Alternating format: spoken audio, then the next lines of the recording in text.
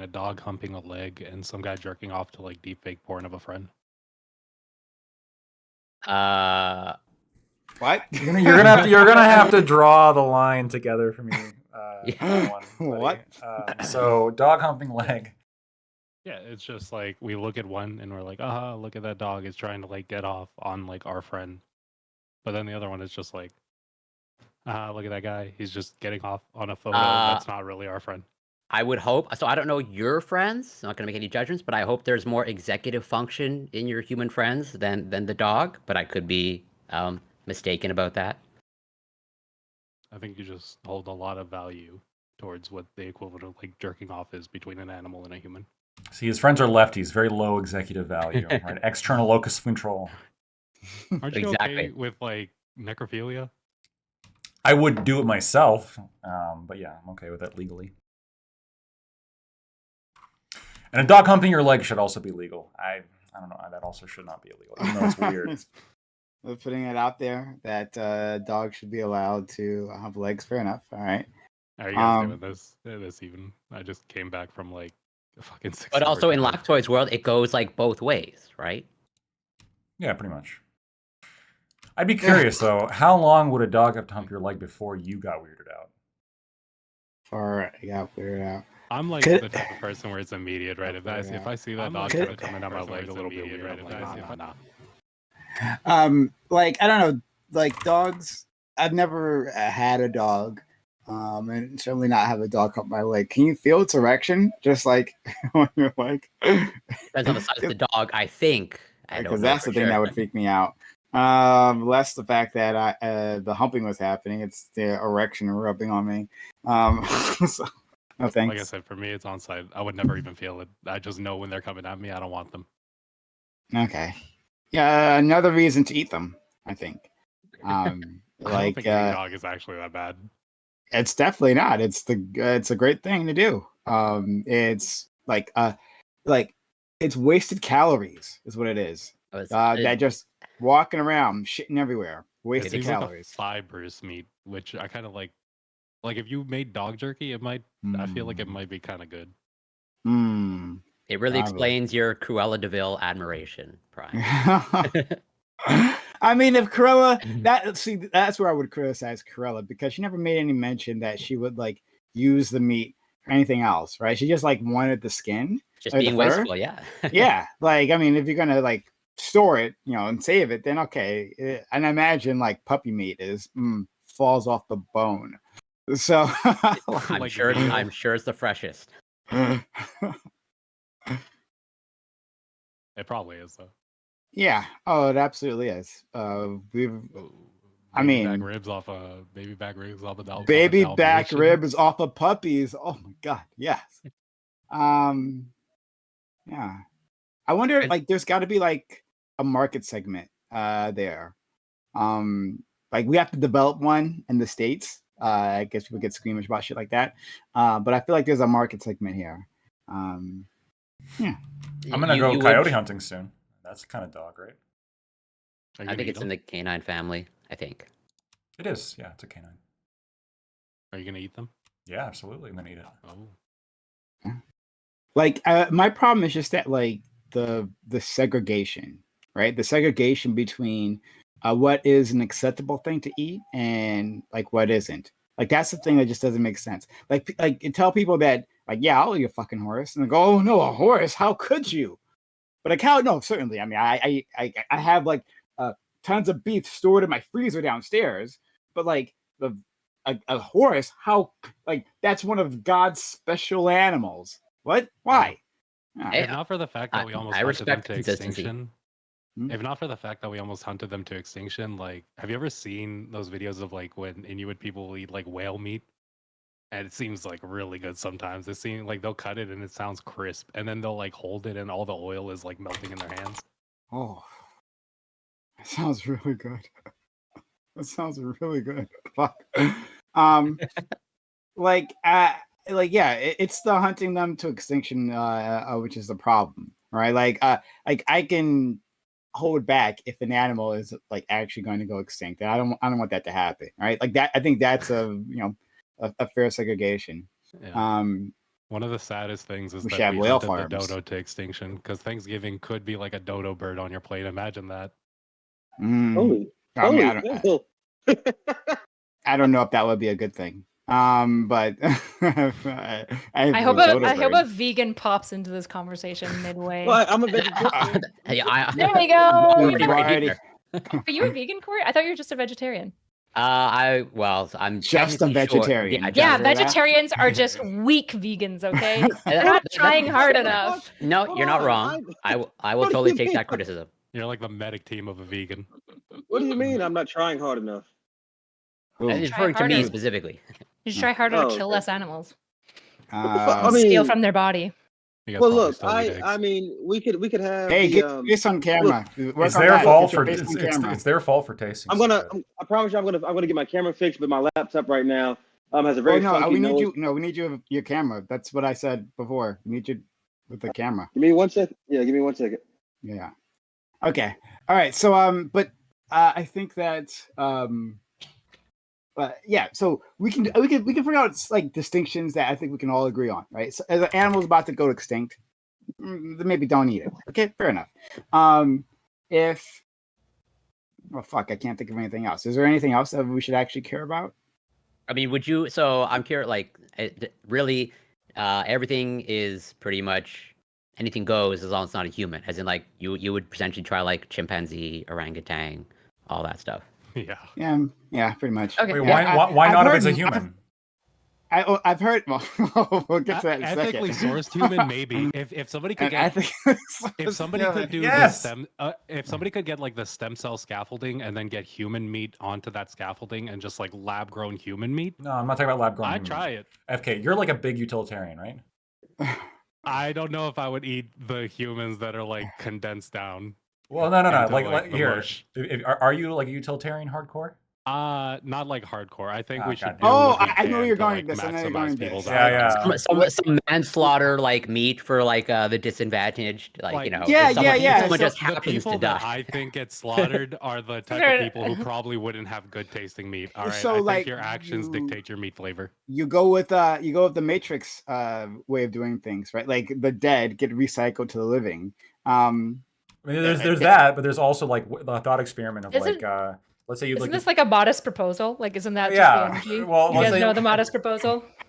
Okay. What if you had let's say you had like some like eccentric billionaire who's like, I want to eat a human being, and then you have like, let's say, a very impoverished tribe who they're all going to die unless they get the money from the billionaire to like fund their wells or whatever. Is it morally acceptable for the tribe to like vote somebody off the island to go get eaten by the billionaire in order to save the whole tribe? This is the next season of Survivor for sure.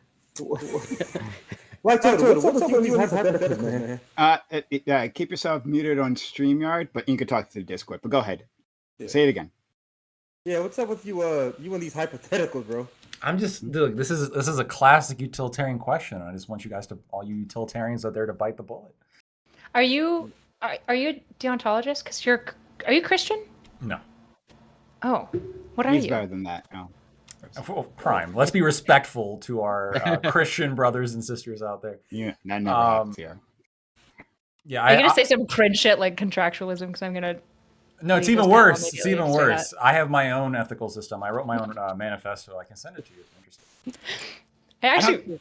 Kind of, yeah, sure. I don't know if I'll read it anytime soon, but yeah. I don't know if you ever sent me your manifesto. Not because I'm not interested. Just to be clear, I just have like a little bit to call it a manifesto, but okay.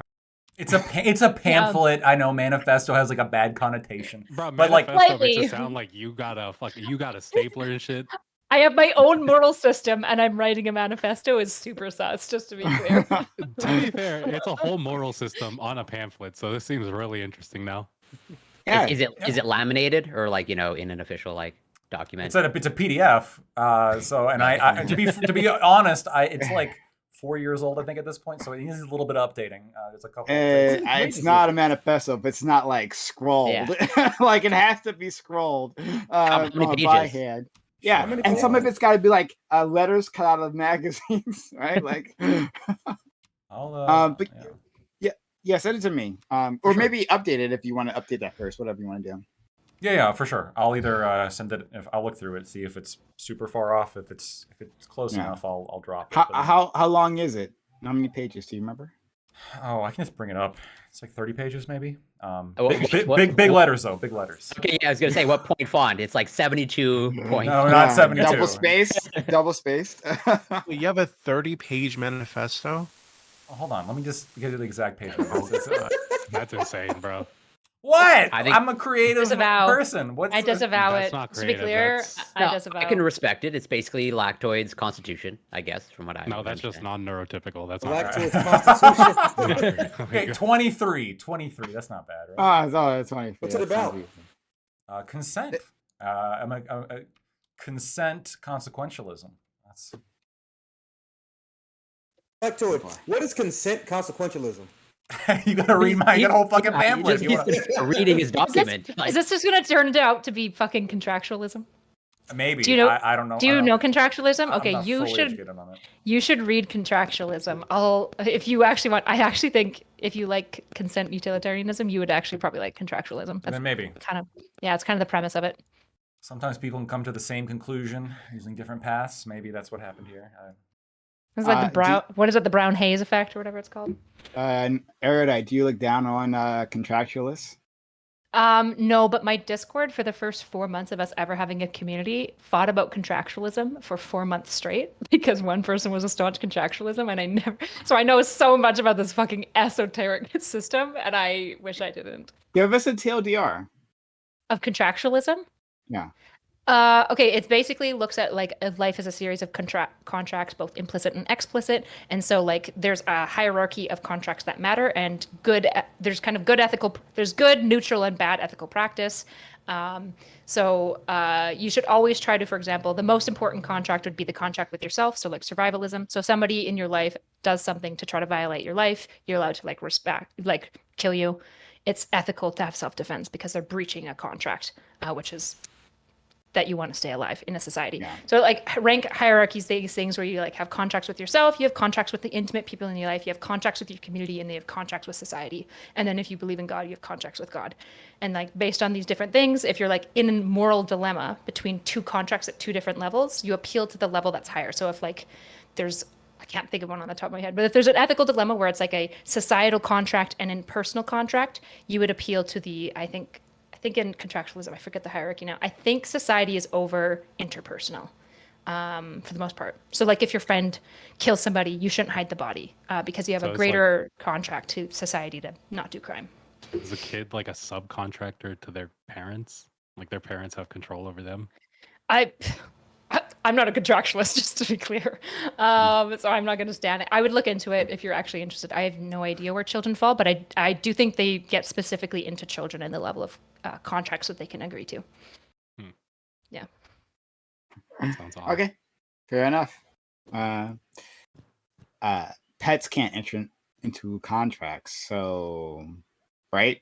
So anything goes. I mean, like they are a property, right? Which can be involved in the contract. Can't you say the same thing about children?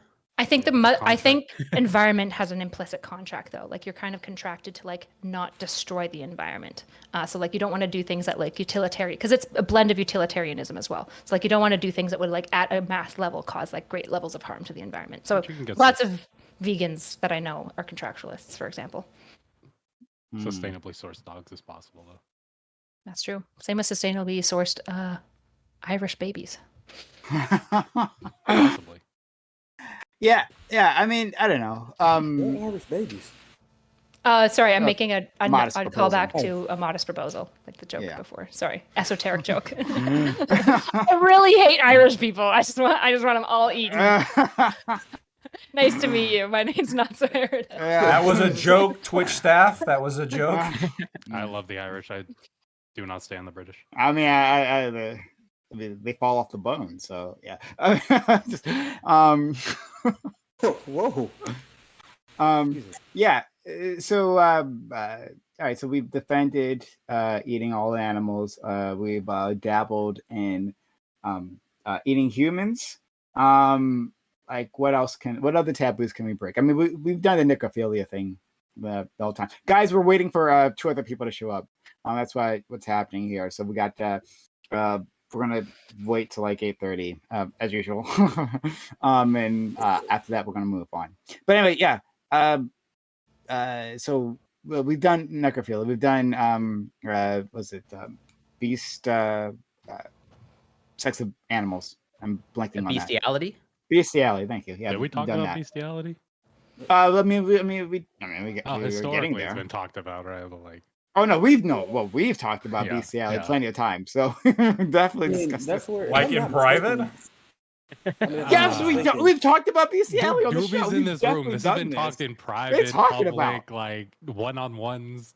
All right. You've been here. You've been here. Don't bullshit, but you've been here. You've been a part of those talks, bro. Like, I talked about it openly on Wix server. I did openly on Wix panel. If I'm not mistaken, we get most of our STDs from bestiality, right? No, that's not true at all. No, because the people who are doing it are fucking idiots and they don't know how to like use protection. That's all I'm gonna say about that. No, you wouldn't need protection in the first place if you weren't fucking an animal. It comes from bushmeat. It comes from you can get an STD from another person. Comes from bushmeat, like eating that rather than it's not having sex with them. They're just not eating it right. They're not preparing it properly. They're getting like the worst of the worst animals. They're not farming their animal. Like if you farm bats poorly, of course you're gonna get COVID.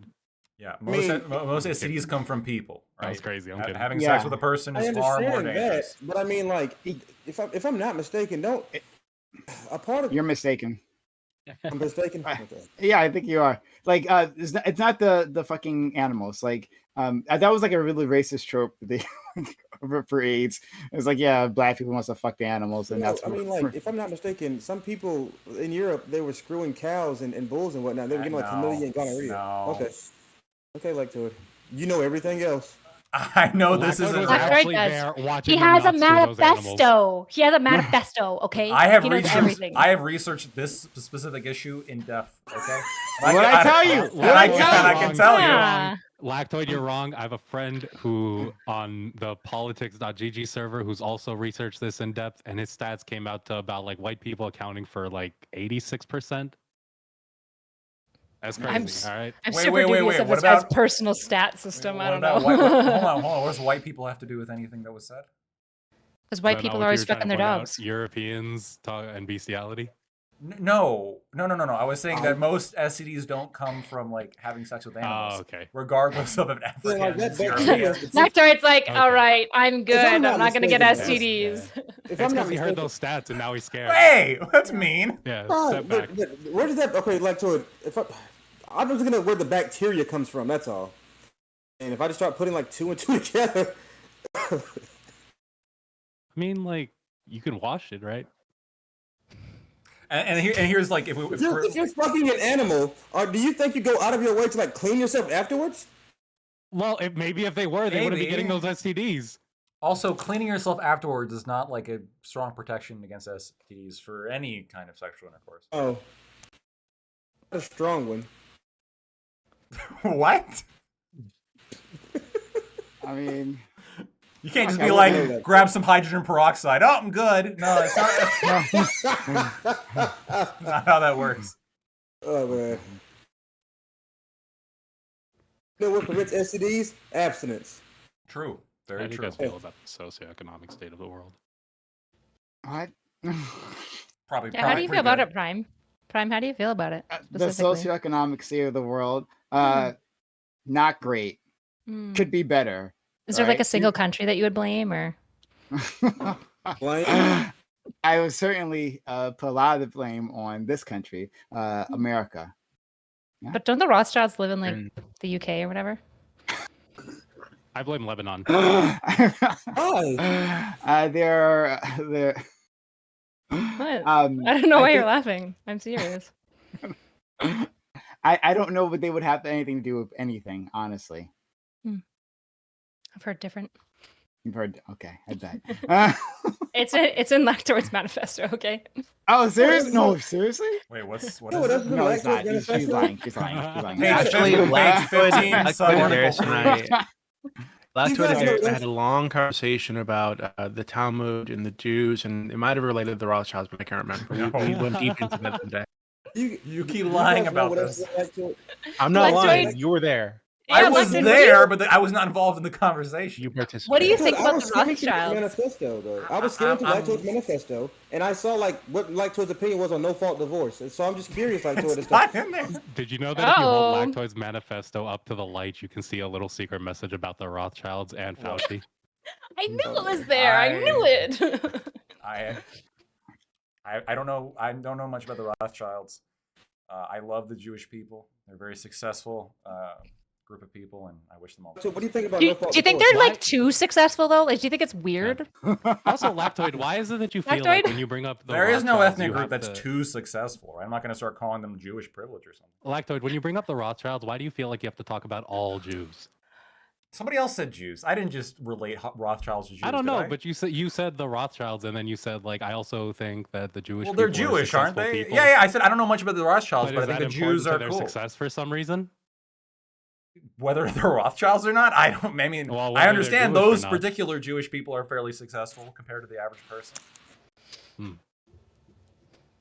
I like to. How much should we talk about Jews on Twitch? I don't know if this is a good topic. Very little, or YouTube. Skip it.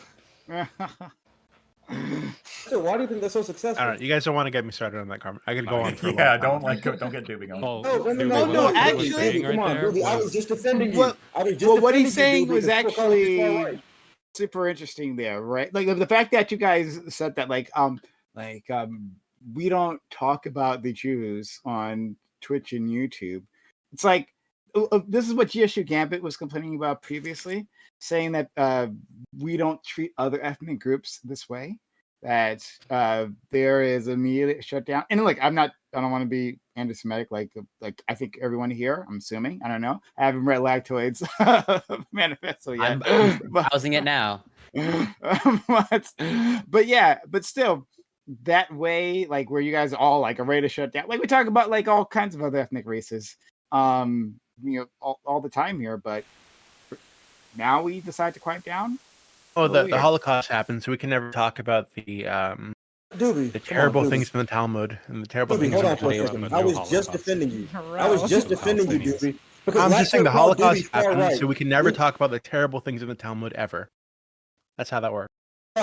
Hold on, because Lactoid, we were in a different. I'm sorry, Doobie, we were in a different server. Me and Lactoid were, and he called you far right, and I defended you. You're really not making a strong case for yourself that you're not. Okay. See, this is the problem. This is the association. So I criticize the religion, the Judaism. I didn't say the Jews. I said Judaism, and the association is, well, if you're going to criticize Judaism, you must be far right. I criticize Christianity and Islam all the fucking time. Yeah, to be fair, right? to Doobie, if somebody brought up Aisha the lefties love her that age, right? And if somebody brought up like Christianity and the different like contradictions or the like hatred that it brings towards gay people, everyone's chill with it. But if you bring up anything bad that happens in the Talmud, which Doobie seems really adamant that there's some pretty bad stuff in there. Terrible things. It seems like there are passages in the Talmud, which is central to like the Jewish religion, that talk about non-Jews like their animals are less than animals, and so like there are terrible things in there. It's a metaphor. So, it's not a metaphor. It is absolutely not a metaphor. Oh, wonderful, a metaphor. It says explicitly. What I think one of the things is like fucking a dog would be it doesn't say use the word fucking obviously, but it like having sex with an animal would be better than having sex with a non-Jew. It's like it's that level of fucking racism, right? It's really really bad. Do you have a Southern Poverty Law Center page about you, Doobie? Oh God, or like an ADL? Look, I just think we should be able to criticize any religion. For any, like if there's like terrible things in religion or culture, I think everyone agrees, more or less. No. I mean, they may say in principle, but like in actuality, I mean, look what happened here. Like we talked about, but that's just because like to have a responsible conversation. I think is most people just can't have that conversation responsibly. I get something in really quickly here, Doobie. Just to be clear, the Jewish ethnicity and the Jewish religion are somewhat intertwined. So you're not just criticizing a religion, you're not criticizing a people in some ways. I don't agree with that. Then would you say the same thing for all the people who bring up Aisha and like Islam? Because like the Islamic ethnicity and religion are pretty intertwined, but like when people bring up Aisha, when people Islam is not an ethnicity. No, Arab is the ethnicity. Well, that's why it's Islamophobic, is the ethnicity. Right? But like, let's be real, everyone treats Muslim as if it might as well be a race. Like, yep, true. Yeah, I mean. Yeah, Muslim equals Arab. Not like the academic critics of like Islam. Like They don't. Yeah, fair enough. Right? Like, yeah. So, Doobie, you don't think Sam Harris doesn't? Christopher Hitchens didn't. Doobie, you don't think in Western civilization we're allowed to criticize Judaism? I think it is heavily disincentivized, and I think that there's a level of, this is going to sound terrible, but I'm going to say it. There's a level of cultural conditioning that happens when we are bombarded with, the Nazis are easy enemies, right? They're easy, like, bad guys to put on screen, put in video games. So they're fucking everywhere. And you grow up fighting the Nazis, killing the Nazis in video games, watching the Nazis doing terrible things on TV. And that's fine, but I think that what happens is people become, like, culturally conditioned to, like, be on the lookout for things that might be in some way, like, anti-Semitic, and to call it out and say, oh, that looks like the thing that I saw in all those movies and video games, so this must be anti-Semitism, this must be Nazis. Where I think that there are plenty of things within the Jewish religion, within the Jewish culture, that should be criticized as openly as other religions are. And I just think that this like, anti-Semitism as a topic for, like, such a tiny ethnic group, right, in the United States, anti-Semitism as a topic is fucking huge, right, in the United States, right? Like, Jewish hate, the Nazis trying to kill the Jews, etc. Huge fucking topic in the U.S. But most people don't know anything about the Jewish religion. They don't know anything about the Talmud. Why is that? That's fucking weird, right? Like, so I feel like people should be more curious. I don't know how many books are in the Talmud. I'm just read the Talmud itself. I'm curious to know, Doobie, have you ever seen the TV show or read the comic book, The Smurfs? Promise you this is going to be relevant. Yeah, are you going to say that you're going to say that the old man was, like, a stand-in for the Jews or something because he had a big nose? There's a me. Oh, should I say this? I heard the same thing in Harry Potter, right? You can't make this up, Doobie. Yes, you can't make this up, Doobie. His cat's name was Israel. If there's an anti-Semitic canard that Jews eat children. Like, you can't make the Doobie. You can't be you. This is just like willful ignorance. Saying that anti-Semitism doesn't exist, though, right? Like, he's saying that's a real thing, and it's like, and I think it's a serious thing. And, like, I would agree that anti-Semitism is in some ways, like, more important to address because of, like, how central it is to the far right, to their ideology, in a way that, like, others aren't, right? Everything is about the Jews in the end with them. And so I think it's something we absolutely have to address, but, like, that shouldn't keep us from just, having honest critiques and debates just like we have on anything else, whether it comes to, Israel or the Jewish faith itself. Yeah, Darius, his name isn't Israel. It's Gargamel. So I was a little confused when you said that. It's not. Yeah, people say he's a Jewish stereotype because he has a big nose. The cat's name is Israel. Apparently, apparently Gargamel has a cat that's named. Oh, is that true? I didn't know that. I'll look it up, but I've never heard that. People typically say that. I thought it was Azrael. Wasn't it Azrael, not Israel? I have no idea. Azrael. Yeah, it's Azrael. Azrael. Yeah, get fucked, Darius. Okay, Darius, I told you earlier you'd never be in a debate ever. I told you earlier. Episode 1. Okay, fuck you. Darius can't be me in a debate either. He just can't win. We know the stereotypical Jewish features. The cat that's basically name is Israel. The anti-Semitic canard where the Jews want to eat small children. Azrael. Come on, dude. You know what they're trying to get at here. Azrael. The evil bad guy has a cat called Azrael, which is the name of the angel of death. That's what that means. Yeah. Okay. Yeah, get fucked. Plausible deniability. Episode 1. Episode. Plausible deniability, Doobie. Real quick question with it, Doobie. Another L. People. Okay, so you don't think anti-Semitism is associated with the far right? Of course it is. Yeah, I absolutely. Wait, but then can we just not critique anything that Israel does? Can we not critique Judaism as a religion? Can we just not critique it because anti-Semitism is associated with the far right? Yeah, I'm not talking about critiquing the Jewish people. Like, obviously, like, individuals treated as individuals.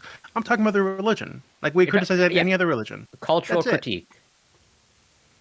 Like, the issue is, I get it that Judaism as a religion is, like, highly tied in with the different parts of their culture, but that doesn't mean we can't criticize those parts of their culture. That doesn't mean we can't criticize that religion. Yeah. I think it's just an unfair deployment of, I mean, and look, and it's not like, this is not a thing that I am launching at one specific ethnic group, right? Like Jewish individuals. other minority groups do the same thing where they call bigotry when there's like honest criticism, right? So that's the thing that happens all the time, or to cover up their own mistakes or for whatever. So like I see the way the term anti-Semitism is deployed sometimes, and I look, man, it's BS. It's to say that Israel can do no wrong. If you say anything otherwise, then you must be a bigot. And we can safely ignore everything you say to discredit people. I just won't be intimidated by that. I'm going to fight anti-Semitism when I see it, and I do see it all the time. But like, I'm not going to be intimidated by that. Okay. Okay, so I'm going to bring this up to you really quickly, Doobie, but are we starting now, or you want to? Yeah, we're going to start now. Yeah, it's 8:30. Hopefully the other two will get here soon. We will see. Okay. Hello all. This was a we covered it all. Yeah, right. My pre-panels are usually pretty crazy. This one we went coast to coast of topics here. So I hope you enjoyed all that. Hello all. This is the Reverie Roundtable. We should have Mondays 8 p.m. Eastern. We got a great group of guests here, and it'll be even greater when the other two will get here, I'm sure. But yeah, I'm really excited to talk about these topics with them. If you are watching this on Twitch, well, then hit that follow button. Hit that follow button right now, and make sure notifications are on. Consider subscribing to the channel if you enjoyed all of that. And if you're watching us on YouTube, also consider hitting the confusingly subscribe button and then becoming a member or whatever, right? Super chats will be read, so if you want to ask a question to these people, right, it will allow super chats. So head over there if you want to help out. So youtube.com, well, obviously it's on your screen if you're on my channel, youtube.com/PrimeKyle. Stop these guys. Even if Doobie is talking in the middle of his spiel, I'll say shut the fuck up. Got money coming in. All right. So yeah, head over there and support the channel that way. All right, so we're going to introduce the guests and get started. Start with my man, number one, as always, Lactoid. Lactoid, how are you doing, friend? I'm doing good. No, I appreciate being number one, a spot that I rightfully won in a fair game of skill and expertise. So rock, paper, scissors. Very happy to be here. Over the weekend, I watched The Ballad of Buster Scruggs for the first time, and so I'm a little bit depressed because, holy crap, that was labeled as a comedy, and it was very, very sad.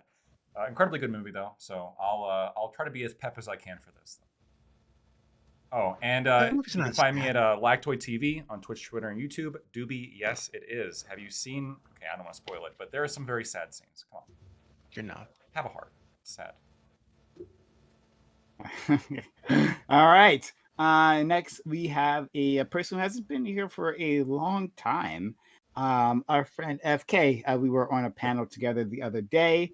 It reminded me that you exist, and I'm like, hit this guy up. It's great. So FK, you and your sexy radio voice. Thank you for being here. Thank you for having me. I go by just average FK everywhere. I'm just a dude. Right now, I've been playing through Red Dead 2. I'm about to finish it. I think I'm on the last mission, or like the last chapter. I'm going to get back into talking shit politics on the politics.gg server. You know, it's going to be fun. We're about to have a Rust server opening up for politics. So if you want to be a part of that, you know, get in there. Okay. Yeah. And I've never played Red Dead Redemption. Well, the first one or the second one. I've heard only great things about it, but oh, dude, it's been so fucking good. Guys are, yeah. I mean, I've heard about the horse balls. I've heard. You guys remember that story? Insane! I was running and I saw Donkey's dick in the game, just like bouncing. Yeah, in case you guys don't know, like they are focused on realism. So the testicles of your horse contract in the cold. So it's In case you're on the fence. It's pretty based. In case you're on the fence about a purchase, you won't find that anywhere else. All right, so let's continue. This has been weird already. To our friend Corey. After we were talking about horse testicles, let's talk to our friend Corey. Corey, how are you, friend? I'm doing well, especially, how can I follow that type of introduction? And I have so many kind of like follow-up questions of like, what did they use to like model the testicle contraction of a horse? Like, did they actually? That I would like to see that data then, or maybe I don't want to see that data actually. But like, I'm also curious of like, how do they code that? And like, and clearly someone had to like double check it. Is it actually like realistic? All that stuff. So many questions. But yeah, always grateful to be here. Looking forward to getting into it with these familiar and fine faces. And I think I haven't met Darius before, but pleasure to meet you. And yeah, you can find me on Twitch, twitch.tv, Corey Campbell 84, and Twitter, Instagram, literally, it's Corey Campbell. Thank you so much. Thank you. Moving on to one of my favorite people, period. His name is Counterpoints. Counterpoints, thanks for being here. One of the MVPs of our community here. Always got great points. So if you don't, if you ever do, you'll let me down. You'll break my heart. How are you, friend? I'm good. It's like a 90% to 10% base to cringe ratio. Hopefully not the inverse. But no, I'm very happy. I do have babies to take care of because the wife is going to need to get some sleep. I might be a little bit in and out, but I promise to try to have some fun. If you want to check out my content, if you like what I have to say tonight, I do run a Warhammer 40,000 breakdown channel that's doing pretty well. So if you're into science fiction and violence and lore, then go check that out. And then alternatively, you can check out the Counterpoints Coliseum, which is just where I post debates like this, where I like to yell at Twitch and YouTube political spurgs about their perspectives. So if you're into either one of those things, please check me out. Thank you. Another one of my favorite people who I like to talk to. It's not that she makes great points. No, it's definitely not that. It's more that like arguing with her gives me like a special type of joy. I don't get from most anyone, right? Like it's what you get when you're arguing with a clearly intelligent person who is clearly wrong perspective. How are you doing, friend? Not to right? I'm doing super well, and that was quite the introduction. Definitely didn't poison the well at all for anyone engaging with any of my ideas. Okay. Thank you so much. I'm a neutral moderator. I'm known for that on Twitch, right? Never stepping in. Moving on, we have a brand new person, Darius, who I don't know where I met you again. But maybe you hopped on the open panel. Was it? I really don't remember. It doesn't matter. You're here now. So it's nice to meet you again on the open panel. One of Doobie's friends, so we can hope for the best. Very based. So Darius, please nice introduce yourself to me and the audience, please. Not much to say about myself. My name is Darius. I am a resident here in the great state of Alabama. I lean center left, so please pray for me. But again, I've known Doobie for a couple months now. Met him on some other servers and had some very interesting conversations with him. But that's about it for my introduction. Okay, thank you so much. Next, and by the way, Black Toadie's yet to beat me in a debate. Look, I know the feeling. I'm like 9-0, okay? I've crushed Darius every time. You're 0-5, my brother. He's never beaten me in a debate. Don't let him fool you. I know what it's like to have an impeccable record, especially against libertarians. I get it.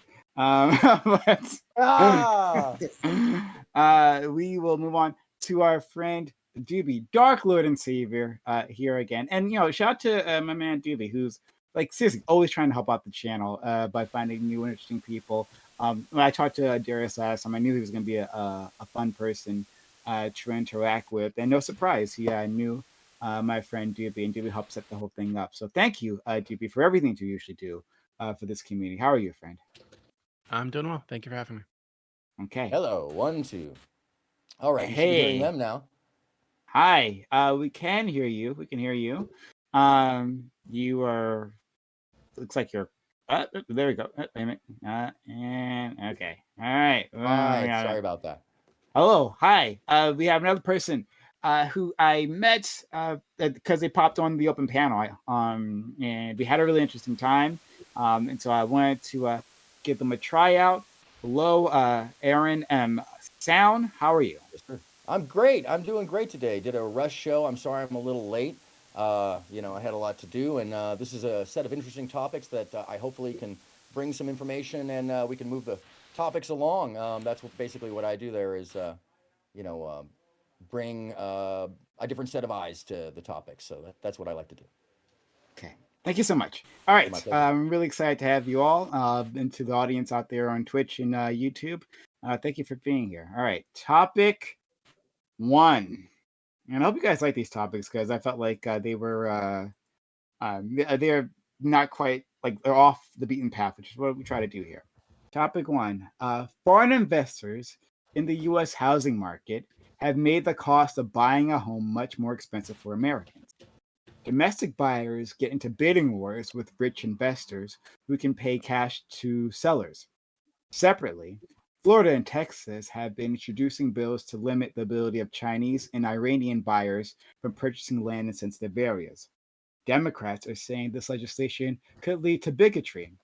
Whether you support those specific bills or not, does it make sense to limit the influence of foreigners on the domestic housing market? Would it be racist to say that the American housing market should serve Americans first, or is this a slippery slope to something worse? Okay.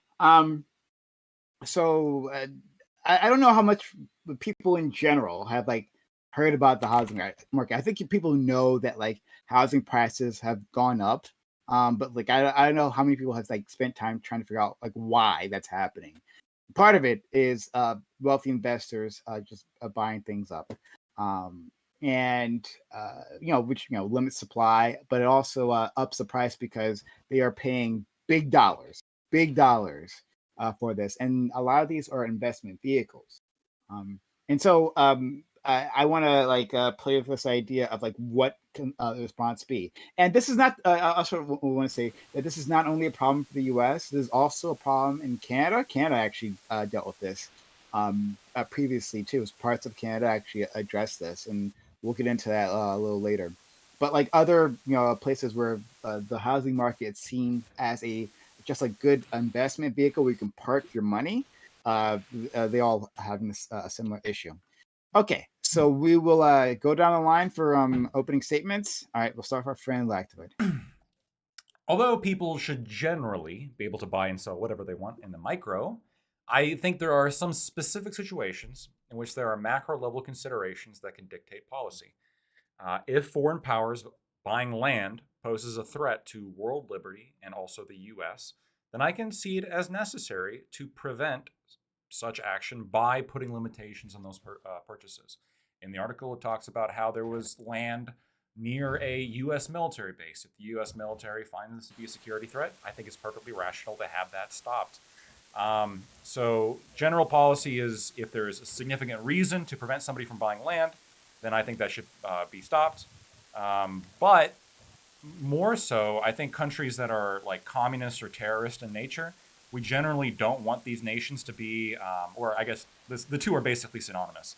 So we don't want these countries to like become more powerful, and so I think it's perfectly acceptable to limit them from buying any land in the U.S. whatsoever, and I would include China. Okay, thanks so much. We have some sort of like static. I'm not sure where it's coming from. It's M sound. I think it's just his feedback from his mic. Okay. I'm muted right now. I'm actually muted. Can you hear me? I'm able to hear you now. We can hear you now. Sorry, I forgot there is a second side. My apologies. You may be right. Give me 1 second and I will correct that from this side. That's good. Sure. Thank you. Let's move on to FK. Hey. I know for a fact, and I 100% agree, that we probably should have restrictions when it comes to certain things like near airports. I know like if you go to downtown Dallas, near the DFW airport, there's 100% going to be building restrictions. There's restrictions on things you can even do around certain buildings based on, like, at least from what I was told by the people who work there, like receptionists. Ever since 9/11, they changed a lot of the rules with what comes to like what's allowed and what's not allowed in your airports. And then I would even take it one step further to say that like I think we should prioritize people who want to exist in certain houses. So if there's like foreign investors that are buying up houses and no one's like living in those houses, I think those should be more prioritized towards like residents, people who are going to be there, people whose kids are probably going to go to school in that area, things like that. I'll end it off there. Thank you. Let's go to our friend Corey. So I agree with some of the sentiments outlined by Lactoid and FK in terms of like some reasonable restrictions that they outlined. There's like whatever, not building too close to like a military base. But I don't think that addresses like the prompt as far as I can tell in terms of like, how to address this sort of a housing affordability issue or crisis. And whatever, as usual, Canada is ahead of the United States in many aspects, as in like, as you alluded to, Prime. Canada has like implemented, I think, a temporary ban on essentially like foreign investment in housing or pretty much buying as an attempt to address the housing affordability issue. However, from what I can gather from like the numbers, as in like foreign investment in housing appears to be like a very small minority or percentage. I think if I remember correctly, I could be mistaken, it's like single-digit percentage. As in like, and generally speaking, I think from what I could tell, it's not seen as an effective measure or really meaningful effective measure in addressing the affordability issue. And I think as far as I can tell from the United States numbers of like the total value of United States homes that I can find, the value for is about 45.3 trillion. And as far as I can determine based off research, is that foreign investment or purchases represents like in like hundreds of billions, so like a small percentage. I could be wrong, but that's the best number that I can come up with. So like basically, banning foreign investment does not appear to be effective in addressing housing affordability, as in it represents a minority of housing purchases. And I'll leave it there for now. Okay, thanks so much. Let's go to counterpoints. Yeah, we're not going far enough. I don't think we should just ban foreign investment. I think we should ban domestic investment. These fucking rentoid fucking leeches buying up dozens of fucking properties, keeping millennials in perpetual slave debt. Prime over here is paying $3,000 a month for a fucking studio in some fucking shithole downtown hyper dense urban area. I'll try not to get too racist with it. So, right?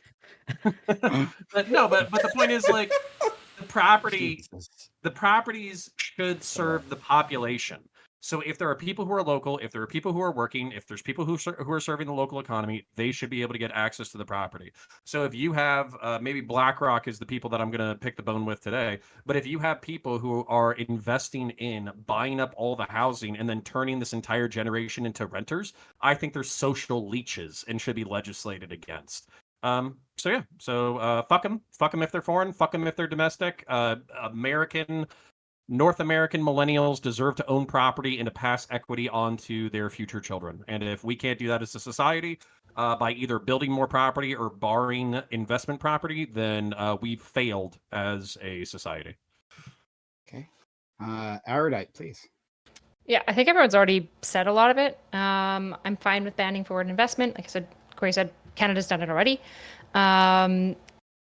But it only accounts for like, I think 2% of Vancouver purchasing. So not actually the solution. It's kind of like a classically like easy obfuscation away from the actual issues, which I actually think counterpoints raised, which is one, like major. So I don't have an issue with private landlords. I have an issue with like major corporations. Like I think there needs to be some sort of regulation about like the amount of land and size of land that like people can own. We've got to figure something else. And second to that, I guess maybe I'll add, is zoning issues, right? So building can be really, really difficult. It can be really hard for investors and developers to get stuff started. This is particularly an issue in Canada. And so like a really big issue, sorry, I'm gonna have to mute somebody. The buzzing is distracting me. Where's it coming from? Is anybody else hearing the buzzing? Yeah. Oh, I am. Yeah. Okay. I was actually but it wasn't muted coming that from whole any. time, so Yeah, it wasn't me wasn't from you. I think it's a Dari, I think. I don't want to point any fingers, but Okay, it was a Wow, that was racist. I was you know about me. to say my road mic is bad. What is going on? So yeah, I would add to that basically zoning laws. I think there's just a lot of old policy that is causing a really big issue in real estate, and we need to deal with it.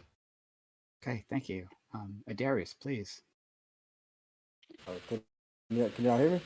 Yeah. Yeah. Sorry, Adarius. I apologize. That's fine. That's fine. It doesn't matter. So I'm going to keep my introduction short and sweet. I do believe that when you have countries like Iran, Russia, or China buying here in the United States, not only is it a threat domestically, that is a threat globally. These are our enemies. These are not our friends. And I mean, again, we have Gen Zers and millennials who are working hard, who are working 40 hours a day, who are not able to buy property and pass on generational wealth to their children. Our enemies who are buying properties in our own backyard. That is an issue to say for right now. Thank you so much. Okay. And let's go to Aaron. I'm glad to hear that we're all aligned basically with the same information at hand. Generally, I don't think that we all have the same facet end goals, but I do think that we're at least aligned to see that there's a foreign set of powers that doesn't have our best interest at hand as a republic, that is taking away our chances and your chances to have home ownership, which is nothing less than wealth accumulation in the nation, or it has been for the past 100 years, and a solid source of that. And I would say my argument against corporations buying into it isn't actually so much about the larger investment platform, because that does, he's right, it is a small portion of the total picture. The bigger picture is in the builder side, where the investments go into these homes that become zombies. And I think it affects all of us. It's caused the housing prices to go out of control. And I can tell you from firsthand experience that the counties and the cities go along with the big money more than they do the little guys like us. Okay. And finally, Doobie. It's very unfortunate, but I mostly agree with I think all of you. Thank you, Doobie. I think that so I'm probably more toward Connor's end or Counterpoint's end, where I've been in favor of banning like all foreign like home buying or land purchasing, but I would not restrict the investment of like citizens, right? So I'm totally okay with BlackRock or whoever buying up thousands of properties and turning millennials into perpetual renters. That seems fine to me. As a landlord myself, that seems totally okay. So yeah, that's, I guess that's right. How do you justify those two sides, man? I mean, up until the panel. Yeah, so because Doobie's fucking perspective on everything is get good, you fucking dorks. I think it's kind of weird how because I don't think this is like China targeting America, trying like it might be some parts of China, right? There might be some agencies trying to do some weird stuff, but like the reality is most of these homes are being bought like just people in China who have a lot of resources, right? They're trying to like split their resources. They're trying to get as much like secure investments anywhere they can. And it just happens to be that like the American market is a pretty secure investment, like when it comes to housing, right?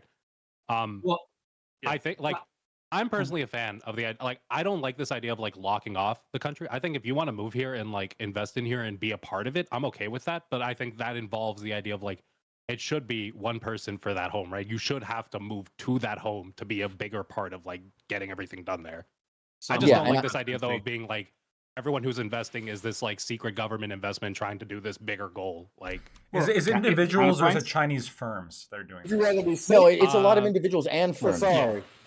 It's a lot of individuals, but it's also a lot of like individuals through their firms just trying to like split their resource, right? They're just it's like not this thing of some of it might be state resource media and shit trying to like gather or like get connections in America, but a lot of it is just trying to get your money split, just trying to get USD.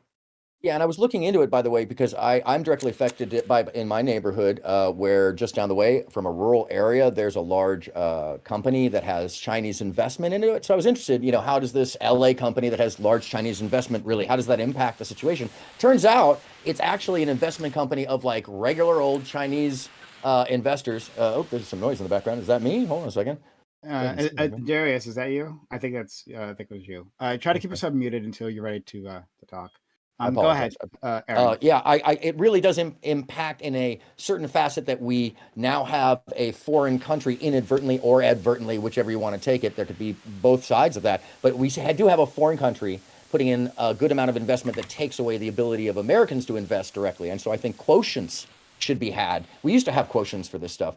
where there's only a certain amount that can be had that's reasonable to the affair, and that's held by the counties and the state levels. So what do people think about that? Do you think we can limit it that way and use a percentile quotient, and without getting racist and bigoted and end up turning into a redlining, which is also impacting the other side of this? We're not talking about the redlining leftovers. So.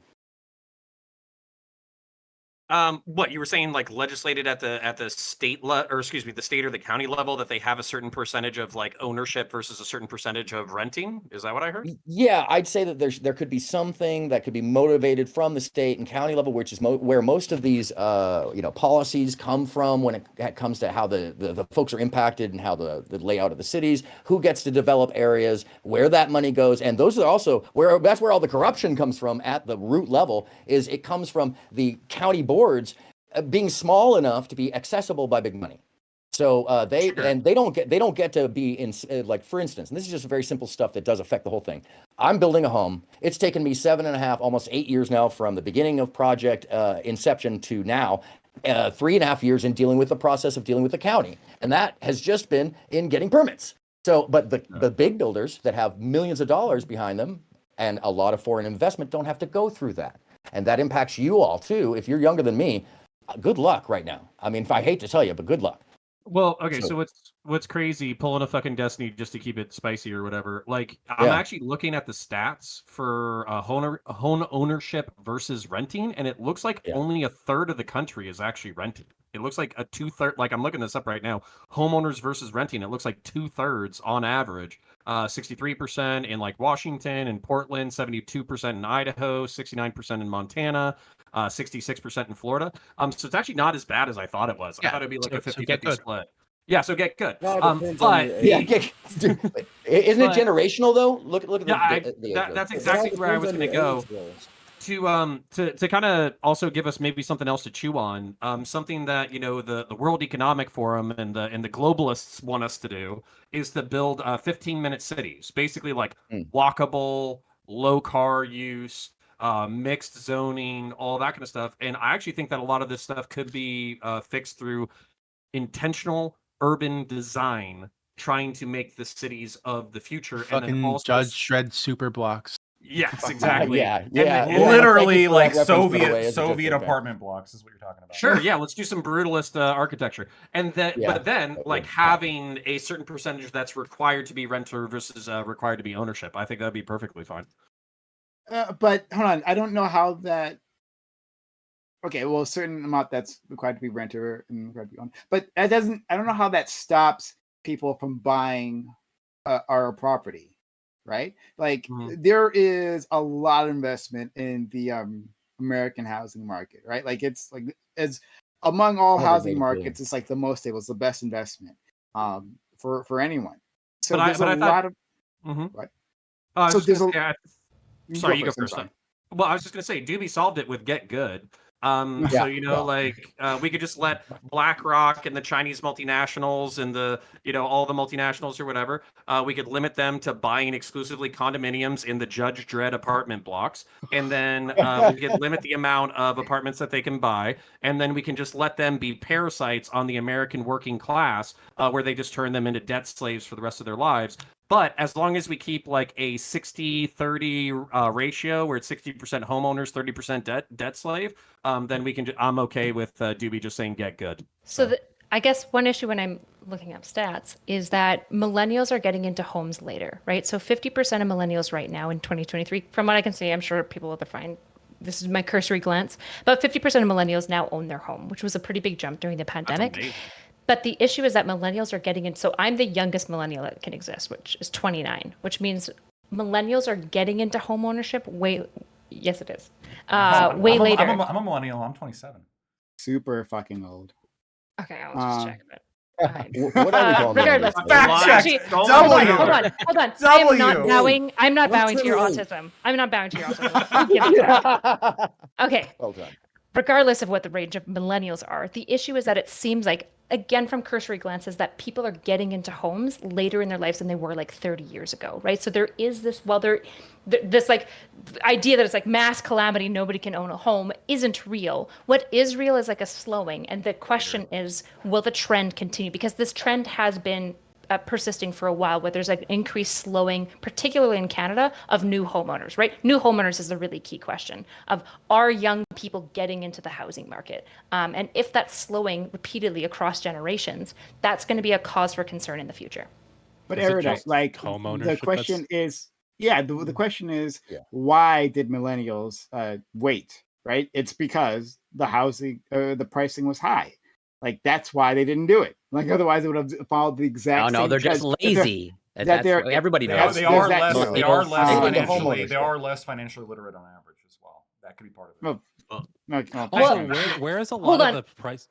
I would just ask, when we say less financially literate, the issue is, for me, the bar of being financially literate in 2023 is so different than the 1960s. In the 1960s, a lot of like Dave Ramsey financial principles worked, whereas nowadays you need to understand things like debt and how to move it, and how like debt is in many ways cash, and how you need to occupy and understand like movement of debt. That is, that is very different than like my parents' generation, because my parents' generation, my parents are both successful homeowners, blah, blah, blah, blah, blah. You as well, yeah. Very education. Anecdotal to people, though. Okay. What? I mean, it's rich dad, poor dad. Wait, how old are credit cards? A couple things. I'm pretty sure they're not even really that old, 80s, realistically. No, the credit cards are the late 60s. The first Visa was in the late 60s. So like you're going off of these. It seems like as banking gets more complex, right? The types of debt you're juggling is going to be more complex, right? You're just going. You're not trying to argue. Yeah, you're not trying to argue that the financial system of 2023 is the same level of complexity as the 1960s? You think that they're the same? No, I think that the amount of awareness is actually similar, and that the amount of intelligentsia and intellect to it is about what your influences are. So I think that the amount of rich dad, poor dad situation is not so different. Now, whether or not it's more complex or whether or not you have more options, yeah, that's true. That's absolutely true. You have more options. Okay. And there's a different playground to play in, yes, but the amount of intellect to it, I see the same situations as when I was a kid. You know, I didn't ask if it takes a higher IQ to participate in money. I asked if it's more complex. I didn't say, but perspective does make a difference, whether or not you've been around to see whether or not that adjustment has happened. And I can tell you that people are just as smart about money now as they were in the 80s. The reason why I rolled my eyes when you said anecdote is because you literally called me up for having an anecdote and then used your because it's anecdotal to your choice. Yeah, but it's anecdotal to you. It's anecdotal it's anecdotal to your experiences just as mine is, and that's an equality. So that's why I brought it up. And anecdote is something we use as an example from our own lives. Simple, nothing more than that. I don't know why you would think it was a pejorative. No, I don't want to take it up. I think he just used just to be clear, I don't want to meta litigate about whether or not. No, that's fine. That is a pejorative. I don't give a fuck. It was just an equal. I'm here to talk about moving a subject to solution. So let's go to Lactoid, FK, and then Darius or Adarius. So, and you guys can all look this up, right? So it is true, millennials just don't have the same financial literacy as the prior generations. When asked like very basic financial questions, a smaller percentage of millennials get the correct answer as opposed to prior generations. That doesn't mean that buying a house is always the financially literate thing to do. Like Counterpoints brought up, a majority of Americans do own their house, and apparently now 50% of millennials do. And I'm guessing the number is going to increase as the pandemic shockwave cools. The pandemic shockwave raised construction costs because obviously it closed the businesses that were creating construction materials. New homes being built slowed to a crawl. Overall sales of houses slowed to a crawl because people didn't want COVID-infected people touring their houses. There was all sorts of reasons why this happened. And yes, COVID put a tremendous amount of a bulge in the price of the housing market that will have to come down at some point, at least compared to inflation. So that all being said, now that we know that millennials aren't as financially literate, but even despite that, there doesn't seem to be like a sky is falling moment. I'm curious, Counterpoints and a couple other people brought up how we're going to stop domestic property investors. From what I've read, most economists believe the way to lower housing costs is just to manufacture as much as possible.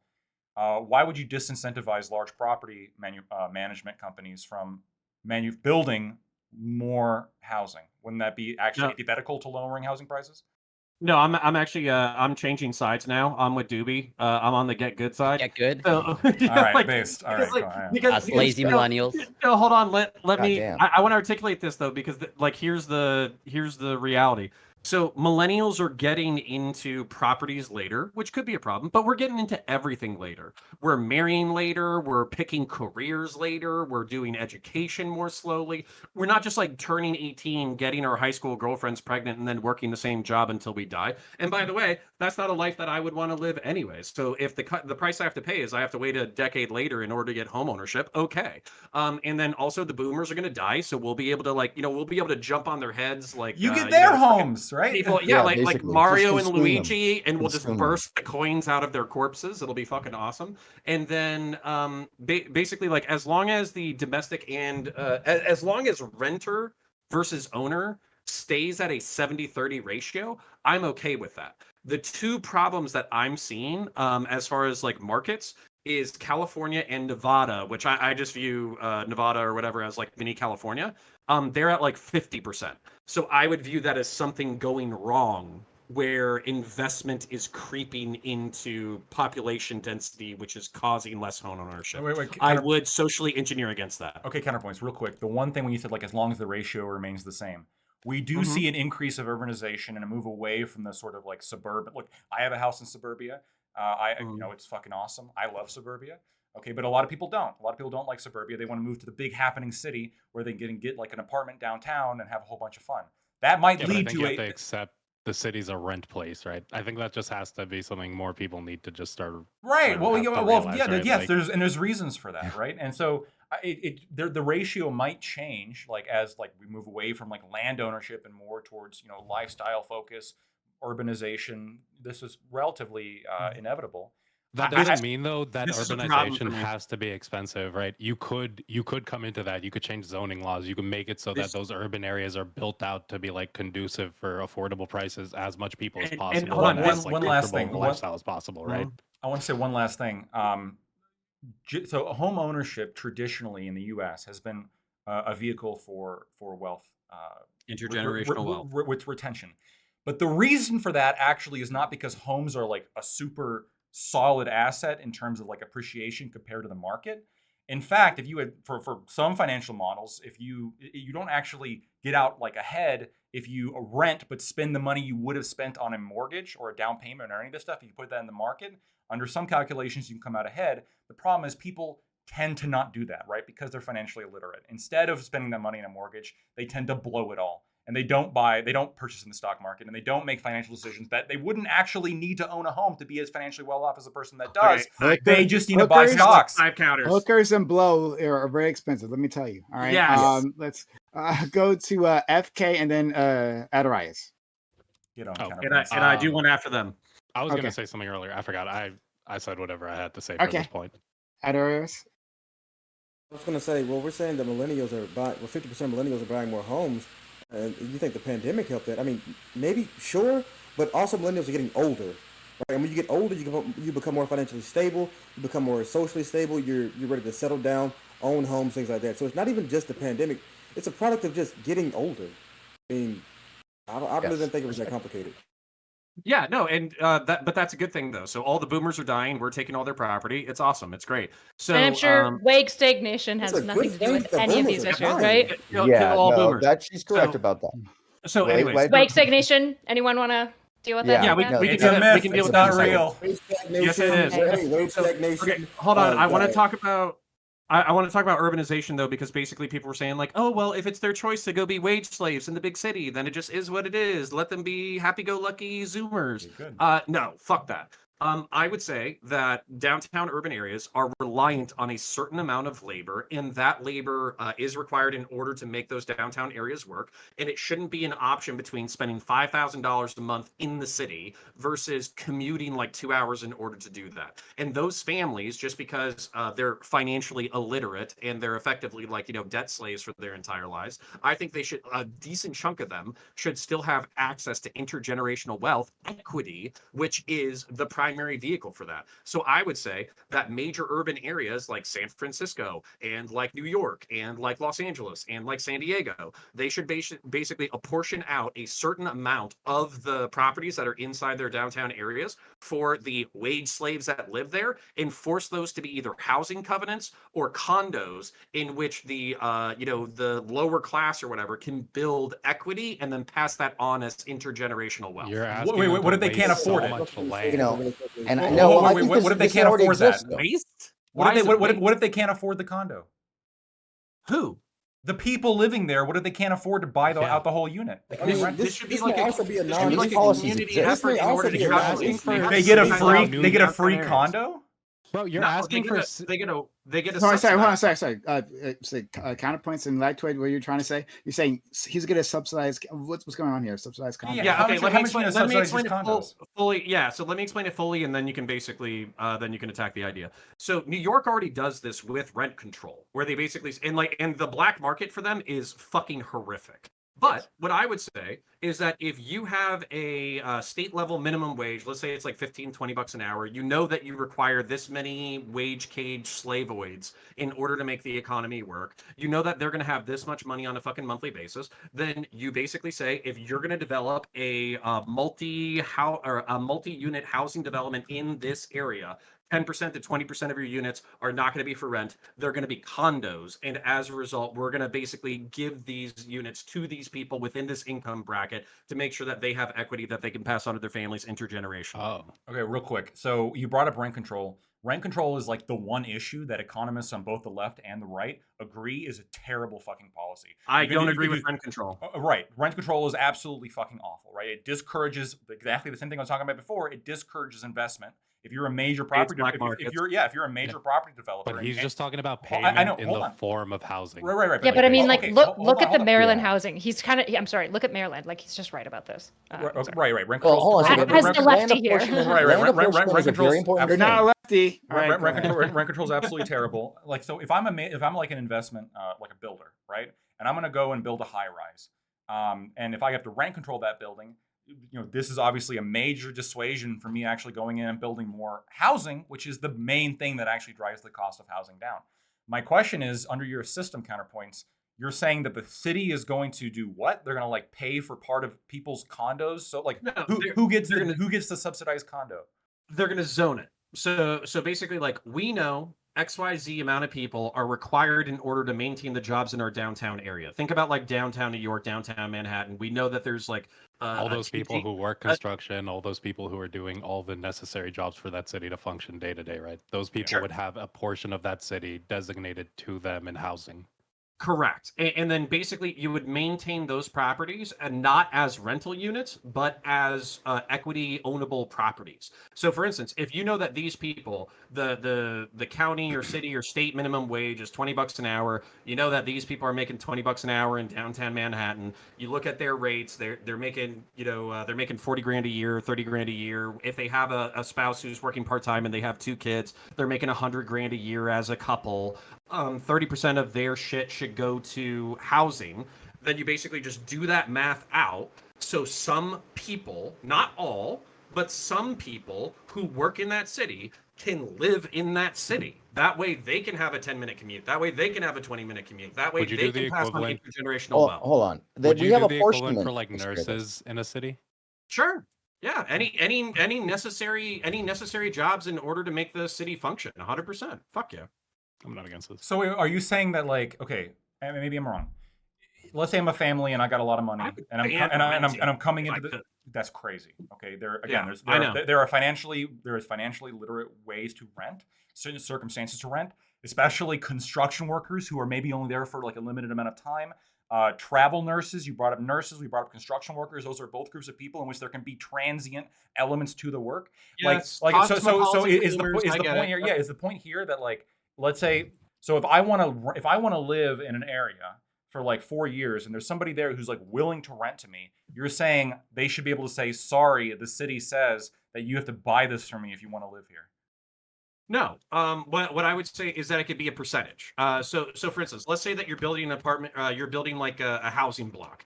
and it's going to be mixed use zoned housing. The first layer is going to be like commercial, and then all the upper tiers are going to be housing. Okay. Then as a part of the calculation, and let's say that, you know, the city designs, we're designing the perfect 15-minute city. So we know that we're going to need this much labor approximately in order to make the city work. So you apportion that as a percentage. Let's say it's 10%, let's say it's 20%. And you say, instead of renting at whatever the fair market rental is, this is the minimum wage in this city. This is what we expect people to be able to make. This is what we expect them to be able to house. And if they're going to have kids and get those kids educated, this is what we expect them to be able to afford. And then you allow those people, instead of renting, to go into condo contracts. That way they're building up equity that they can pass on intergenerationally. So basically what you don't have, which I view New York, I view Los Angeles, I view San Diego this way, is they basically have thriving metropolitan areas that are only able to thrive because they essentially have commuter debt slaves who will work themselves to the fucking bone, die without health insurance, and who can't afford to raise their kids. That's not good for society. Yep. No, it's not. This is okay. This is ridiculous. We live in a country with public health, universal public education. We live in a country where now you have to get insurance, health insurance, and then thirdly, right? There is like, and I hate to say this, but like there is like a natural market force here, which is if you have a city in which the rent is too high compared to the wages are going to have to rise. Otherwise, the workers that you need to run the city are going to have to leave. And if they leave, well, then you're going to have to bring them back somehow. Otherwise, your city's not going to function. You're going to lose more money overall in the long run. Now, yes, absolutely. What you're proposing is arguing for, right, to get these people into those cities. I have an intangible counterpoint against this when you're done. All right, sounds good. So when you are hence the name. When you are bringing up things like condo ownership, right? So that's if you want somebody who built that property, they use their blood, sweat, and tears to actually build a building in this area, and they want to sell you part of the building. You know, I'm totally fine with that, right? But it's when you have these like little fucking like policies come in that the shit starts going haywire, right? Rent control, absolutely universally a terrible policy. What you're proposing is to mandate that certain areas can't be rented, and that certain areas can only be owner occupied. That, especially in an urban area in which every building is a skyscraper, especially like New York, Manhattan, like this is wild. There's transient workers that are cycling through a city all the time. And yes, you have people that want to live in a suburb, want to have that life, and so they're going to buy a house 3 hours away so they can spend their money doing other things that they want. Okay. So my point. Yeah. So people are trading being wage slave. What a weird concept. Hold on. Yeah. Talk to a working class person, and wage slave is not a weird concept at all. And then, sorry, Darius, if you want to finish, but I do have a counterpoint to this that I want to finish. So, Darius, Radarize, you want to finish? Yes. So people are trading being wage slaves for the nightlife is basically what I'm getting here. Well, okay, yes, yeah. And so so backing this up, there are intangibles. Yeah, I don't know. There are intangibles to certain metropolitan areas. Like people like to live in San Francisco because they want to be a part of the West Coast elite that likes to smoke pot and have gay orgies. They want to be a part of Los Angeles for Tinseltown and Hollywood. They want to be a part of New York because they want to go to the city that never sleeps and all that kind of stuff. And basically this is what happened to my peers, because my peers did, they actually did well. They survived. They got good. But when they were young, if they were unskilled, what essentially would have happened is these cities would have attracted these people for the intangibles. It would have rinsed them dry of all of their resources in order for them to try to survive in that city. And when they couldn't make it, it would have cast them out of the fucking city. And basically other people would have said, get good. So no, I am perfectly fine with saying that 10% of the housing within a major metropolitan area can be equity, and like you have to build equity instead of being rented, so you don't have generations of people just getting fucking fleeced. And then I'm also okay saying that that income should be proportional to the people who are making money within your city for the stratified lower plebeian fucking classes. I don't think that I don't think that major metro areas inside the United States should be exclusive places where only the fucking rich can live and raise kids and have families, because it's fucked up, it's classist, and basically it makes me want to throw Molotovs at downtown areas, even though I'm not Antifa. So, all right, one quick response. So, I own a house. It's in the Midwest. I pay ridiculous. The mortgage I pay is absurdly low. Okay, because there are amenities that you don't get when you live far away from a city. This is what makes cities so desirable, right? There's all sorts of nightlife. There's other people. There's more restaurants. There's more goods and services available. Your place is boring. We got it. Yeah. Sure, you can say that, but this is This is a trade-off that I have consciously made in the interest of financial responsibility. What you are essentially doing, if you can't, like, literally, this is you're advocating for price controls, right? When it comes to any kind of product in which there's going to be like a strong demand for, and not, are obviously like a capped supply, like real estate. Of course, you're going to have the places that everybody else wants to fucking live. Of course, they're going to be more expensive to live. That makes total fucking sense. Of course, you're going to have to make more money in order to buy it or occupy a piece of property that everybody else wants to fucking buy, or everybody else wants to fucking rent. You're just explaining the fucking market to me. Yeah. So you're explaining the market, but what you're doing is you're advocating for artificially restricting the market from allowing people who are actually occupying the demand for that product from being able to occupy the demand for that product. If you can't afford to live in a city, you have to fucking move. Okay. I don't live in a downtown urban area. Why? Because I crunched the numbers. I'm a little bit math brained. I decided maybe that's actually not going to work out for me, so I didn't do it. Something I don't think. I also don't own a golden Mercedes. Maybe Counterpoints has brought this up, but I might have missed it. But also there's the idea of public housing. I'm not sure if we really touched on this, but we could. Okay, there you go. Never mind. So you could have massive investment in public housing. We could give that actually a second try within our the American tradition. I don't know what it's like in Canada. That might be interesting to talk about. But within the American tradition, we sabotaged that. We decided, this is just going to be a shitty thing, and we're going to impose this on the most vulnerable. But we could just decide that a portion of this housing, if we're dividing housing into portions for these cities, right, that a certain amount of it is dedicated to public housing that has reasonable rent, and that allows for those migrants, transients that you were talking about, and it gives an escape valve, I guess, for others who just want to be a part of this situation if they're lucky enough to get a spot. Okay. Number one, how do we get rid of this bias in the apportionment? How do we get rid of the bias in the apportionment? As opposed to if they work and are financially literate and safe. I don't give a shit about that. To be fair, Prime, did we go into this with the idea of we want to make it as shitty as possible? I feel like realistically, right? We went in, we were like, hey, whoever's the lowest bidder is going to get this project. We gave it to the lowest bidders. They built out the cheapest thing they could. I feel like, again, this is more of a case where we need to have standards on how we want things built, what we want to maximize, and impose those standards on the people who are building out our properties. Sure, I guess half the problem, by the way. That's half the problem. I'm sorry. Go ahead. Aaron. I think with public housing and stuff, I think governments that want to instantiate welfare systems, I think is totally fine. But I think that governments that are wise should try to get on the back of the good of private industry and then subsidize it through government money, but not have it government run at all, right? So there is public housing in Canada. Some of it's government run and some of it's going to be nonprofit run.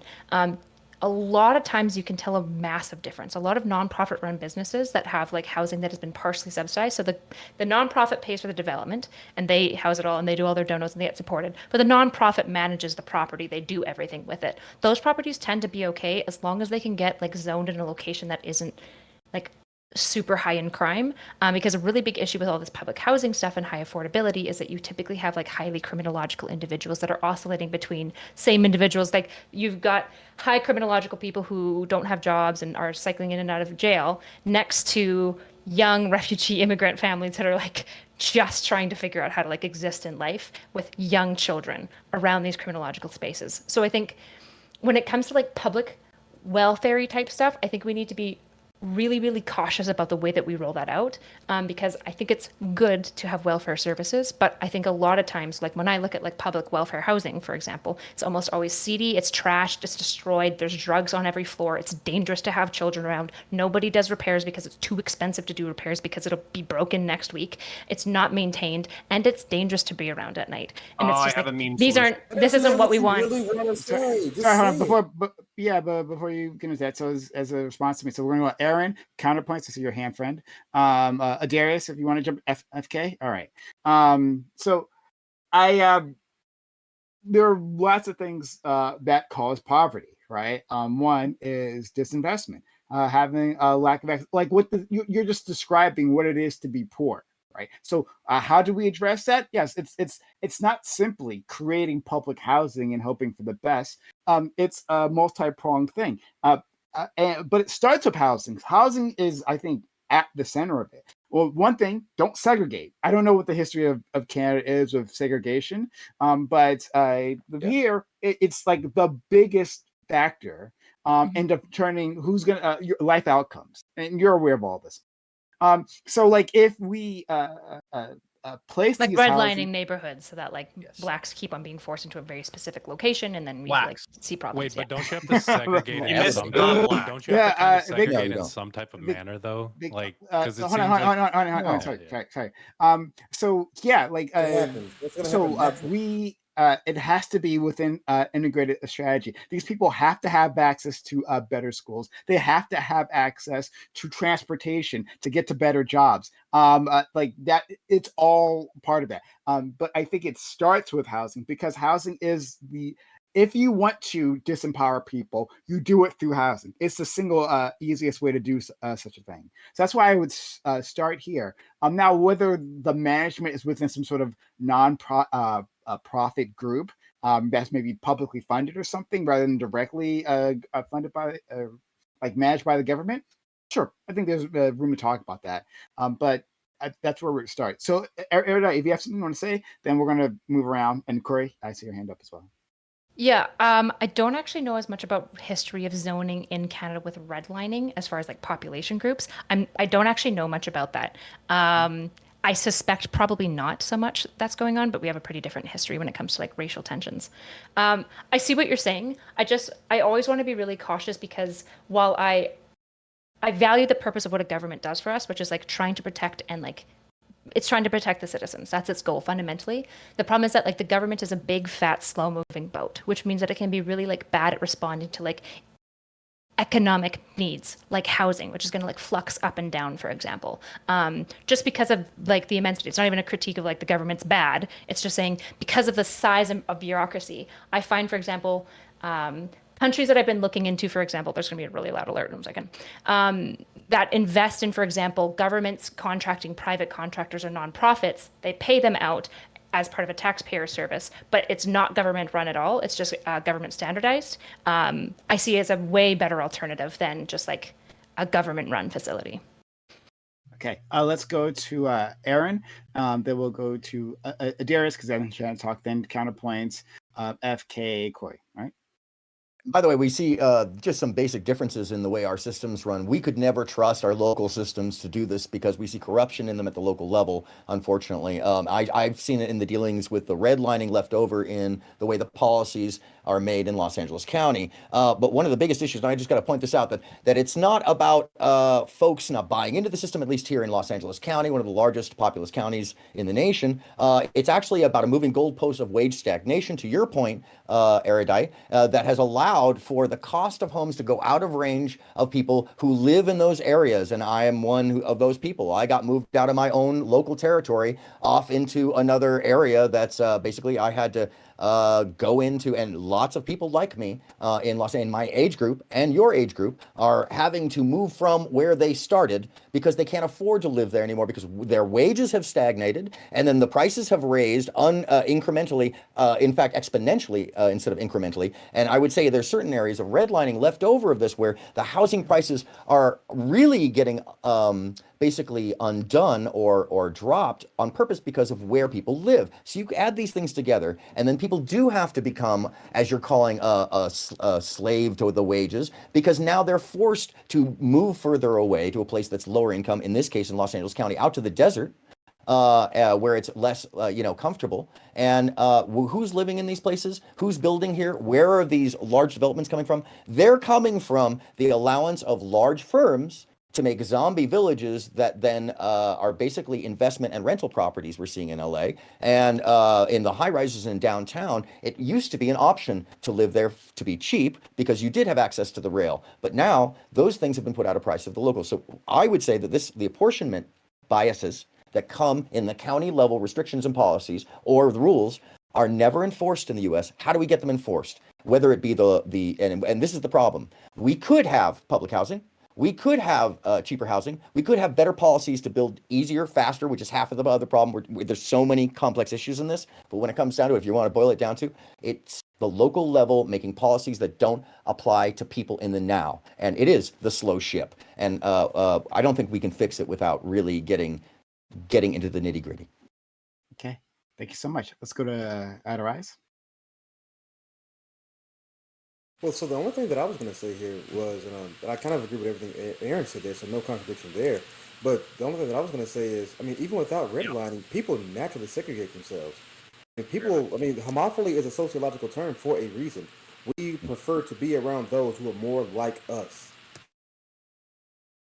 Can I respond real quickly? Darius, can I ask you something? Would you think that at least in Los Angeles County, that it's an accident that people are basically wedged together? No, or that's not the point I'm making here. No, I would never argue that. Okay. I just wanted to make a clarity because there's definitely like in this county in particular, and I'm not as familiar with the counties across the nation and the histories, maybe Greenwood, Archer, and Pine, but Los Angeles County has been specific. Like you couldn't live in Burbank, women couldn't purchase homes in the San Fernando Valley. My mom wasn't on a title until 1976. There's lots of strange rules that were left over that caused people to live where they live, that caused segregation and the busing of the 70s. Yeah, so like I don't understand then your point, Adorais, if you could expand on that. You're saying that people like to live around people who are like them. But like what does that mean in real life here? Does that mean that this is not caused by policy or that like policy can actually address this? I think I'd be historically and politically scientifically illiterate if I said something like, well, redlining never happened, institutionalized segregation never happened, things like that. But what I would argue is, I mean, people do separate themselves on the basis of things like social class, social status, power, privilege, and things like that. Naturally, we have a term for this in sociology referred to as homophily. People naturally are attracted to those that are more like them. But like Aaron said, there were policy positions that enforced segregation, right? But the only thing that I would argue is, again, notwithstanding any of that, because those things are horrible, the only thing that I would argue is that people segregate themselves naturally, right? I just don't think it should be reinforced. Sure. I mean, you keep saying that, but like, what does that mean? Does that mean that policy cannot address this? Policy can address it. I'm just saying that, the policy can address these things. Again, redlining is a very it's kind of weird to me because we got it. We got the redlining, but I just wanted to ask that question. Like, policy can address it. Okay, all right. Let's go to our friend Counterpoints, then FK and Corey. Yeah, so I have like a meme answer for this, but I actually want to use it as a point to point out what we're all afraid of, which is why the lefties might have been shaking their heads like, yeah, Counterpoint's being based today, but I'm going to turn it real fascist on you real quick, okay? So no, I don't want public housing and I don't want rent control. The reason why I don't want rent control across the board, or basically I don't think that rent control is a part of what I'm talking about, is because all it does is it creates a black market where effectively what you have is people subletting their apartments, and you're basically creating an underclass that then gets to turn around and be parasitic and profit off of everybody else. So rent control isn't good. Then when it comes to public housing, I think you're right that maybe it is like a uniquely American problem that we love talking about getting public housing and then we just neglect the shit out of it so it turns into a crime haven. So there's a mean solution to this, and I would like to thank and shout out Sitch and Adam for this. So we create voluntary drug prisons for the homeless, okay? And the homeless people who are addicted to drugs, they can check themselves into these, housing units. They got food, they got a cafeteria. Yeah, don't worry, I'll wrap it up really gross for you. Yeah. So they'll get food, they'll get shelter. If they want to get clean, they'll have access to counseling and be able to get off drugs and all that kind of stuff. But realistically, they'll have access to as much drugs as they want as long as they don't leave the facility. And then one of two things will happen. They'll either get clean or they'll die in the hotel. And we'll just use this as like a homeless meat grinder where we just kind of like kill all the downtown homeless people. That way we don't have to worry about about public housing downtown attracting all these homeless people. So there we go. As long as we can recycle the meat afterwards. And I was going to say the same thing, Prime. Tastes like chicken, I hear. Tastes like chicken or pork. Great minds think alike. They think modestly. Let's go to FK. Let's go set up a leather tannery. Sorry, hold on for just 1 second. What kind of 1939 eugenic shit is this? FK, eugenics? Corey, we would grind up white people too. Yeah, of course, absolutely. the sweetest meat. And lactoid. Let's go. So 3 things. First one's real quick: faded, then a hope, faded, then a hope, faded, then a hope, faded, then a hope, faded, then a hope. Need I say more? Second one. This one's for Aaron. Aaron, you said you were talking about like the slow ship analogy, but I'm gonna be honest, on a local level, it's a much quicker ship. There's a lot more you can do. LA might be a lot more difficult just because of like the heavy interest in that area and like external cost. But like in Texas, for example, in the area I've lived, when I've gone to like local meetings, when I've watched just groups of like old people get together, and like because there was increased like housing costs happening near us, I've seen them start demanding like tax reliefs for their age bracket, and they ended up getting it, right? It's something that they like were able to demand out of their local politicians and get out of them. And to your credit, by the way, it does matter when you have a closer access to your local level politicians. So for instance, in Ventura County, just nearby, I like to take part over there because you do get to walk up to the mayor. You do get to walk up to the council, and my mother lives out there. It makes a difference when you have that access. And I wish I was building over there because none of the policies that we have here in LA County are enacted over there, but that's also a less populous county, and that matters in that facet because it is the impact overall of, say, making and I've counted just the general packets, by the way, it's a 164 packet process with subset review and policies. So to build a home in Los Angeles as an individual, it is not just a marathon. They make it a red line in itself. And I think there's rules that are meant to make it so that you and I can't even approach these things. Much less the fact that when you look at the mean average like LA, of income, it just seems like you're going to need a lot more of like a population to actually get your demands met over there. 100%. It takes a bigger voice. It takes a lot more money, and that's the problem with the system being expected to allow the apportionments or the rulings or the permitting to. If you allow the boards to take care of it alone, without corporate side sponsors, without NGO stuff, without a whole bunch of simplex, a whole multiplex of tools, it never gets done, and it has to come from a bunch of different levels and layers in the community too, because what you end up getting with the homeless shelters, by the way, Prime, in Los Angeles is, we all want to give money. Yeah, we all want to be part of it. Yeah, not in my fucking neighborhood, and that's the real problem, I think, across the country, accepting that the reality, as I've looked at it a number of times now, it never affects the neighborhood, but in a positive fashion, because it actually builds out infrastructure across the board. And by the way, when you have, at least in LA, the numbers are proven. There was this big place in Venice that does welcome in homeless people and has for a long time. And it was settled in an expensive neighborhood. And then here's where I'll land the plane. The complaints were all about what it was going to do. And then there's no complaints after it's been built. Or very few compared to what they expected, I should say. This kind of feeds into my third part of this, which goes to Erudite. From the way you described it, it seems like there is kind of a need for some form of segregation in the way that we integrate people from certain backgrounds back into normal society, right? Like when it comes to people who are addicts, right? it seems like we might need to have a process where those people do have to be segregated into like a group where we can focus on dealing with their addiction, but also like find ways to like slowly integrate them back into like the general population over time. I don't know how much you guys. I know Connor's ready and geared up to talk about, and that's because Connor's worked on the front lines as well as I have. I don't know if anybody else in the space has worked on the front lines with like addiction and stuff. This is going to be a really big thing to tackle, right? I'm not sure. I'd be curious, Aaron, to see what you're finding. Typically, in most stuff that I look at, we do actually see a pretty large increase in crime, particularly specific types of crime, which is typically theft, right? People are like, oh no, I'm going to get us. People aren't getting assaulted almost ever. Assaults do sometimes increase, but it's almost always like two people with criminal histories assaulting each other. So do we need like these segregated populations? I don't actually really think so. I think like one factor that we know, for example, for criminological individuals, that is a dynamic factor, so that means it's changeable, is who you spend time with, right? The likelihood about whether or not you're going to commit another crime, about whether or not you're going to continue in your addiction, is in large part set by the people that you surround yourself with. So the idea of like putting them all together in a little hole and being like, figure it out, and when you're better, come back here, is like really awful. But the trade-off of the reality is that if, for example, you have a homeless shelter move in your neighborhood, you're probably going to see greater car thefts, which is super frustrating. You're probably going to see overall just thefts in general increase, potentially break-ins as well. So you're going to start seeing things like needles left around and stuff like that, which people don't want around their kids. I think what I'm asking though is, would it then be necessary to like, because you describe it as like put it in a hole and kind of like figure it out, but I'm thinking it more as like there is an actual push to like help these people out.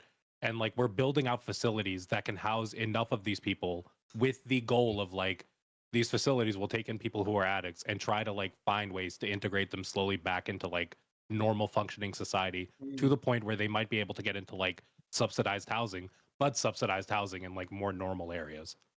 I guess, here's my opinion. If you think that access to housing is going to do anything about addiction, it's not. Addiction is never going to be solved by housing ever in any way. It has nothing to do with it.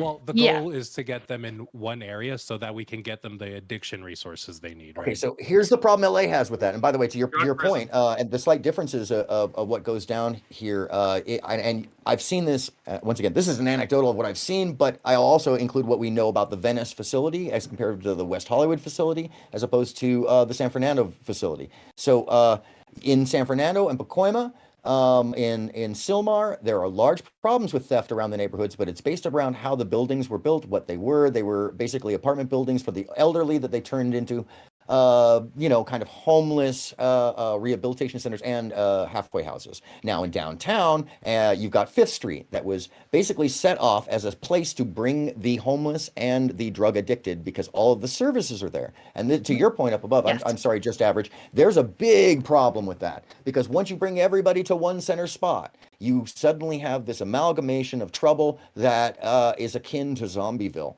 And it actually propagates the problem. You can't get out of there. And what we found, at least in LA, is when you spread people out amongst the services and bus them to places they can't get out of, kind of. It's not a prison. They can leave, but they don't leave or go very far for very long here because of the space between people. And this is, once again, this is colloquial to LA. So I don't know if it'll work everywhere. It's just better to have smaller individual facilities than like one large facility. 100%. Sometimes. In our case it is. In Los Angeles, and this would be busing. Busing's the big difference. So where I'm from, I worked at a center that was building 2 other centers around the city that were super far apart. And one of the biggest issues that all of our clients dealt with was that there was basically no medical doctors that were reasonable, like good to work with on as far as like addiction complication. They're all women as well, so kids and stuff. So that's a pretty complex need of doctors. And the main doctor that we had access to that was willing to work with all of our clients was a 45-minute bus trip across with then a wait stop that was 20 minutes and then another 30 minutes. And you're expecting a single mom with 4 children who's trying, which by the way, I've had the main number of clients in my treatment center who would relapse after making it 6 months was because they met somebody on the bus. And so spreading it out can help if you have really great public transport. But if you don't have good public transport, it's a nightmare because these people are then like stuck, and people who are actually trying to transition out of these spaces are like the most. So it's like, it's good because it kind of separates the like tensions and potential like gang related stuff that's happening in like these spaces. But the people who are trying to transition out are actually going to be hampered by that because of less access to things that they need. Yeah, I feel like a question about that though, just really quick. Sorry. We got other people who want to go. So we got Corey, we got Lactoid, and then. Yeah. Well, I might be resurrecting a point long gone, but I do want to attempt to address something that Lactoid brought up earlier, or the point that you were making earlier, in terms of like the way you describe it. At least the way I sort of like understood it is like, yeah, you live in the suburbs, and I don't know what state that you live in, but obviously don't reveal that if you don't want to. But I'm assuming in your state there is probably some sort of like city or metropolitan area. So do you think that are there any advantages to you having a metropolitan city in your state, or rather, do you think that you live in a perfect vacuum and like there's no effect on the other? I mean, it depends what kind of lifestyle you want to live, right? There's states that have a lot more cities, and if you prefer that kind of lifestyle, you can move there. No, I'm asking you, do you think in your area that you have any sort of indirect advantage of having a city or metropolitan area in your state? I don't know, right? I think that you have states like Wyoming that really don't have any kind of metropolitan area, and that facilitates a particular kind of lifestyle. If you're asking me personally, is there some kind of like amenities? I mean, yeah, I think it's cool that like I could commute into the big city if I wanted to like enjoy the amenities there. There's no restriction on it. I'm not talking about direct amenities, It'll but also probably attract more investment, right? More companies building out more jobs for your state. And I would also ask the question in terms of like yeah, without getting too far into the weeds, is your utopia of the United States it's just like a suburbs across the entire state, or do you recognize that some cities need to exist? I'm perfectly fine with cities existing. That's not what I asked. I understand that you find in my perfect utopia. Of course, I understand the abolishment of the state or something. Yeah, right. So, as in like so given the population of the United States, do you think that it can sustain itself on suburbs alone?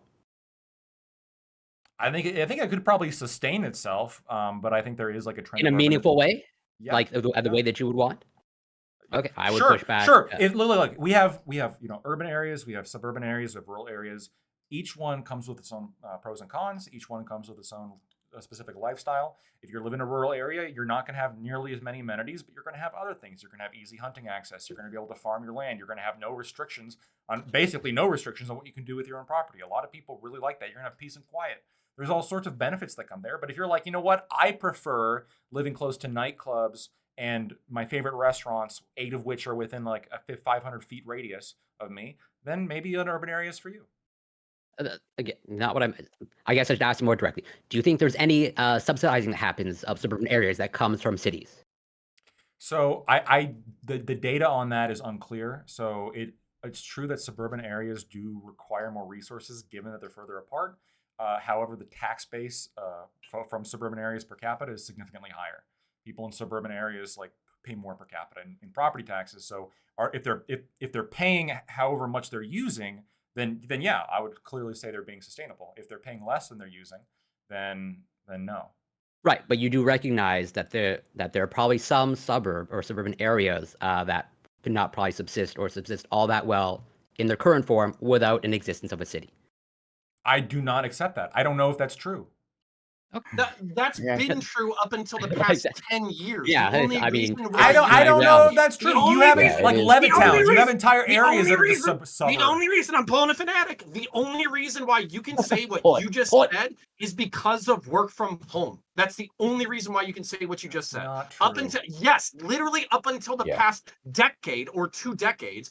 Suburban areas were completely developed around urban areas because urban areas were where the jobs are. How the fuck do you pay for a suburban house if you don't have a fucking job that pays you? Tiny houses. This is not. So this is still suburbia. So you're asking. I want to respond. Well, we just need one big city in the Go ahead.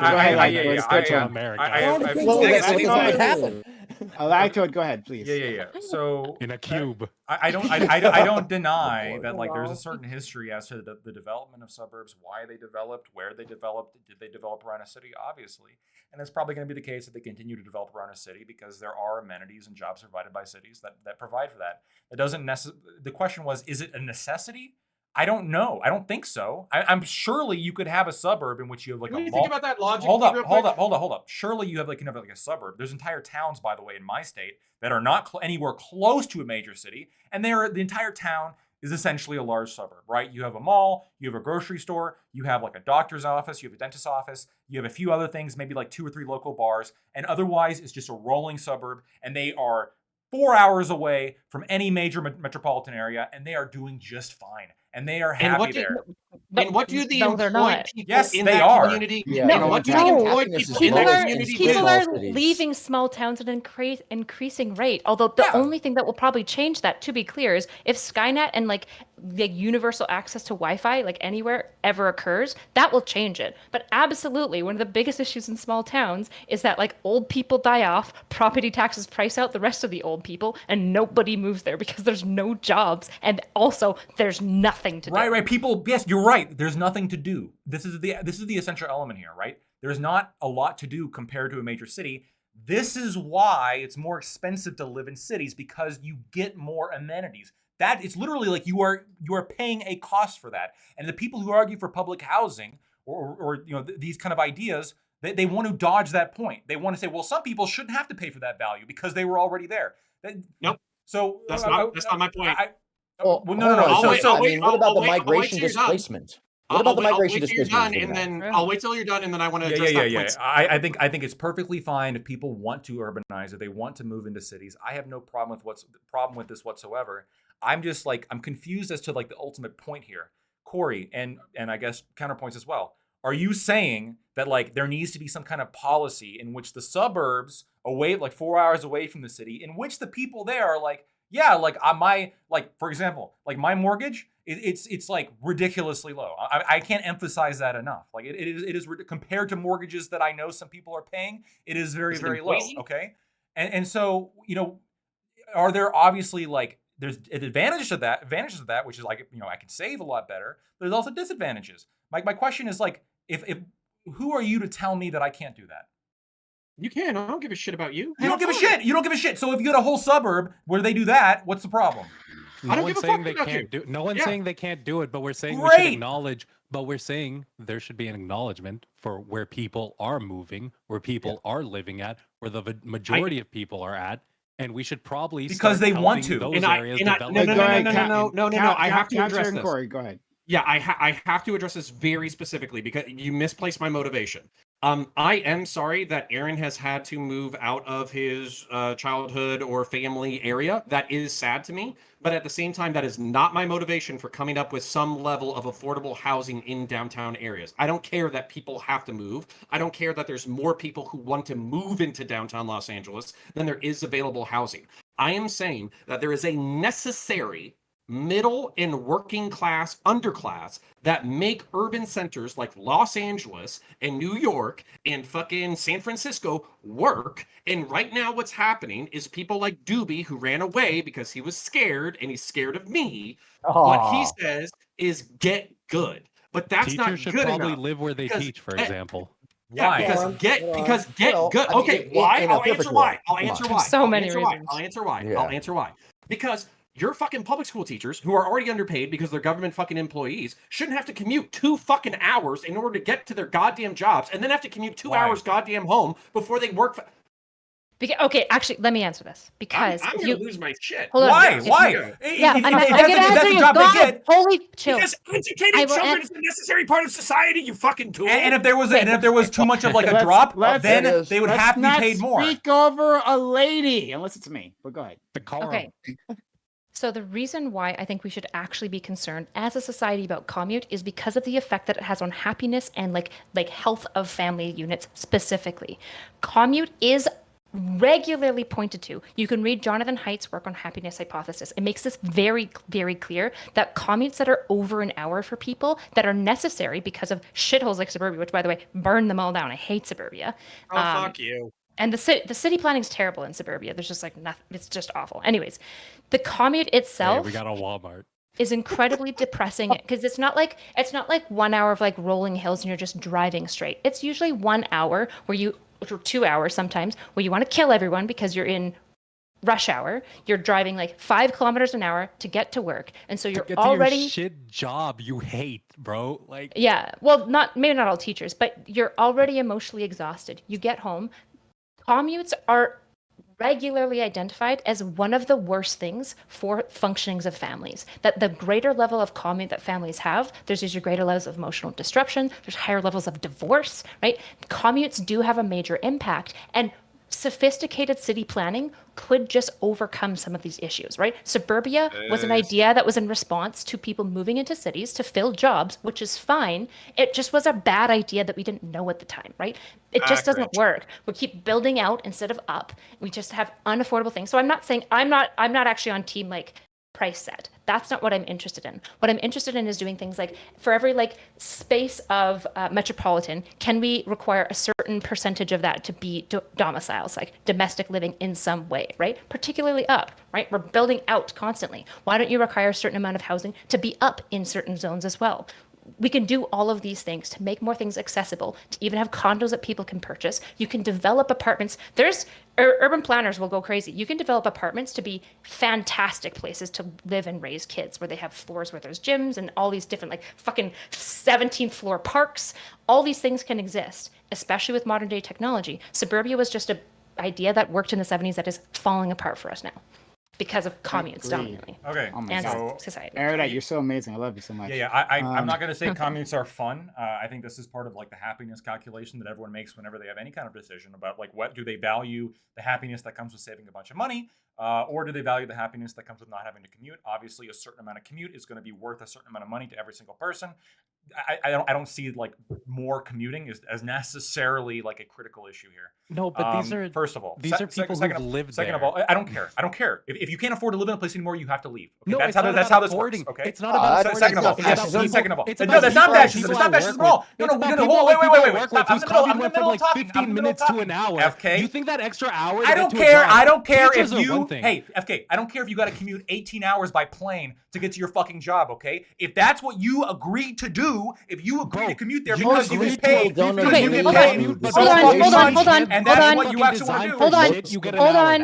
on. This is really simple. The issue is the person who took the job that took 18 hours to fly to clearly had probably a bunch of other options. In the case of people who live in suburbia, they have almost none. That's the issue. And this is a natural progression of what we've seen. So the suburbia was built outside of New Jersey, outside of New York to Manhattan for the GIs that came back in the late 40s. So, but let's look at the history of this and how it built outward, so we understand where some idea of the context and how it went wrong. It ended up going wrong once you start getting houses used as investment tools, and those prices start growing the market that can afford them, pushing your entire generation out from a deposit that used to be affordable in any one year for any one family. And I'm talking about even in comparative to like, if my father made as much as I did, he would have bought 3 homes. But because of the way that how far money goes, or in Los Angeles County, the low income level being set at the USDA level at $82,500. That's the low income. That's where they'll loan you money underneath that to get a home or build a home, by the way. So, but mean average across the country is 45 grand individuals. So when you consider that houses cost 20 to 30,000 to put down on 10%, even, or maybe you might get an FHA loan. These prices are out moving people. They're moving wider in disparity, and we're seeing just a group of folks. And back to the topic of actually financial intelligence. We're seeing folks. I looked it up, by the way. Your generation has more access to the information. So apparently, in the last 2 years, the studies are showing that you guys are becoming more intelligent about it than anybody else, because there was more information about it and more complexity. So I give you that. But in this situation, it's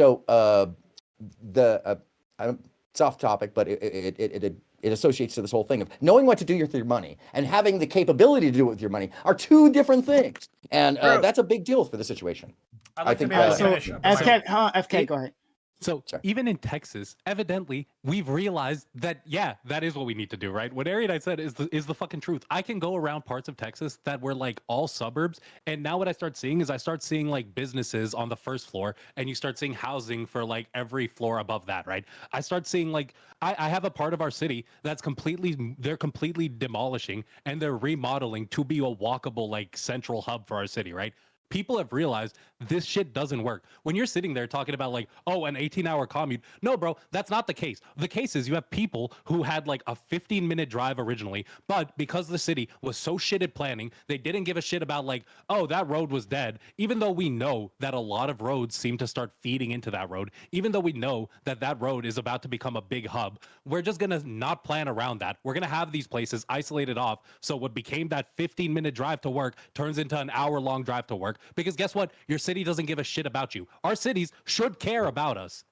Oh, okay. That extra 2 hours back and forth, that's what pisses you off. What do you mean by our cities care about us? We are the cities. For God's sake, we are the cities. There's this hilarious dynamic in. Okay, so I'm in metropolitan Orlando. There's this hilarious dynamic in basically like Eastern Orlando where they took all of this farmland that could have been used for like mixed use, could have been used for commercial, could have given people jobs, et cetera, et cetera, et cetera. And instead what they did is they exclusively built suburbs, only suburbs. And they didn't build the goddamn roads. So now you have like 500,000 fucking people who are underemployed with expensive housing, with a shitty commute that is fucking hours longer than it needed to be. And they're still fucking putting in the infrastructure right now. And it's like, I don't trust the blind fucking fingers of the goddamn market to figure this shit out, because the blind fucking fingers of the market basically say price of house high, build more house, don't care about road, don't care about school, don't care about downtown area, don't care about job, just build. And by the way, I blame the Chinese investors. I blame the fucking the rich he's got a point. BlackRock motherfuckers. I blame all these cunts for not. The market isn't blind, because guess what? Just where I'm living, we're dealing with a shit issue because they could have asphalted the road, and instead of just adding more trees and making that area a little bit more shaded to cool down the area, they decided, you know what? Instead of doing that, we're just gonna keep tearing the roads apart. They've torn it apart like 4 times, put it together like 4 times because they keep failing their fucking inspections, when they could have just gone through the process of like adding asphalt, but adding more shading into that area to make it like an area that can not accommodate 130 degrees during the day in summer. Yeah, absolutely. Yeah, and these are the troubles we have. These are the troubles we have getting to the solutions in the local. Corruption happens because like there's in these local areas, when you're not involved, all you'll have is you'll have a fucking company come in, take like 50 jobs and not give a shit about any of them. Okay. All right. So we're wrapping I can up. hold. I'll hold fire. Okay, sure. So we're gonna go into. Wait, can I? I was waiting through all of that to finish the sentence. I got FK cut me off. Okay, finish your sentence, pussy. And then and you guys just jerking. You guys just like 8 of you were just jerking each other off about it. Yeah, dude, cities are terrible. I love it when you don't agree. Jerking off. Fuck off. I hate asphalt.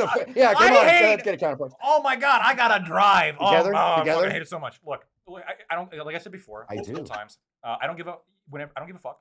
Okay, if you have a commute, you have to like make a calculation. Is the commute worth that sort of happiness negation that comes with the commute? You're not addressing anything anybody said. Nobody gives a fuck how you feel about people's thought processing. Everyone here is talking about sophisticated city planning to make things better, and you're being like, yeah, that's bad, with no logic behind it other than the price stuff, which I agree with you. Price setting is a terrible idea. I'm not talking about public housing at all. I don't think anyone's argued for price setting at all. Do you want to actually address what people are saying? No. I know. I have like 2 paragraphs written down, but do you want to just tell us about how you don't care about comments? If you keep cutting me off after the first sentence, maybe that's what you'll only believe that I think. Maybe that's the only idea that you think I have, that I just don't give a fuck about people who comment, which I actually don't. By the way, first of all, the floor is yours. Thank you. Please. This is a market decision, right? Like if you value the happiness.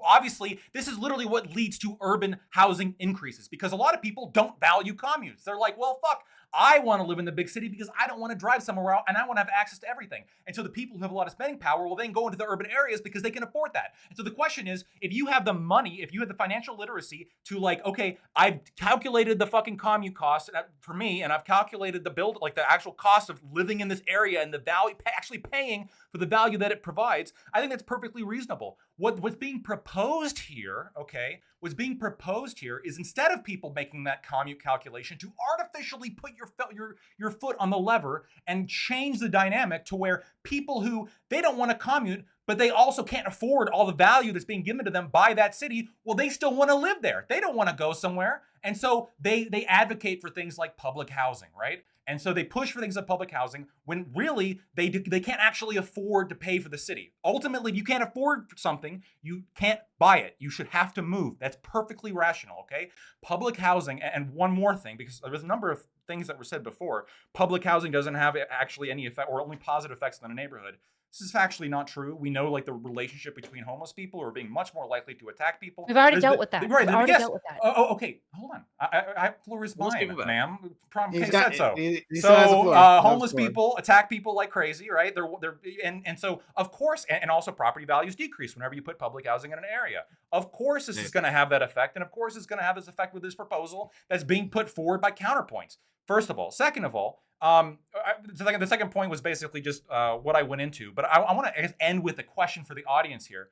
I want somebody to explain to me why someone deserves to live within a large city, take advantage of all the value that comes with those amenities and low commute time that exists within that exists. Hey, my time. That exists within the city, taking advantage of all those amenities that exist within the city when they can't afford to pay for the value when somebody else could. Why does that person have the right to live in the city, but the other person who can actually afford all the value that comes with the city, why don't they get the right to live in the city? Okay, simple question for you. Do you think most cities need janitors? Probably, yes. Yeah. Okay, do you think that we should pay janitors like a super high wage so that they can afford the cost of living to live in the city that they clean in? The market will dictate their wages. Okay. So the answer kind is no. of. Okay, so no, you probably don't think the janitor's going to be paid much. We can probably agree on that. Because their job is unskilled, and there's a lot of people waiting in line to be a janitor. Yeah. I agree. It's an unskilled job. Let her walk you through it. Hold on. Let her walk you through it. Okay, so you agree that we won't pay janitors that much, even if we let full capitalism take over. They're not going to get paid that much. But we need janitors in our city to run. What about construction workers? Do we need construction workers? Wait, if we need janitors, the pay for the janitors will increase until we have sufficient janitors. That's how that works. Killing me Same now. thing with construction workers. Yeah, someone. Not answering the question, Lactoid. Yeah, So it's just moving the goalpost around. Hold on. It's not moving the goalpost. This has been my point the whole time. Stop. Hold on. If your stop. job is valuable enough, you'll be able to pay to live there. The issue is with unionization and stuff, the idea that wages can just flex and flow with the economic like supply and demand doesn't exist anymore. Like really basic economic tenets, for example, of just pure supply and demand, particularly when it comes to wages, doesn't actually bear out a lot of the time because of a number of factors. Unions and policy being one of these, for example, where there's things that can, for example, nonprofit organizations and charities are imposed a wage cap. They cannot pay certain workers more than a certain amount, no matter what, even if they're desperate for a janitor, even if all they need in their entire nonprofit facility is just one goddamn janitor, a charity will be price capped as requirement by the government, by the way, to price cap these things. And the unionization remove the price cap? Yeah, remove the government. Yeah, well, no. Remove the price cap if the government intervention. Do you know why the price cap exists? Wait, do you know why the price cap exists in charities? I don't. Okay, the price cap exists because there's a whole bunch of rich people who will create charities that are not real to pay themselves out of services that they're not actually doing. So charities get price capped so that rich people can't basically indirectly pay themselves and other family members for services that are not actually being rendered. Particularly because remember, charities give you tax write-offs. So what they can do is pay into their charity, then pay themselves and write it off, which is why price capping was introduced into charities. Okay, could you audit the janitors then to make sure that their pay is like adequate for the work they're doing? You could, but we would need to be able to pay the IRS more to have the number of, you would need to be able to pay the IRS more to be able to have the number of staff required, because I can tell you right now, the number one reason why white collar crime doesn't get pushed in charge is because the IRS does not have the capability to audit basically like most people. Like I'm not saying that they cannot ever audit. They're vastly underfunded. So absent this, wait, I want to respond to that. Absent this weird fucking like thing with charities, which I think maybe there's way too many government rules on to begin with, I would just probably nix most of them. As with a lot of these kind of regulations. But my question is, in the private sphere, if you're a company and you needed a janitor, like if you actually needed a janitor, explain to me why the pay for janitors wouldn't go up until we got a janitor. I want to answer this question because honestly, I feel like you're being obtuse. I don't underestimate your intelligence, but it's because most people don't give a flying fuck if their janitor is a $34,000 a year Nicaraguan immigrant who has to fucking commute 4 hours a goddamn day in order to do the fucking job, and the Nicaraguan immigrant doesn't give a shit because he's coming from fucking Nicaragua, where he was basically threatened with a fucking machete in order to get his head chopped off. Let's be clear. That is not sounds like a good arrangement. That is Wait, not, no, hold on. It's more often an illegal immigrant in this case, right? Who's going to be talking over a white woman. Stop. Thank you.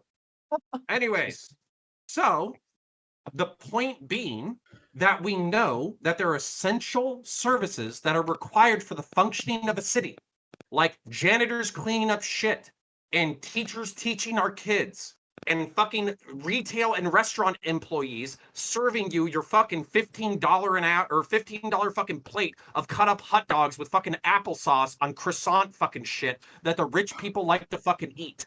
Those people should be entitled to a portion of the fucking city that they make function on a daily basis. Yes, you are absolutely fucking right. They are entitled to it. Okay, fine. Then you don't. You're not entitled to it.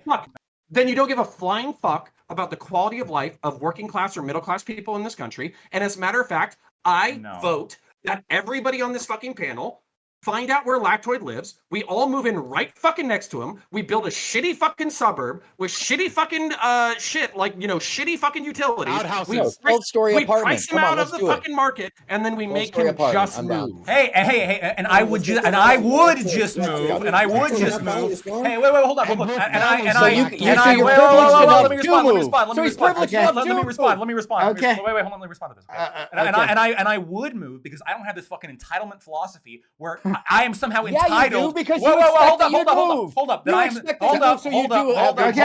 Okay, guys, are we going to move past this? But Lactoid, get your point out so we can move on. Yes, I don't have this entitlement philosophy that I'm entitled to the labor or the property of other people, when in reality, like, if I can't afford the value of the area that I live in, then I would just move. I would go somewhere else where I could afford. Just like if I can't afford a good car, I'll buy a cheaper car. If I can't afford a good meal, I'll buy a cheaper meal. That's how financial literacy works. You can't just have like shit given to you in a silver platter because, I was already here. I don't have the money. No. It's your job. Hey, one more thing. I'm not done. Everyone, if you need me to mute you, I can do that. Knock it off. One more thing. Okay. We got it. All right. We got it. All right. Fuck. I've been trying to move on to the next topic. Holy shit. So put your finger now. Counterpoints. Down. God damn it. Where's my white privilege? You need to send us shock collars before you do this, man. I love all you guys. Fantastic individuals, but I need you to shut the fuck up right now. Great. So we're gonna move on.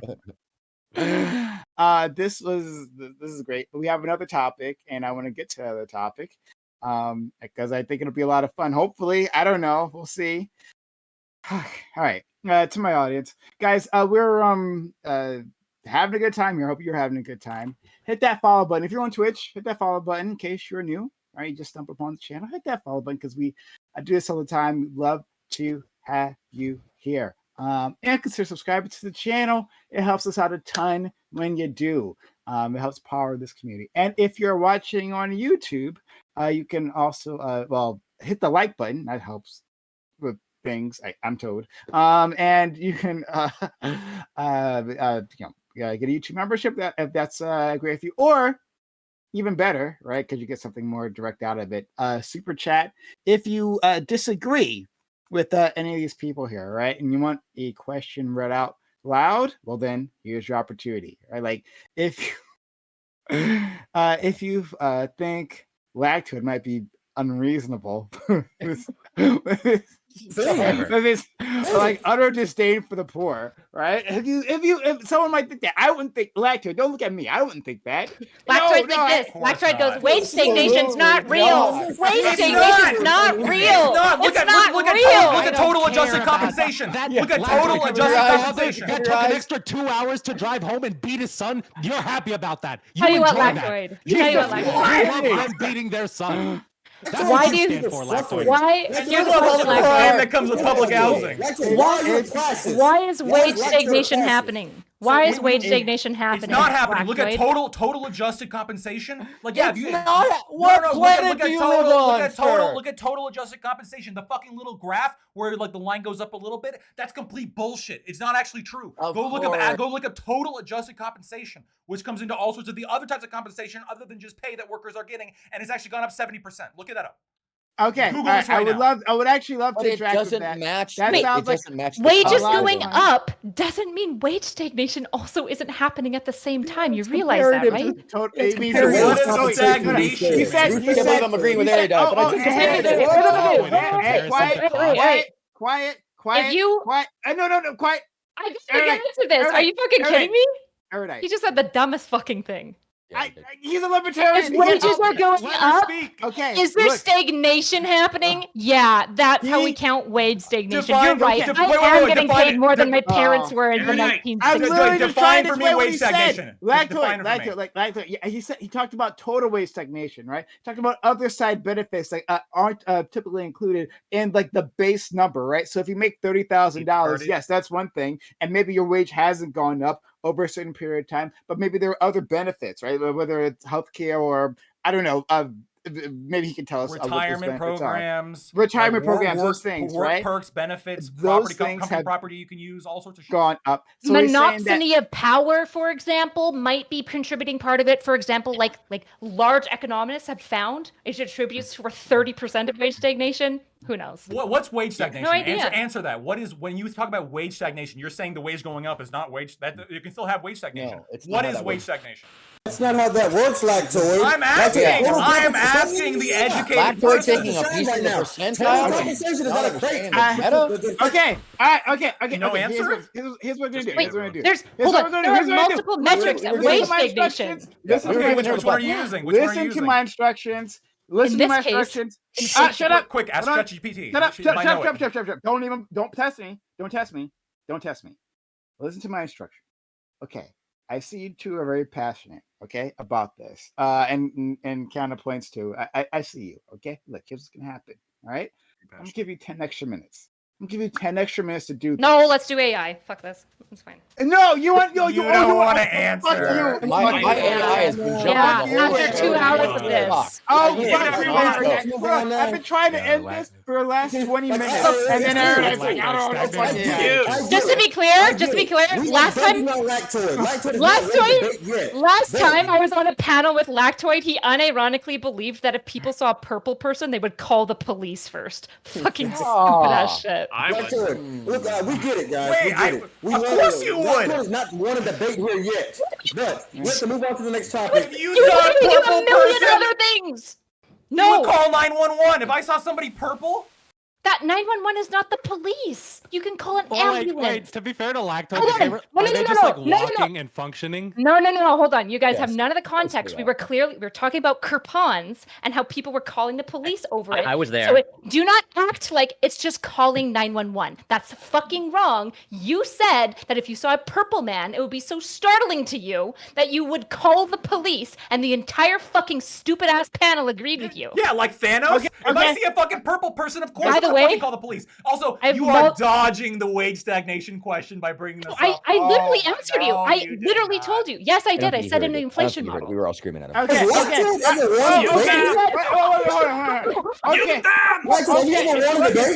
want to tell me I didn't answer your question? Why did you react like that? Erudite, it's interesting for a person who didn't want an additional 10 minutes to talk about this issue, to just jump right. It's interesting that you just decided to just jump right in at the soonest possible time. All right, we're moving on. Now you can't. How about Purple that? People. Yeah.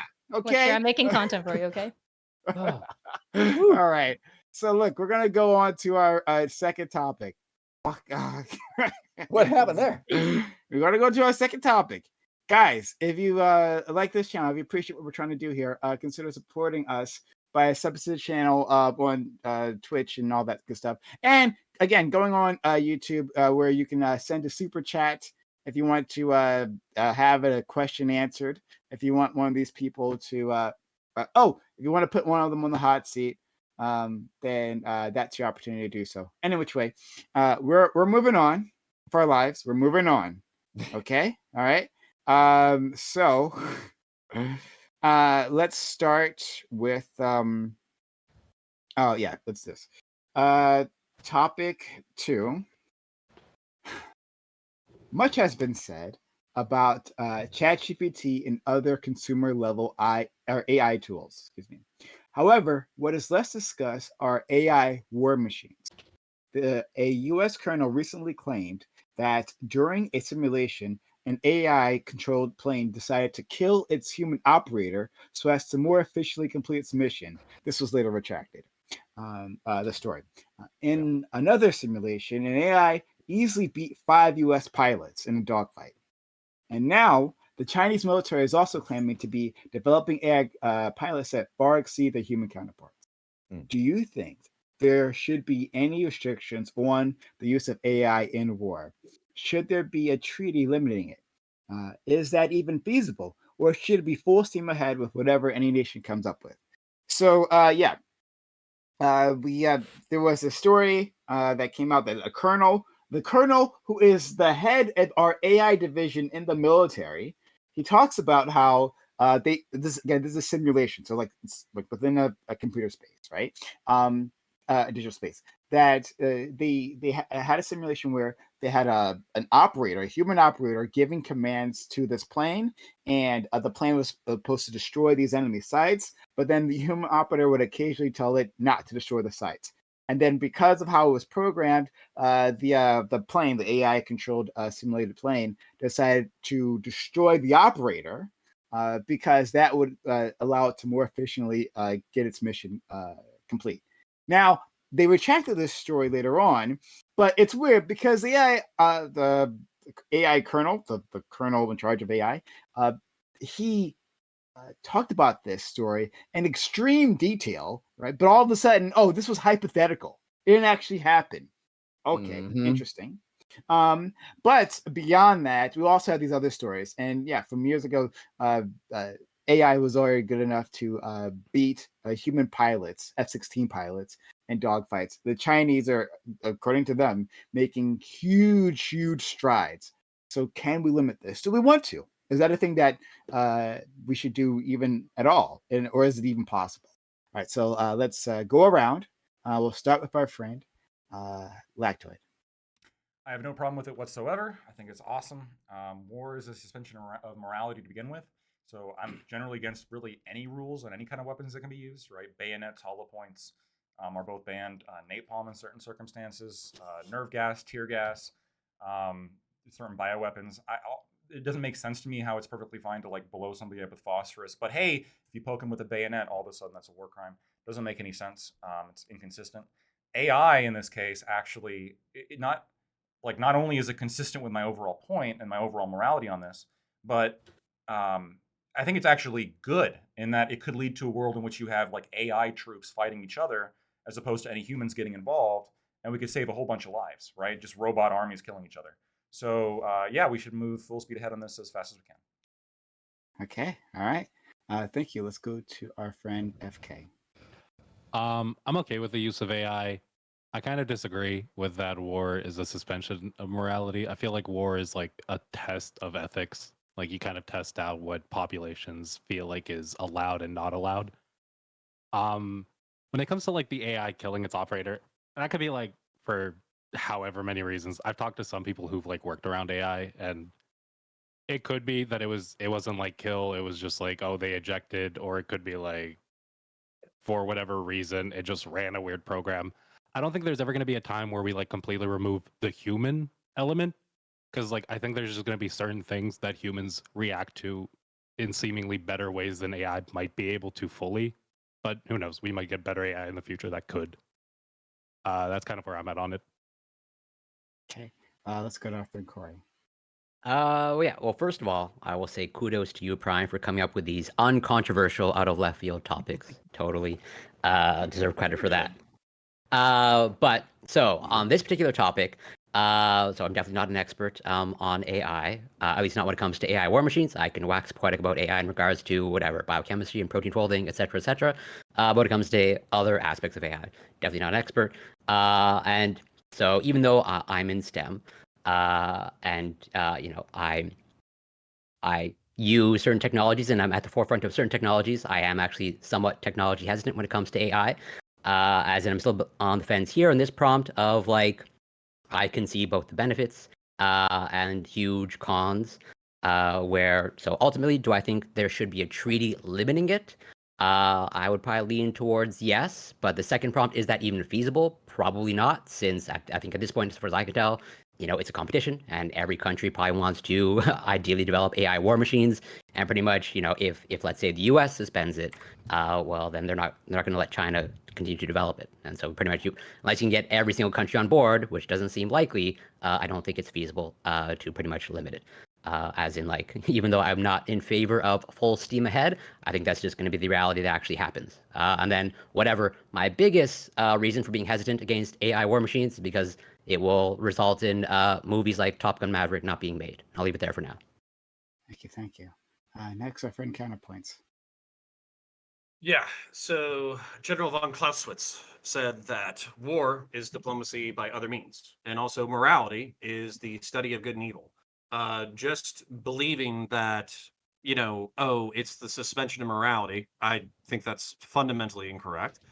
There are better and worse ways to conduct war. There are better and worse ways to conduct yourself as a nation. These do have material impacts that basically affect generations to come. And when you're talking about killing people, this is some of the most important decision making that you can do.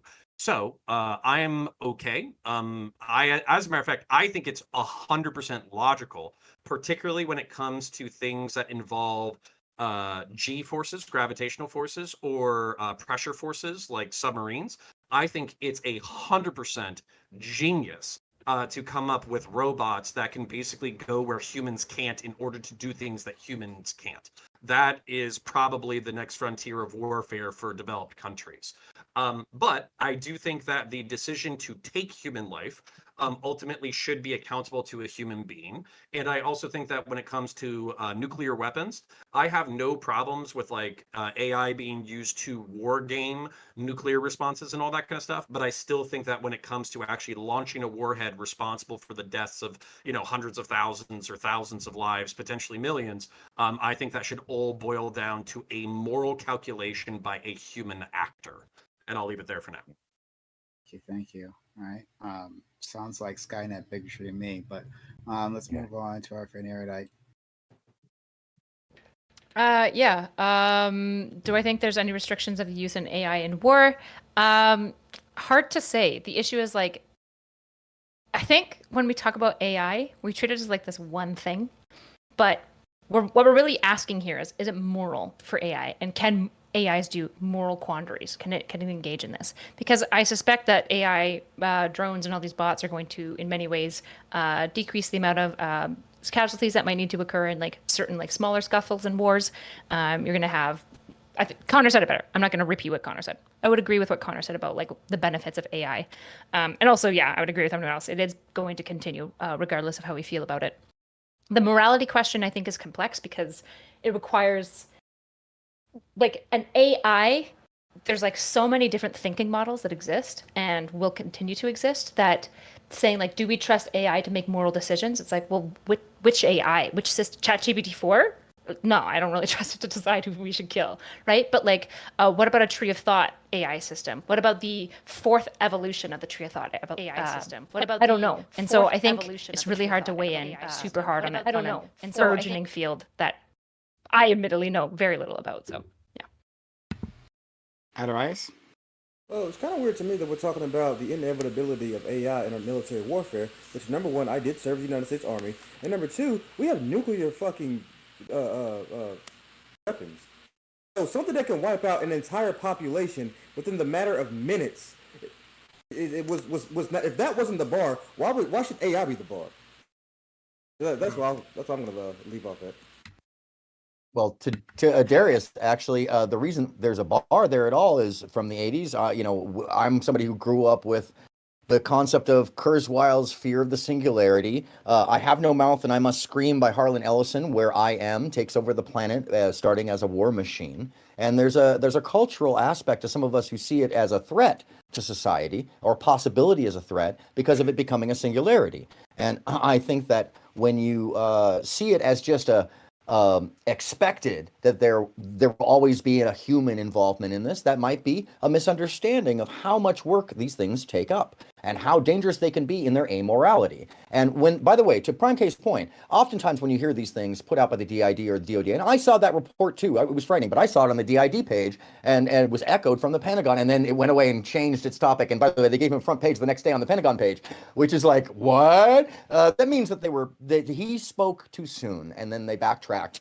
So whether it's true or not, sure, we can gather that it could be actually counterintelligence too, to make the enemy fear. But what we should be concerned about is the interpolation and the utilization of a tool that may go further than we even know it's going.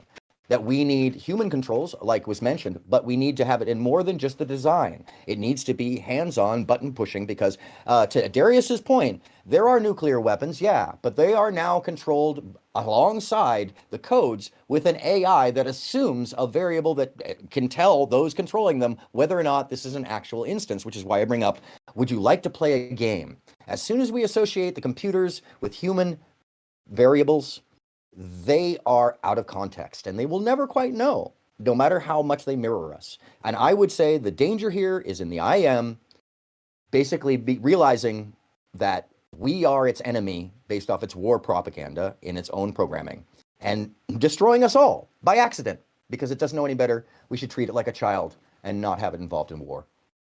Although it is a great device. So just say that. It has its potential uses, but not in war. Okay, over to the panel. I want to ask Connor or Counterpoints a question. Because you're probably, I would assume, or maybe Darius as well is qualified because you mentioned that you served as well. But so whatever, to anyone who has served and is in the best position to answer it, I guess. So one of the concerns that I have, and that might be totally unfounded, it's like, so I think many people in the United States are probably assuming, it's probably a fair assumption that, the U.S. will be the first to come up with these AI war machines, whatever they happen to be. But what if you're like not the first? As in like it happens to be like China, and sort of it's a lactoid scenario of like, yeah, there's the ultimate good maybe of like whatever, when countries go to war, is just like machines fighting machines. But what if it's machine against human? And it just so happens that China has the machines. Is there a potential concern that like it lowers the barrier to make the decision to go to war because like, the robots, you're not risking anything there? Of like, China has the robots and the US has the humans, they don't have the robots yet. Is there a concern there? And also like vice versa, if the US has robots and I'm up here in Canada. Yeah, so obviously, like a huge concern is going to be decreasing the cost of war, because when you decrease the cost of war, you increase the your likelihood to go into it. So obviously, like I think we should be doing all sorts of crazy shit. I think we should be getting the Boston Dynamics robots up and running so they can do parkour jujitsu while doing headshots at 30 miles an hour. That's the most effective war method. Yeah, I'll leave it to the experts. Yeah, the Boston Dynamics dogs that can they can already run at cheetah speeds, and you can put a machine gun or a grenade launcher on their back. That shit goes hard. They've also been doing hybrid experiments already with the United States Marine Corps, which is fucking sick, where they've had those like spider cows like walking behind them that have like 6 legs that are carrying everybody's equipment. So the troops show up into battle less tired. And I do have a crying baby, so I got to go in a second and get him a bottle. But basically, they also have a tank tread, basically like tank machine that's designed to follow them, but it has an M250 cal machine gun mounted onto it that you can then turn into a defensive position, and it drives itself by tracking where the squad is. So I have no problems with the United States military researching how to be at the forefront of technology. My fear is basically taking the leash off completely and then basically doing some like Nazi shit because you want to beat the Nazis to the Nazi shit. That's my main concern. I'm not going to grab a bottle. I'll be right back. And that's the warning of the IM. I don't think the U.S. is realistically giving that. Like, a lot of our departments are really worried about like what leaks out to where. I find it really hard to imagine that they would just give like this AI carte blanche on like our nuclear codes or carte blanche on like launching missiles. Again, it makes sense for what they're testing it for, right? When it comes to like these fighter jets getting into these dogfights, can it do these complex maneuvers? It's probably also testing itself on like different missiles when it actually comes to like maneuvering in the air. But I feel like people have this idea that like somebody puts in the USB and like this AI covers the US military and like everything just gets like run by this one mindset. So just average. The issue here is not that. Oh, second. Adarice was trying to get in, and then we'll go to you, Aaron. No problem. Yeah, I should say something really quick. Like I said before, we have nuclear weapons, so I'm not entirely sure as to why AI has been the bar. From my own personal experiences, the United States Army has been using AI for the past 15 to 20 years, and no one has given a fuck. Long time. Yeah. No, it's been a long time. Here. All of a sudden, it's an issue with ChatGPT. I mean, but we've been using artificial intelligence in military warfare and for quite some time. So I'm not entirely sure as to why this is a current event or why this is a hot topic. Darius, the addition existential complexity. Yeah, it is actually, and that's a great point. We're now integrating it into the tools as opposed to just using it as a mathematical process for strategy. We're going beyond wargaming. Too. We've been doing that for a while. Yeah, but the actual on the ground usage, like it was described, of the mobile air defense unit, that is really a frightening unit when you think about it. It's the Terminator without a body. It's just on treads. So it's something to be concerned of. Is if a singularity, as Kurzweil predicted and hypothesized, was to happen by accident, and it mirrors anything like what Harlan Ellison describes, it would happen without us knowing it, and it would happen in a flash. And, we need to be considerate of these things to have basically some kind of security break, some kind of lever that we can pull, some kind of break, air gap within it all. It's tool usage, brilliant. Its actual implementation, probably up to the folly of human trust. And that's where I have an issue with it being now utilized for an associative to the firing codes, from my understanding, because now it's doing the strategy up to date to the moment. And whether or not that's just fulfilling information to the person pulling the trigger and utilizing the codes based off of the direction, we can't really know that. So, but I would say that it being involved, it's dangerous to us all in one way or another, because humans trust it too much right now. Well, and Adarius, I just want to do this while the baby's eating real quick, and I'll mute myself again, I promise. But basically, like, the fear is if you have a computer program that programs itself to kill and then designates its own, like, controller as a target, and then it takes itself out, then what happens is you no longer have a break on it killing people. So it will just keep killing. I get it. And I was just Googling this, and apparently an AI drone allegedly killed one of its officers. So no, it wasn't a hypothetical. It wasn't real. It's a hypothetical game. Yeah, it was in the strategy. It's selected to kill its officer. I just think, like, if the database is sufficient enough, I don't see what the problem is with AI being used for whatever they need to use it for. Well, I think that for strategy, it's very helpful. The math, the ability to figure out future movements. Look, just the other night, my colleague and I used a jailbreak to ask a very complex wargaming question of ChatGPT-4, just because we heard that we could. There's other platforms for that, by the way, but your audience doesn't need to know that. But what they are. But the fact is that there was a jailbreak for a couple of days that you could ask ChatGPT wargaming questions, and it gave a very logistic response that one might get from, somebody at the Pentagon in policy. It was very well. ChatGPT-4 is totally different than something like a TOT it model, is. right? It is. And so, my point, I'm sorry, just to land the plane real quickly, is that if I have access to that through a jailbreak, then the government is 10 to 15 to 20 years way ahead of us, and their computation systems are way more involved, and I would say more dangerous because their tendrils. It's more reliant. Erudite, you want to jump in, and then okay. Yeah, I guess I feel like when it comes to like the spooky response to AI, I feel like everyone's like really jumping the gun. Where it's like, I feel like so much is not known. For example, like, can you jailbreak AIs? Well, like ChatGPT-4 you can, but that's why, like, for example, we're probably not implementing ChatGPT-4 or AIs to like high level like assassination plots against Putin right now. That's probably a good thing. But that doesn't mean, for example, that like, if we get a system to the point where like, what if it becomes an AGI, for example, it might in and of itself be able to prevent jailbreaks. It might be able to solve all these questions, and it might not, right? The issue is that all I have to say is it might and it might not. And so I think being like super spooked and nervous about AI is probably a bad idea, but I'm also biased. I want our AI overlords to take over. We can all return to Monkey, and we'll all just be so happy. That's my predilection towards AI. I will send you the Harlan Ellison book, and you'll never want that ever again. It's also a video game, by the way. Let's go to Lactoid FK. I want to quickly explain what I meant when I said that wars is suspension of morality. On the micro level, or on the micro level, I still believe it is, right? You're blowing people up. You're blowing people who haven't done anything up, right? You're blowing people up who, through no fault of their own, were forced into a position where they have to shoot at you with a gun. On the macro level, I agree. There is like elements of morality now. We could like to decide whether or not to engage in this. Is this acceptable? What's the overall end goal, right? But in the micro level, you're dealing with individuals, and blowing up any individual really is not like a good thing to do. And I think in order to do it, people suspend this sort of concept of right and wrong. Because when you think about it, a lot of it, and one of the main reasons for PTSD is because a lot of people internally recognize that there is something wrong about it. I want to, Corey, as well. You talked about how, what if it's robot versus human? That was one point that I made about what if you have robots fighting robots, which is the dream. But if you have robots fighting humans, the human's going to be at a dramatic disadvantage. What if China has the robots and we have the humans?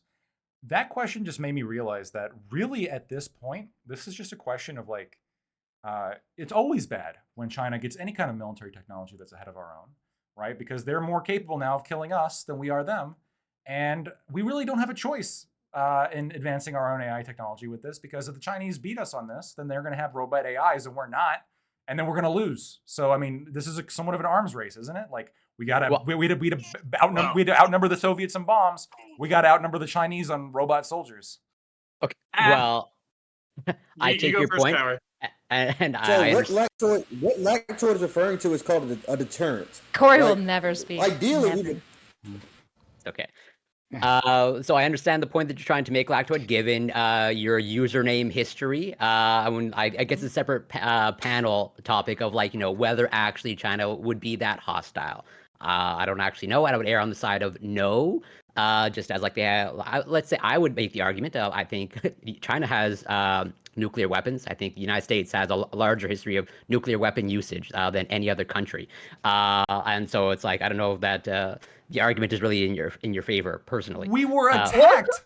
Yeah, I understand that you were attacked. It's a retaliation. I'm just talking about just strict in terms of do you have any sort of example of overt hostility in that regard? Corey, real quick. So this is the best example of we used the bomb, we used the technology there to win the war against a genocidal, maniacal, theocratic state that was in the middle of genociding Chinese. I would make the clarification. Shit, bro.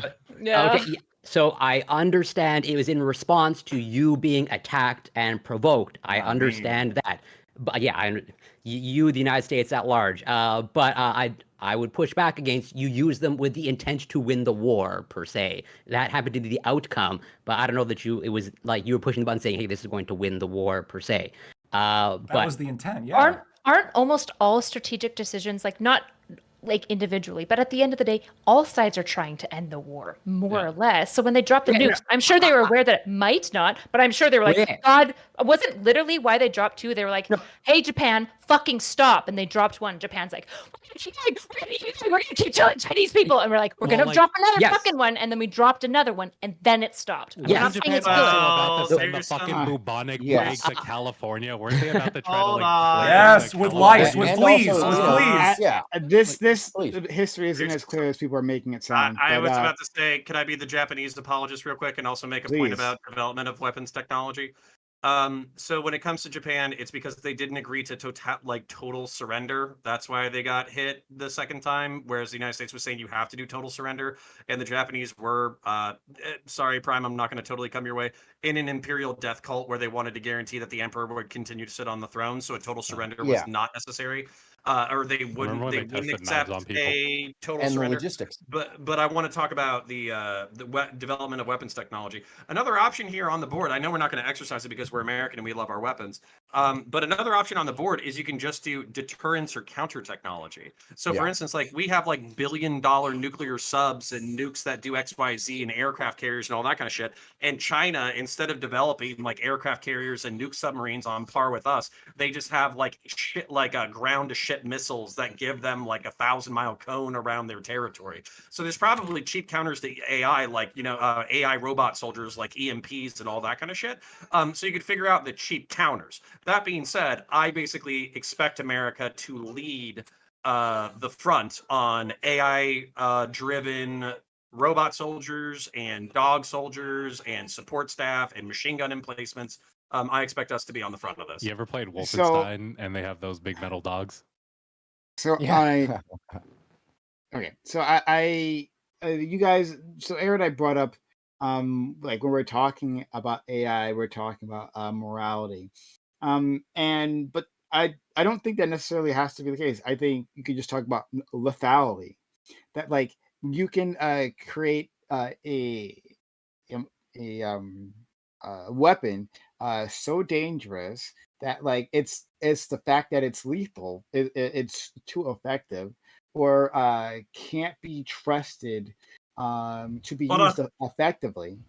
They thought this about the Gatling gun, and they thought this about the nuclear bombs. Yeah. Exactly. And the shotgun, right? The trench gun. Nuclear bombs. Hold on a second. Nuclear bombs. They were Gatling correct. gun. They thought the They were Gatling correct gun about was the going to be nuclear bomb. so fucking bad that people wouldn't engage in warfare Yeah. anymore. And then like 19-year-olds were like, "Oh, Gatling guns. These things are fucking tight. I'm going to use these to kill thousands of people." It's awesome. Mutual. By the way, hold on a second. Yeah. Mutual It's destruction. effective, and immediately Mutual destruction. everybody's like, "I need that effective weapon This because is- I'm gonna Yeah, lose a but battle." folks, mutual destruction has been on the table for a very long time, and it has managed to stave off all of the nuclear perpetrators. Hold on. Out of the That's fear. not It's That's changing. not exactly how that worked, right? Because part of this is treaties, anti-nuclear proliferation treaties. Yes. Forcing Forcing those to happen. That was part of it. So, like, if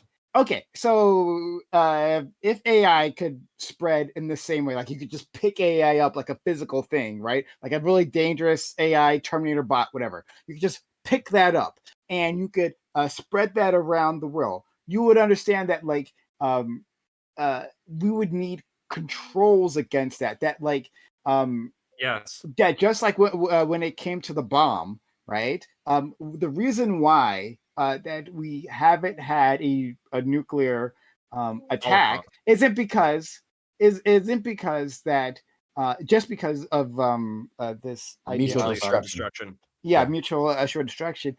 It's the fact that there are a small number of actors who have a lot to lose.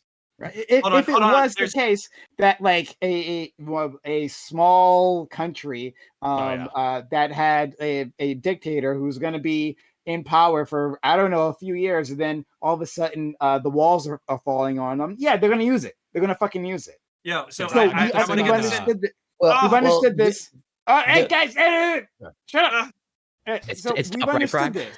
We've understood that anti-nuclear proliferation was part of it, and we successfully did that. So I don't see why there's such a big difference here when we're talking about AI. That we could, as a society, a human society, come together and say, like, okay, these are restrictions. If we find out that you are violating these restrictions and doing X, Y, or Z with AI developed weapons, there are going to be consequences for you, right? We're going to put the same level of pressure that we put on other countries before. All right, done. Quick history anecdote before I let everybody else in. Okay, in the 60s, you can look this up. There was a Russian nuke sub that got authenticated orders in order to nuke the U.S. mainland. And the only reason why it didn't happen was because that guy surfaced and basically was like, what? So that's why I'm saying if it seems like I'm a little anti-AI, you just need that human control, because like an AI bot would be like, yes, sir, 07, send those fucking nukes. It wouldn't give two shits about millions of people dying, whereas a human being might actually second guess that. Which sounds like an enforceable restriction. Let's go to FK and then Croy and Erudite. I got to sit on the GA1 committee for the National Model UN competition, which was really fun, and we actually got to talk about this. Yeah, one of the biggest reasons that no nation wants a small nation to get nuclear weapons or get any access to like the ability to create biological chemical weapons isn't really because we're afraid of those nations doing something. It's because those nations themselves aren't stable. If anybody else gets in a position of power, if any like third party group gets in a position of power or gets access to those weapons or the capability of developing those weapons, that's like that's a incredible threat, right? Even if it's just a dirty bomb, that shit fucks up like areas, right? Um, the reality is like when it comes to AI, I just don't think other nations are going to have the capability to develop it either. I think it was brought up earlier, I forgot by who, that like probably one of the best things you can do to avoid these like bigger wars is to like make the cost of war so high that these smaller nations can't get involved in them. And then one last thing, when it comes to like I don't think we've ever like gotten rid of our morality in war. I think what happens is you just decide that like something matters more. Because even during times of like really horrible wars, you still see like traces of human morality, right? Even during the like rape of Nanking, you still saw like stories where it was like troops would treat some of these people with humanity, even with like the horrible stuff that was happening after that treatment, right? I think people just kind of delude themselves into believing that like one thing is more important, but like you still, you don't get rid of this sense of good or bad. Corey. Well, I guess a couple of points given what you just shared, Prime. So I'm, as I sort of mentioned, I guess I tried to mention in my opening statement of like, yeah, I'm not against as in like I lean towards like limiting and as you say, sort of using the words of like anti-proliferation.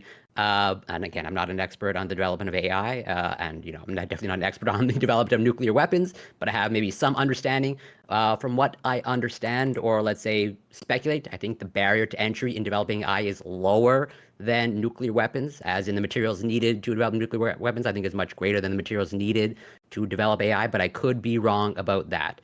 But what I want to address sort of the point that I was trying to make with Lactoid earlier, or like finish it, of like, so yeah, in the scenario that you outlined or that I outlined of like, let's say China gets whatever, the AI war machines first.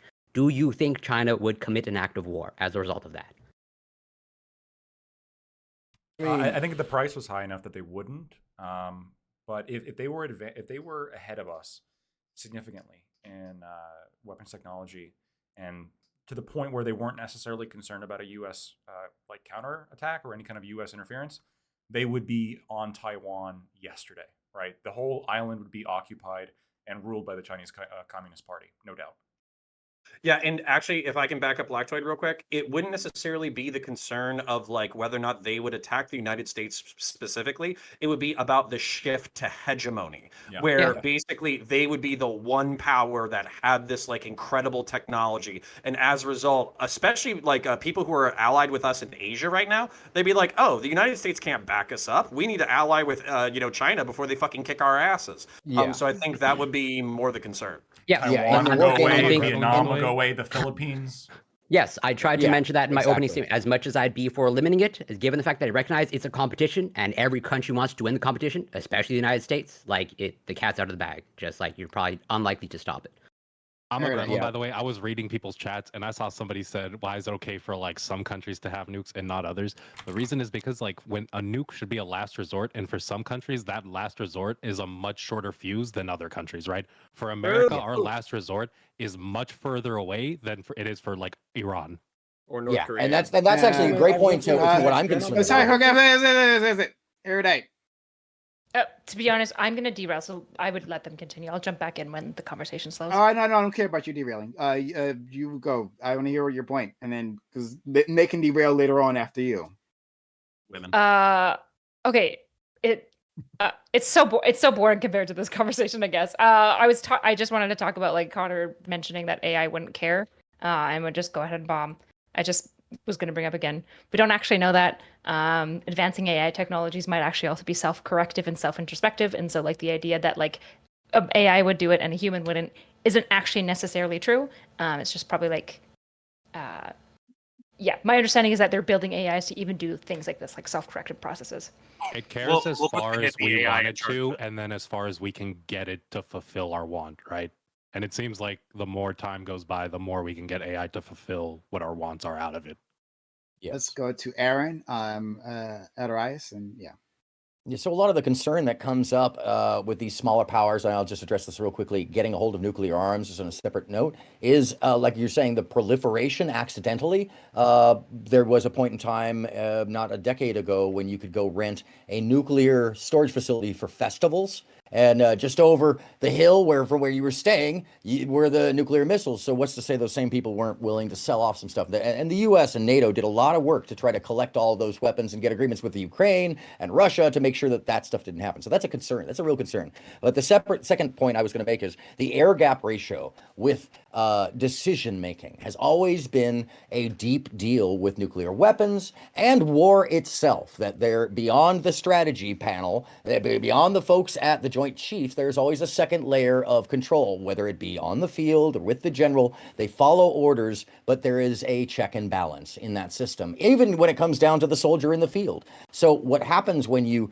cut the timing down by using AI directly involved instead of just informing a situation is that you are giving leeway to another control that might take over without your knowledge, that might actually cut you out of the plan, which we've seen in the wargaming right now. So the issue becomes, if a small group of people get a hold of this stuff or get access to it or accidentally are influenced by it, we have outcomes we don't even understand yet. That this panel, we should be talking about the fear zone of these things and not taking it lightly, because we are utilizing a tool that we don't fully understand its capability and or its connections. They seem to be tracking it, but do we really know where it is, who's utilizing it? And do we know that China isn't mimicking us and beyond us? We don't know.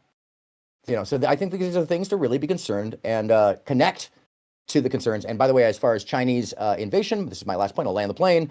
They actually, wargaming shows that it'd be very hard to attack from the west coast. So exactly, you'd have to get the hegemony of several different nations to fall, and then a slow incursion. And basically, by the time they got to our beaches, they'd already have undone our infrastructure. I'm an American imperialist, but I don't think we're attacking China. I'm going to be real. No, I don't think we'll ever do that. It's just stupid. We're too much of a partner with them. There's too much back and forth financially between us that it just doesn't make sense for either side. Regarding Adarius and Lactoid, and then okay. Yeah, I was gonna say, I have to piggyback on something Aaron just said. There is too much going on right now between America and China to where if go to war, World War III, just right then and right there. I mean, economically, we're too tied with one another to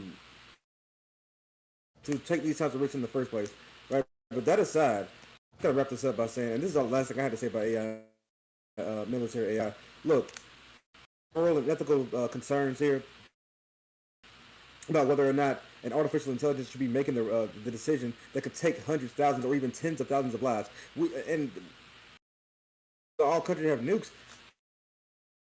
You really want one country to have that kind of destructive power, let alone 210, right? Like, we have a planet that we need to be trying to take care of and to make sure that we don't destroy through political strife, man. So these aren't simple conversations, and I understand that I personally don't have all the answers, but I can assure you, none of you do. None of us do. We may never have the answers. So that's all I have to say about this. I just have to say that, again, I'll reiterate, the bar for me was not AI. The bar for me was Hiroshima and Nagasaki. That was embarrassing. That's unjustified, regardless of how we word that. Can I actually hold on a second? No, it's justifiable, and also it was a logistics. It was a use of logistics, because the other plan was to firebomb the entire country with a mass use of air and sea power, and it was a waste of resources they found. And the choice to use the nuclear choice was also a science push as well. There was a combination. Let's go to Lactoid. Real quick, Hiroshima and Nagasaki are both chosen because they were high-value military targets. They were important, as Aaron said, important logistic hubs and manufacturing facilities for a number of weapons of war.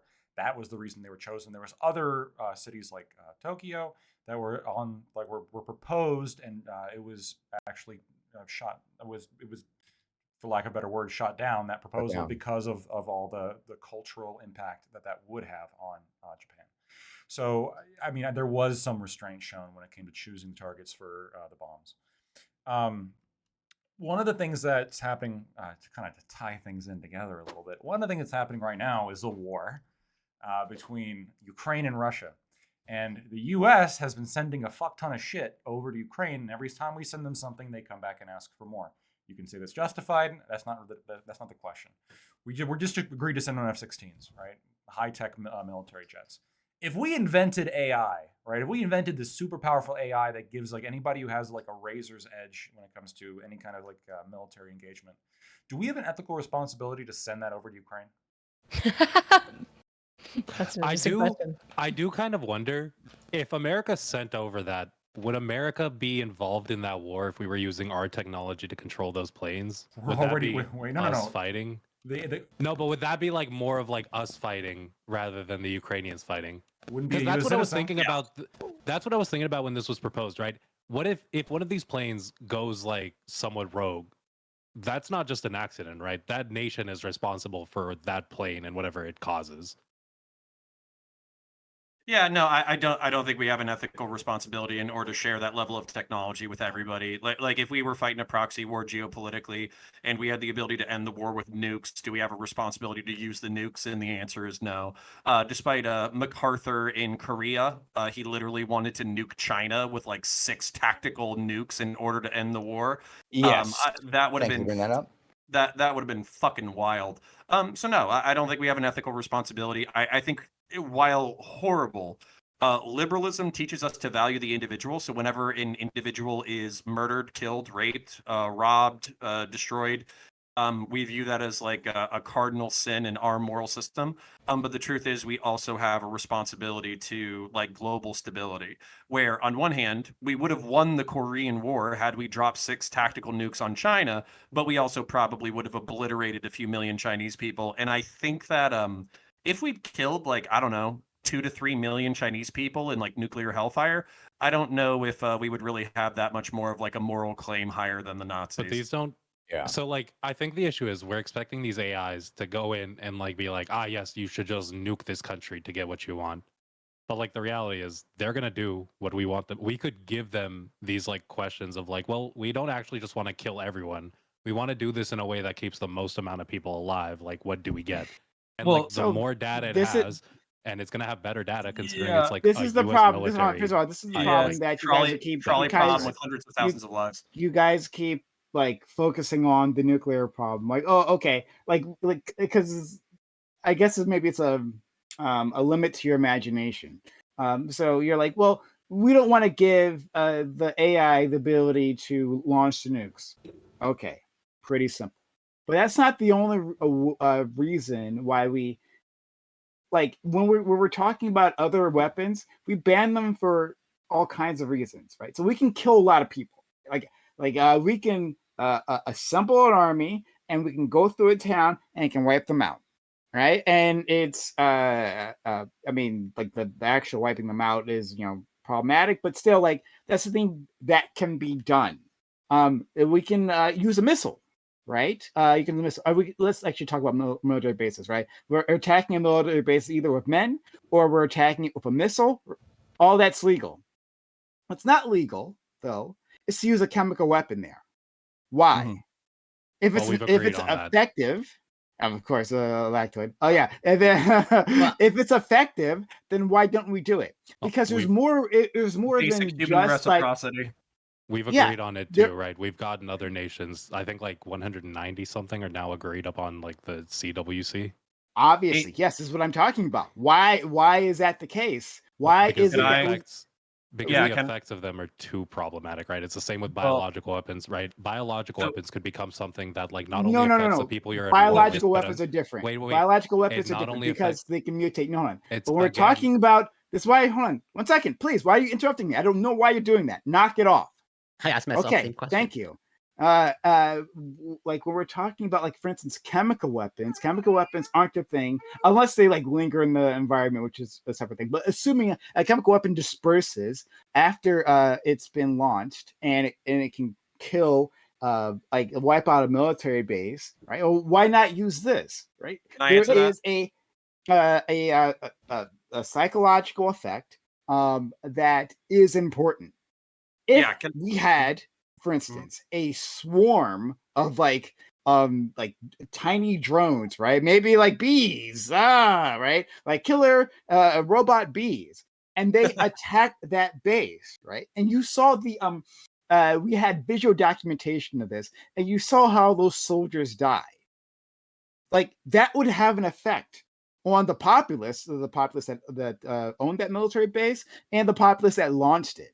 And I think that would be a reason to have restriction. Hey, whatever this is, these swarm AIs, those things aren't allowed. So that's why I'm saying I'm trying to move past. We can move past nukes. Well, it's about it's always about like controlling collateral damage. I think the issue with the chemical stuff, for example, is that it's so I know that you're like, maybe in a theoretical we can make a chemical that doesn't have, but my understanding is, especially Corey could probably back me up on environment, when it comes to like chemicals that are strong enough that like kills mass groups of people, these things like tend to linger in the environment and like probably get into the water table and like are probably broadly not super good for the environment. No, but it's not just collateral damage. Sorry for interrupting, but if I could just finish my thought, I'm sure that there's more than collateral damage, so feel free to add on afterwards. What I would say, what's separate with the bees, is that there isn't this like the killer AI bees, is that the killer AI bees aren't going to be having this collateral damage like a biowarfare or a chemical weapon. Okay, I have to address this. So the so horrific. So like imagine like a swarm of a swarm of bees like crawling up your fucking dick hole in order to kill you. Like obviously you can win the war. If I'm fighting an enemy that has robot bees that'll crawl up my dick hole in order to rip out my guts, I'm quitting the next day. Like I don't care about morality, I don't care about genocide or ethnocide. I'm quitting the time there's dick bees, all right? But moving past the dick bees, part of the reason, I'm sure that collateral damage is definitely part of the motivation for why we like regulate certain stuff out of warfare. However, another thing is the effects on the troops and whether or not it's quote unquote humane. Now, getting shot still fucking sucks. Nobody's going to deny that shit. But when it comes to like sarin gas or VX or anthrax or any of that kind of shit, you basically have prolonged human suffering for days upon days upon days upon days. And then if you want to wonder whether or not there is actually a moral difference to getting shot with a shotgun blast versus fucking dying of anthrax over the course of a week, all you have to do is ask the people who actually medically take care of people who are shot with shotgun blasts or who fucking die of anthrax slow. Like there is a huge qualitative difference that is part of the human calculation, which is why we can't forget morality. Right, but I guess my question would be, why would we assume that AI weaponry would be like amassing this like large amount of inhumane treatment versus something else? Well, so basically, I wanted to answer that question too. It's because the calculation might be weirder than you think. So we're trying to get non-human thinking. So you could come up with parameters like, we want to reduce civilian casualties as much as possible. And, you know, we want the death to be humane, but blah, blah, blah, blah, blah, blah. But then like the AI solution to that problem could be like, oh yeah, we're going to create a nanite swarm that goes into people's, like if they're wearing uniforms, it flies into their fucking nose and then causes like embolisms or fucking strokes or some shit. And like if you have like a nanite swarm that is attacking people from the inside of the sorry, go ahead. I'm just going to pause you. Why wouldn't the AI just take into account this cost as well, which is like the human morale? Like why wouldn't you just train the AI to consider that, and it'll be like, well, we're going to probably avoid the dick bees and maybe go for more like a single gun that shoots somebody in the head. Because it doesn't know the difference. Because it's when it's starting out, it doesn't know the difference. So you wouldn't just want to pull it out of the lab and send it into the world. Nobody's saying that. Well, also, okay, but then two, we haven't taken into account that there are probably people who will have access to AI who are like Lactoid, who fucking love dick bees. They love nanite embolisms. They think it's the fastest way to end a war. Okay, hold on. Hold on. Would you guys all agree? Would you guys all agree that it's really bad to get your own soldiers' morale down by imposing mass amounts of human suffering on the people you're in conflict with? Would we agree that that's bad for U.S.? If I was on the team with dick bees, I would have the highest morale on the planet. No, unfortunately, outgroup war. If we have that type of technology that can like. If we have the type of technology that can swarm around these people, wipe out these people like a fucking swarm of these nanite swarms, we couldn't just use it. Like you guys are making it seem like our goal is always the most inhumane thing possible. Because again, we're dictating what these things do. We're like deciding that like there's a certain like parameter. We're not always dictating. I don't think. But that's that's the thing. No, this, but we there's do. the dictating, right? We're dictating what it is. So the U.S. government dictates that we're going to with this AI swarm, we're going to do it in such a way that causes the least amount of psychological damage. Okay, fair enough. But if we don't have those restrictions, then someone else is not going to, right? They're going to go straight to the dick bees. Look, but this is what why I brought up chemical weapons. And Erudite, I hear your point about like, you know, the collateral in terms of the environment, but that's why I counted for that. Even if we had a weapon, and I'm not a chemical weapon expert, all right? I'm not there. But if we could develop a weapon that we could launch, and it didn't have that environmental collateral. Like it dispersed, like you launched it, it dispersed over a large area, it killed, and then it dissipated, right? Like it oxidizes and it's gone. It's no longer a problem for anyone. If we did that, but it looked like sarin gas, right? It looked like chlorine gas in terms of its effects. And you're showing people this, then there's a psychological effect here. On who specifically? But no, on lots of people. On the populace. I know. I just want to get specific here because I'm trying to understand your position. So when you're saying it's having a psychological impact, what specifically are you weighing as evidence against the special chemical bond, which is the proxy for the AI? I'm sorry, I understand that. You said psychological harm. What psychological harm are you concerned about it having? Is it on the people that is being hurt by the chemical warfare, or the opposing force, or both? That effect. All sides. On all sides. I said that previously. And which effect are you worried about? The effect of neurological. The fact that it's inhumane, that it's horrifying. That like, are we if you're the country that's launching it, are we actually the good guy? Like that can turn a population, just like when we dropped napalm and we saw the girl like running out of the forest. I am understanding you. So then my response immediately is, we would just teach AIs to take that in consideration, because AIs, if they want to win a war for us, probably don't want to cause mass riots and insurrection in the streets, because the treatment of them, they keep cutting off dicks everywhere and making sure that the enemy force is maximally suffering before they die, right? That's probably not going to help the country win the war. We don't have the evaluative system. No. Okay. So we're focused too much on nation states at this point. But even then, even if you want to focus on nation states, not all nation states are going to act the same. And this is why I'm talking about restrictions in the first place. Because there's going to be someone who makes a decision that we're not going to do that. That, for instance, it matters less what their population thinks because of the dictatorship. In America, it matters more, right? Within a democracy, within Western nations, it matters more. But in other nations, it might not. So their calculations are different, which is why we need to get them. Piggyback. I want to piggyback on this because there's an important point here. If you had no suffering death with 0 casualties for your side, with 100% casualties and 100% accuracy, then you've basically handed somebody like the key to totalitarianism, whoever is in charge of that system. Now, maybe you could have democracies or republics in charge of that or whatever, but you're effectively talking about a system that's so powerful that no one can stand against it with like a clean conscience. So that's like the core of what we're talking about. I hear that. But the idea of like, well, why don't we just like stop it?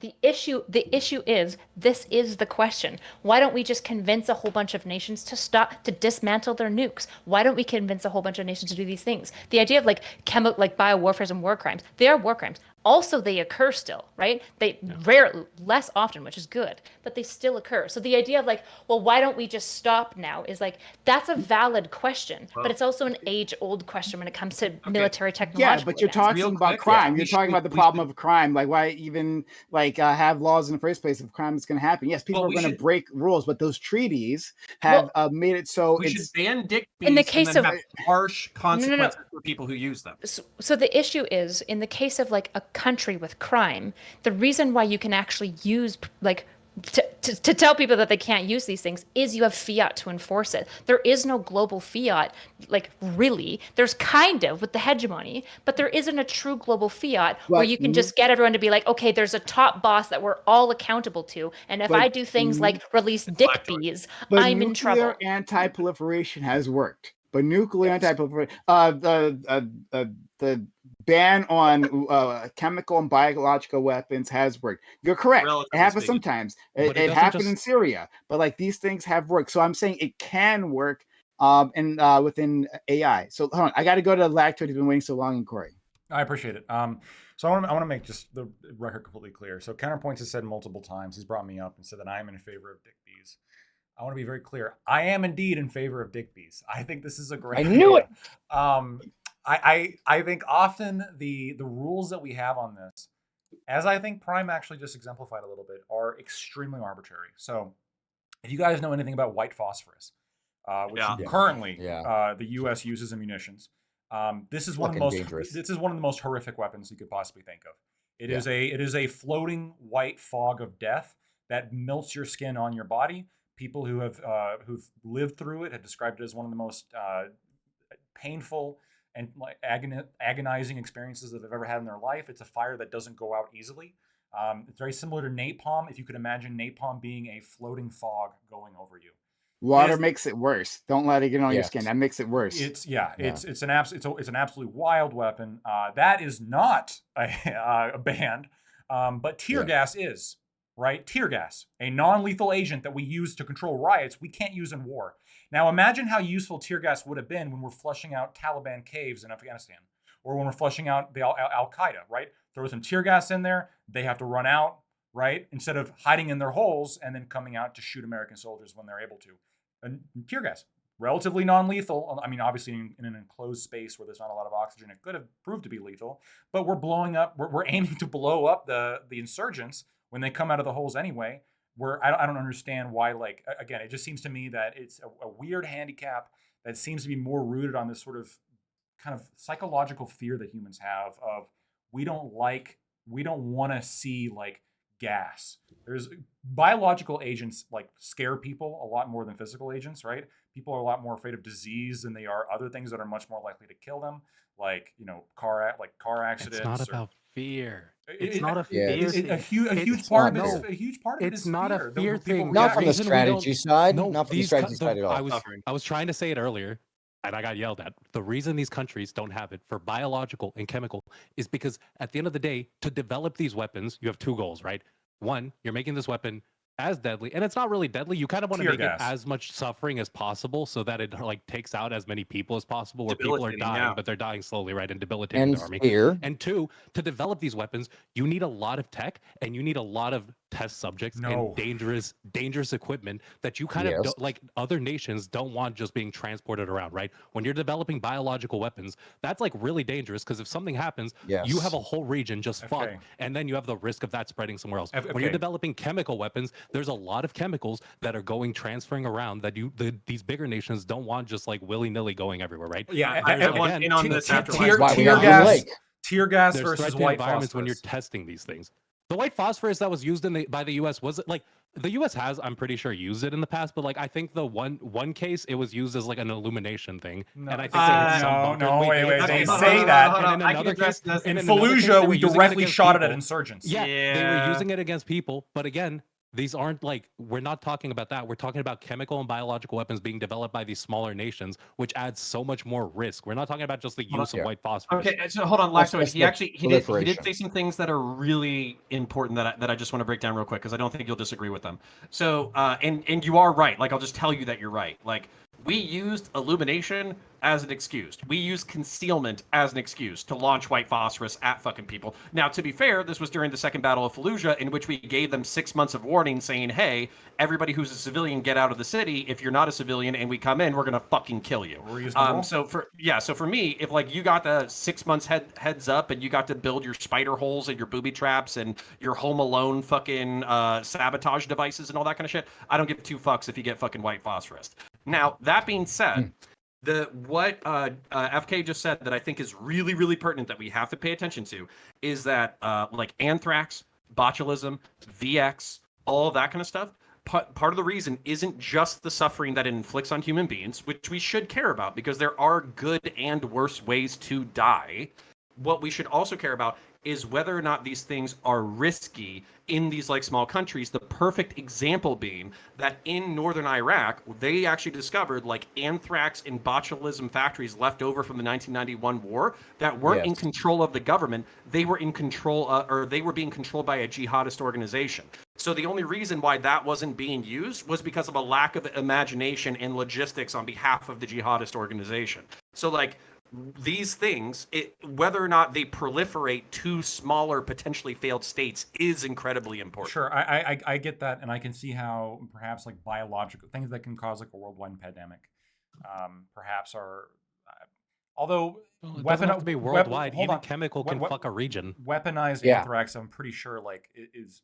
Maybe I'm wrong about this. My understanding is that it might deactivate after a certain amount of time. It's relatively targeted. It's only going to kill a few people. It's still not great for the person who's suffering from it. Well, of course, but neither is white phosphorus, neither lead poisoning from bullet wounds. That's another thing that people don't talk about. White phosphorus isn't legal everywhere. I just want to put, you just like through that. Like white phosphorus is illegal, like in I think the majority of the world, but the U.S. uses it. And I believe Israel uses it as well. Israel uses it. Russia uses it. Like it has been used in wartime. Yeah, and we have a phosphorus. So we use that. America like uses that, but we don't. But we don't use. But we don't use. But hold on. But we don't use tear gas. Wait. Okay. But we don't use tear gas, and we don't use bayonets because that's cruel. Yeah, no, look, I get you, dude. Like, if you want me to complain about the way the military works, then I'll complain. We also use fucking cluster bombs when other places have banned that. So yeah, it fucking sucks. Let's not do any of that shit. But I hear you on the tear gas. I think tear gas is actually a really interesting conversation. Yeah, tear gas would make sense against like flushing out the Taliban. But I want to hear from Corey and then Aaron. Well, I'm pretty much going to expand on what's just been spoken about, and I guess maybe to, make it more clear or to understand Lactoid's position better, as in pretty much like everything's fair for you in war, as in like biological weapons like should be on the table of like pretty much something customized biological. I can start using my imagination pretty easily of cooking up something that's like pretty horrific, and then that could also be like genetically targeted as well. Yeah. So if you're at war and your goal is to like force another country into being like, we were at war with the Taliban, right? Like, so I think it would have been incredibly useful if we could have used tear gas on wide areas of mountains right now. I know you can get like super creative and you could like, what if dick bees? I'm okay with dick bees. If I'm okay with dick bees, I'm pretty sure I'm pretty okay with anything. Right? Okay, so then why not just answer my question directly? As in biological weapons, like that is permissible to you. Why not just say by the U.S. By the U.S. Okay, so then I want to get that on the table. Then yes. So you do want other countries? I'm okay. Well, ideally, no other country would have. Do you want Libya to have dick bees? No. I don't want any other country to have anything. I just want the U.S. to have a military. Like I'm the ideal, right? Yeah. So like any way that we can minimize their weapons and maximize our own, like AI, like getting our own AI, I'm in support of that. Yeah, okay, that's pretty much what I wanted to get out. I don't know why you had to like dodge it. Including dick bees. Yeah, okay, but dick bees only for the U.S. Not for Canada either. Why would I ever? I would be against Iran getting rifles. Like I don't like the idea of my opponents getting any kind of weapon. Yeah, and allies can become enemies. And look. Fair. We didn't say so before in that last topic, but the top two wealthy foreign investors in the housing market are the Chinese and Canada. As I've always said, they've been trying to undermine us. I have been advocating for it, and longtime viewers will know. An American military first strike on Toronto. So, like, look, I'm here allies, with that. With Toronto, yeah. With Toronto. Leave Montreal. Leave Montreal. Get a 6-month warning. The white phosphorus raise after that. I'm okay with the degens from up country. Lactoid is right. Like, if the Canadians get their hands on these weapons, they are gonna think. They're going to get too big for their britches, right? They're going to say, oh, well, maybe we should be the ones in charge of this hemisphere, right? And then they'll challenge us. So I hear you on us having the weapons by ourselves. But in a world where we can't limit everyone, we can't lobotomize the rest of the planet, which let's work on that. Then we'll have to work with these other nations and have a treaty and have restrictions. I don't know why there's like any pushback on that at all. I don't think the pushback comes from, at least not for me. The pushback on like treaties and stuff doesn't come from like, that's a bad idea. It comes from the issue of the question of how do we actually do that? How do we get, for example, Russia to sit down with Ukraine, to sit down with China, to sit down with America, and all agree to the same like codes of conduct, all agree to simultaneously at the same time disarm their nukes, get rid of their AIs, disband their military. Like how do we get Iran and Libya to agree to that as well? I have an I'll let Aaron go first because he's been waiting for a while. Go ahead. I'm sorry, Prime, to cut you off. So the unfortunate history is that there's a long, slow slog of necessity, meaning like you have to have war, an issue to cause people to get to the table where they have to be at the table, unfortunately. And that's kind of the human behavior. We see it over and over again. And I would say the Yalta Council is an example. 3 parties that all had agendas that didn't align, but they had to align to make something happen for World War II to end. And I would like to bring this topic back because I actually have to split. I have an 8:30 appointment West Coast. But one of the things I think is important about the non-proliferation of the AI associated to also these other weapons, including biological and chemical, is that, and to take it back, is the control in small sourced laboratories, or the control in a small system laboratory in a smaller government is not as astute, as refined, or as practiced as a major government. And this is an issue. But also, the morality of strategy in wargaming is always a massive component in whether or not there is collateral damage had. And those values of collateral damage are absolutely important to whether or not there's justification for emotion. And although it's not always used, there is definitely an oh by the way in this, and a what aboutism at the end of this. But I would say that it is in our best interest as a humanity to air gap all of these things. And I end with this. My great uncle, who worked as a biochemist at one of these laboratories, used to joke, "One egg hits the ground and we all die." And he used to laugh, because this is the truth. It is out of humans' control once it's out of humans' control. And if we don't take that consideration and the human portion of our own mistaken hubris, then we risk ourselves losing everything. No, well, he was Polish. Okay. And Austrian. He's a great painter. I guess I believe in human selfishness enough that when it comes to AI, people are going to be thinking about that to some extent, right? Like, I don't think there's going to be I don't think that there's, for example, going to be any military that fully offsets all decision making, all coordination, all tactics, everything to just AI. I don't think so either. It might even be better for them to do so, and I don't think humans will ever do it. Not anytime soon. I agree. I don't think it until we get to the point where its logic outdoes us and it undermines us or outshows us where we trust it. And that's going to take 100 years, honestly, frankly. Good. Yes. So I want to say, so I wouldn't mind having Erudite asked, how do we actually get people to negotiate on arms and actually come to some level of consensus? I want a fucking lunatic like Lactoid to be in charge of DARPA developing fucking dick bees, and also like that robot that like eats corpses in order to fuel itself on the battlefield. Like, dude, that's base. I like that idea. Yeah, it's real. It's a robot. Yeah, it's a robot machine that actually uses rotting organic material to fuel itself. So I want him coming up with like all the Terminator robot machines that are horrifying. But I don't expect humans, like I would want Erudite or Corey to be in charge of the weapons that are actually deployed upon the battlefield, because I trust them to be more moral than having bees crawling up people's urethras and then ripping their guts out. So that's like the de facto of what I want right now. What I think would actually unite us to the point that human beings would no longer kill each other with like horrific and awesome technologies is aliens. So I think we need to focus on the exterior threat of Xenos and aliens. We need to colonize the stars and any sentient hostile species. I'm sorry. We can unleash devastating weapons of war reptile hating? on them. Are you reptile hating right now? Because let me blink in the wrong direction. Hold on. Well, I wanted to and thank you, Aaron. You've got to go. Then thank you so very for much, being here. everybody. You added a whole bunch to this Take conversation. care. Be well. I would love to have you Pleasure to again in meet the you. future. Thank you so much. It's fantastic, and nice to meet you all, by the way. And Lactoid, I'm sure I'll see you back in the backspace, and we'll have more of these discussions as we do. Thank you, Prime, for having me and having the panel. Absolutely. Nice. FK, I saw your hand.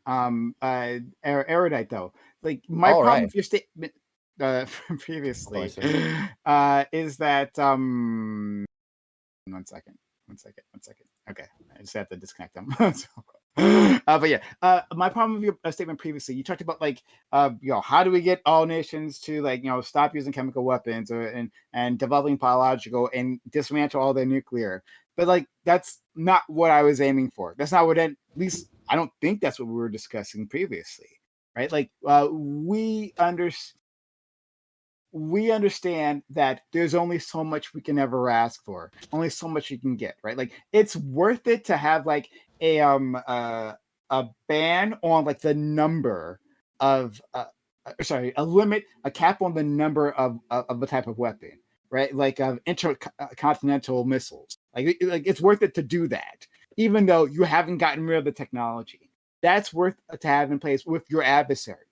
And so I think that under the right circumstances, with the right combination of administrations across the world, that we can realize that a form of AI controlled weapon might be too much. That we can sit across the table and say, yeah, well, look, we want to kill each other. We definitely do. That's definitely not off the table. It's just murdering each other. But let's take these few things off.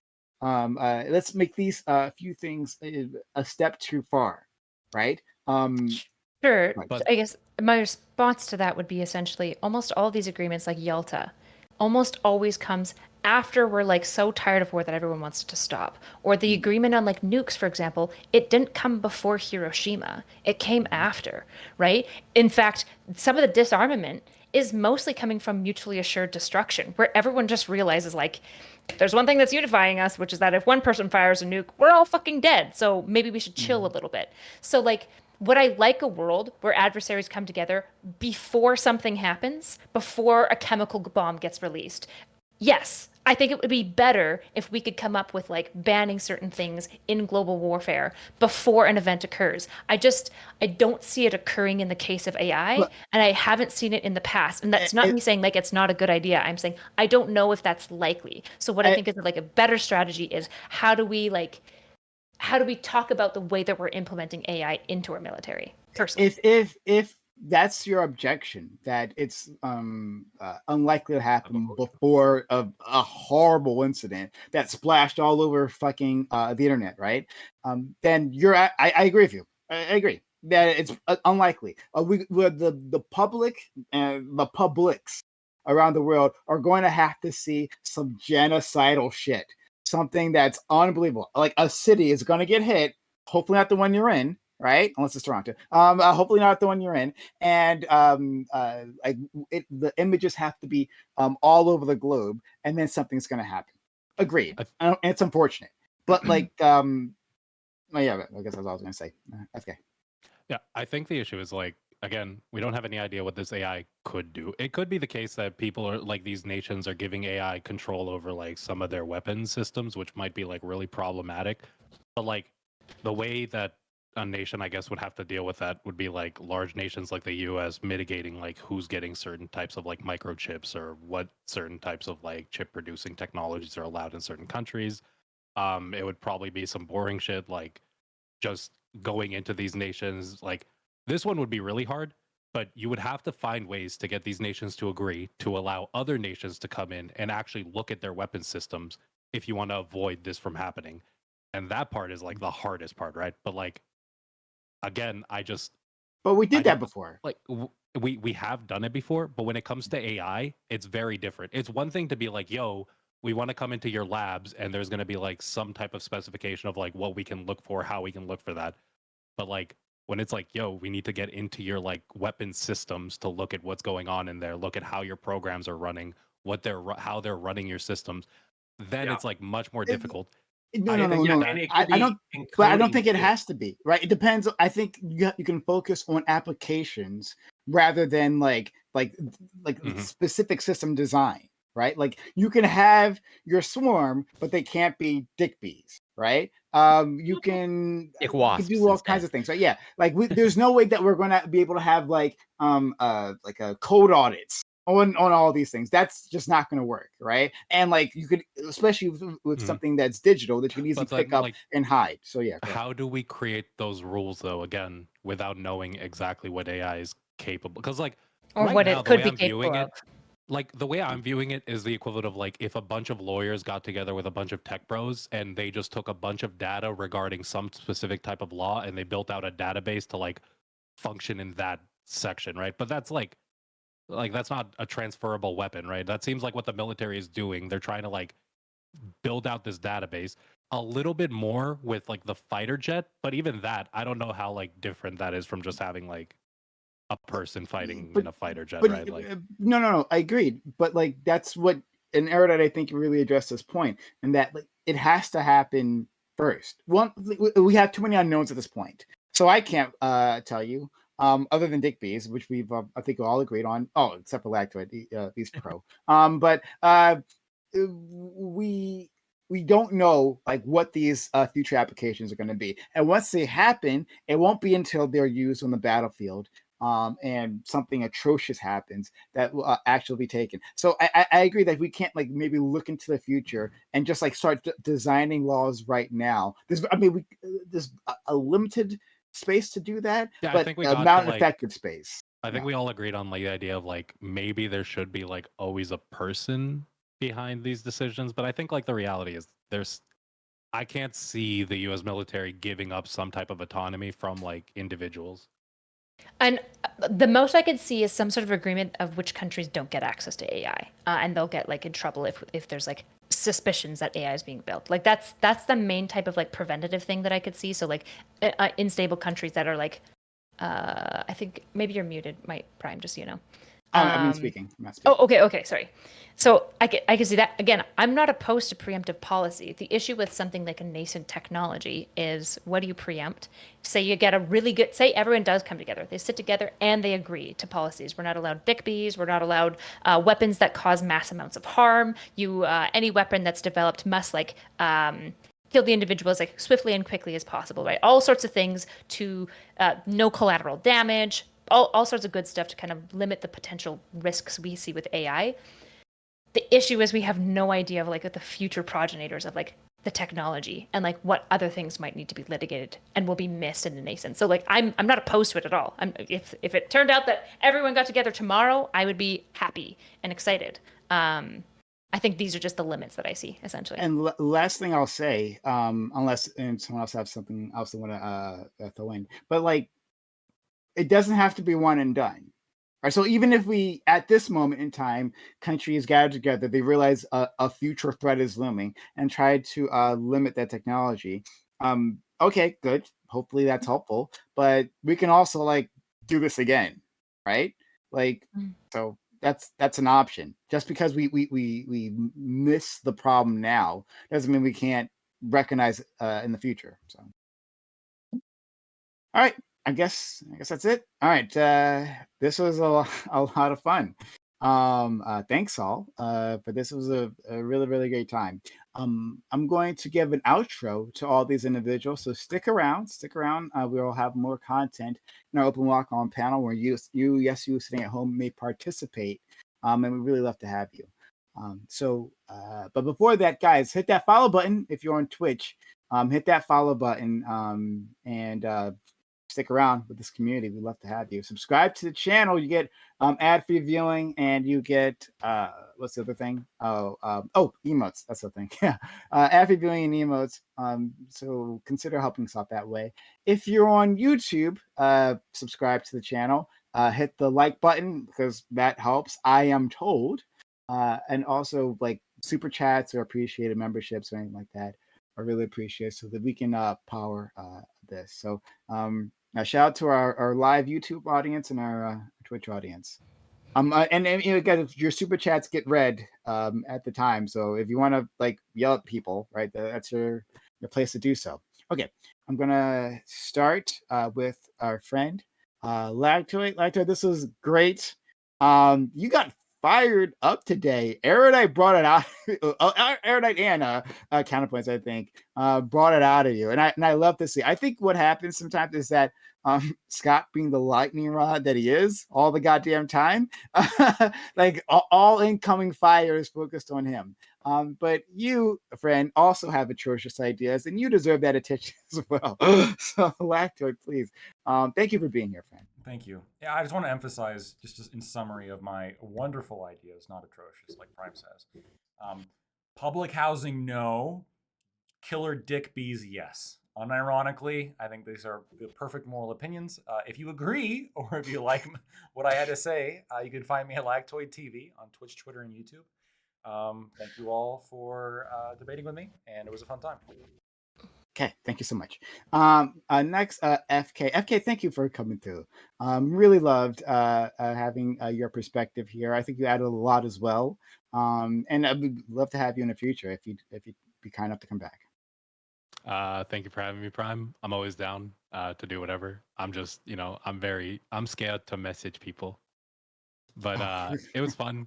I'm a Zoomer. I like having fun. To give a quick summary of Lactoid's summary, topic 1, Lactoid does want fathers to beat their kids because they have to do an extra 2-hour drive back and forth from the job they hate, the job they get to, the job that reminds them, I hate my life, I hate having to make this drive, I only make this drive so my kid can go to like some shitty little school that I can kind of afford to let him into.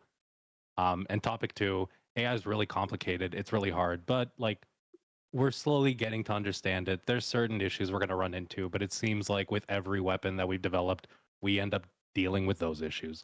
You can catch me everywhere at Just Average FK. I'm going to be finishing Red Dead Redemption soon. And it was fun talking to everyone here. I like the way you guys think. I like the way your brains work. Thank you. Awesome. Thank you.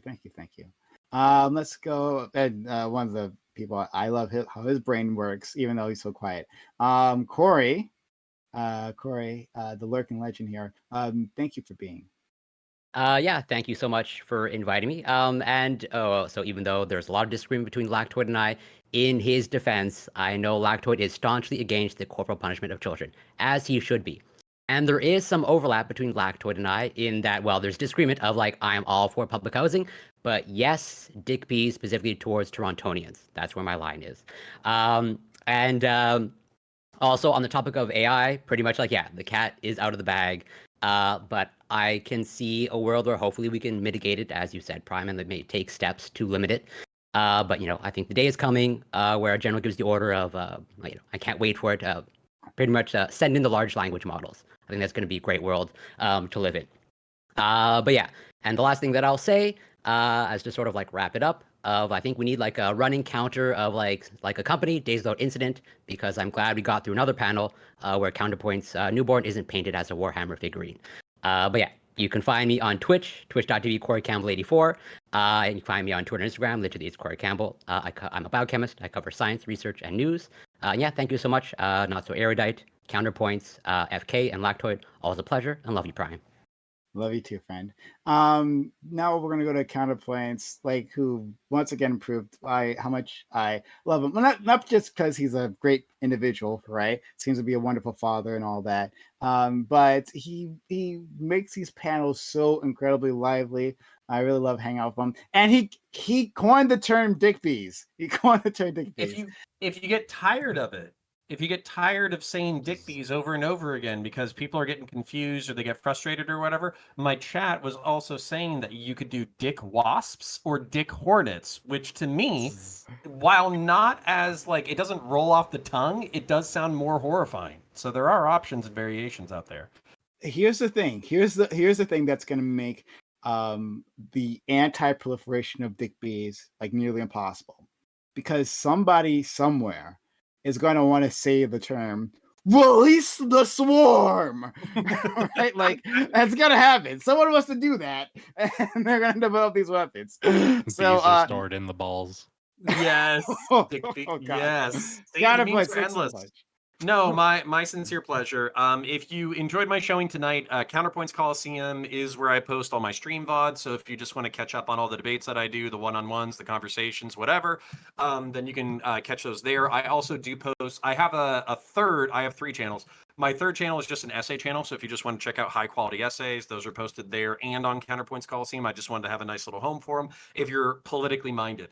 If you're into science fiction, I do break down the beautiful and fucked up universe of Warhammer 40,000. So if you like violence, if you like Lord of the Rings, if you like grim dark settings, if you like crazy things murdering the shit out of each other, then basically check out my 40K channel. It's doing pretty well. It's very fun to produce. So I would love to have you as a fan over there as well. Finally, in reference to the 2 topics, I think that we can do more as a state in order to take care of our people and make sure that people are happy, healthy, and satisfied while not totally fucking up the market. And then I do think that nukes and the technological revelations of the past, we should always research them so we can have them at our disposal if, God forbid, we need them. But we shouldn't be in such a rush that we accidentally create like a nuclear holocaust. But instead it's AI nanite machines ripping your guts out of your orifices. So yeah, it was very fun. I loved hanging out with you guys. Thank you. And last but simply one of the greatest, we have my friend Erudite. And what I'm gonna do now, right? I'm gonna leak the DMs, okay?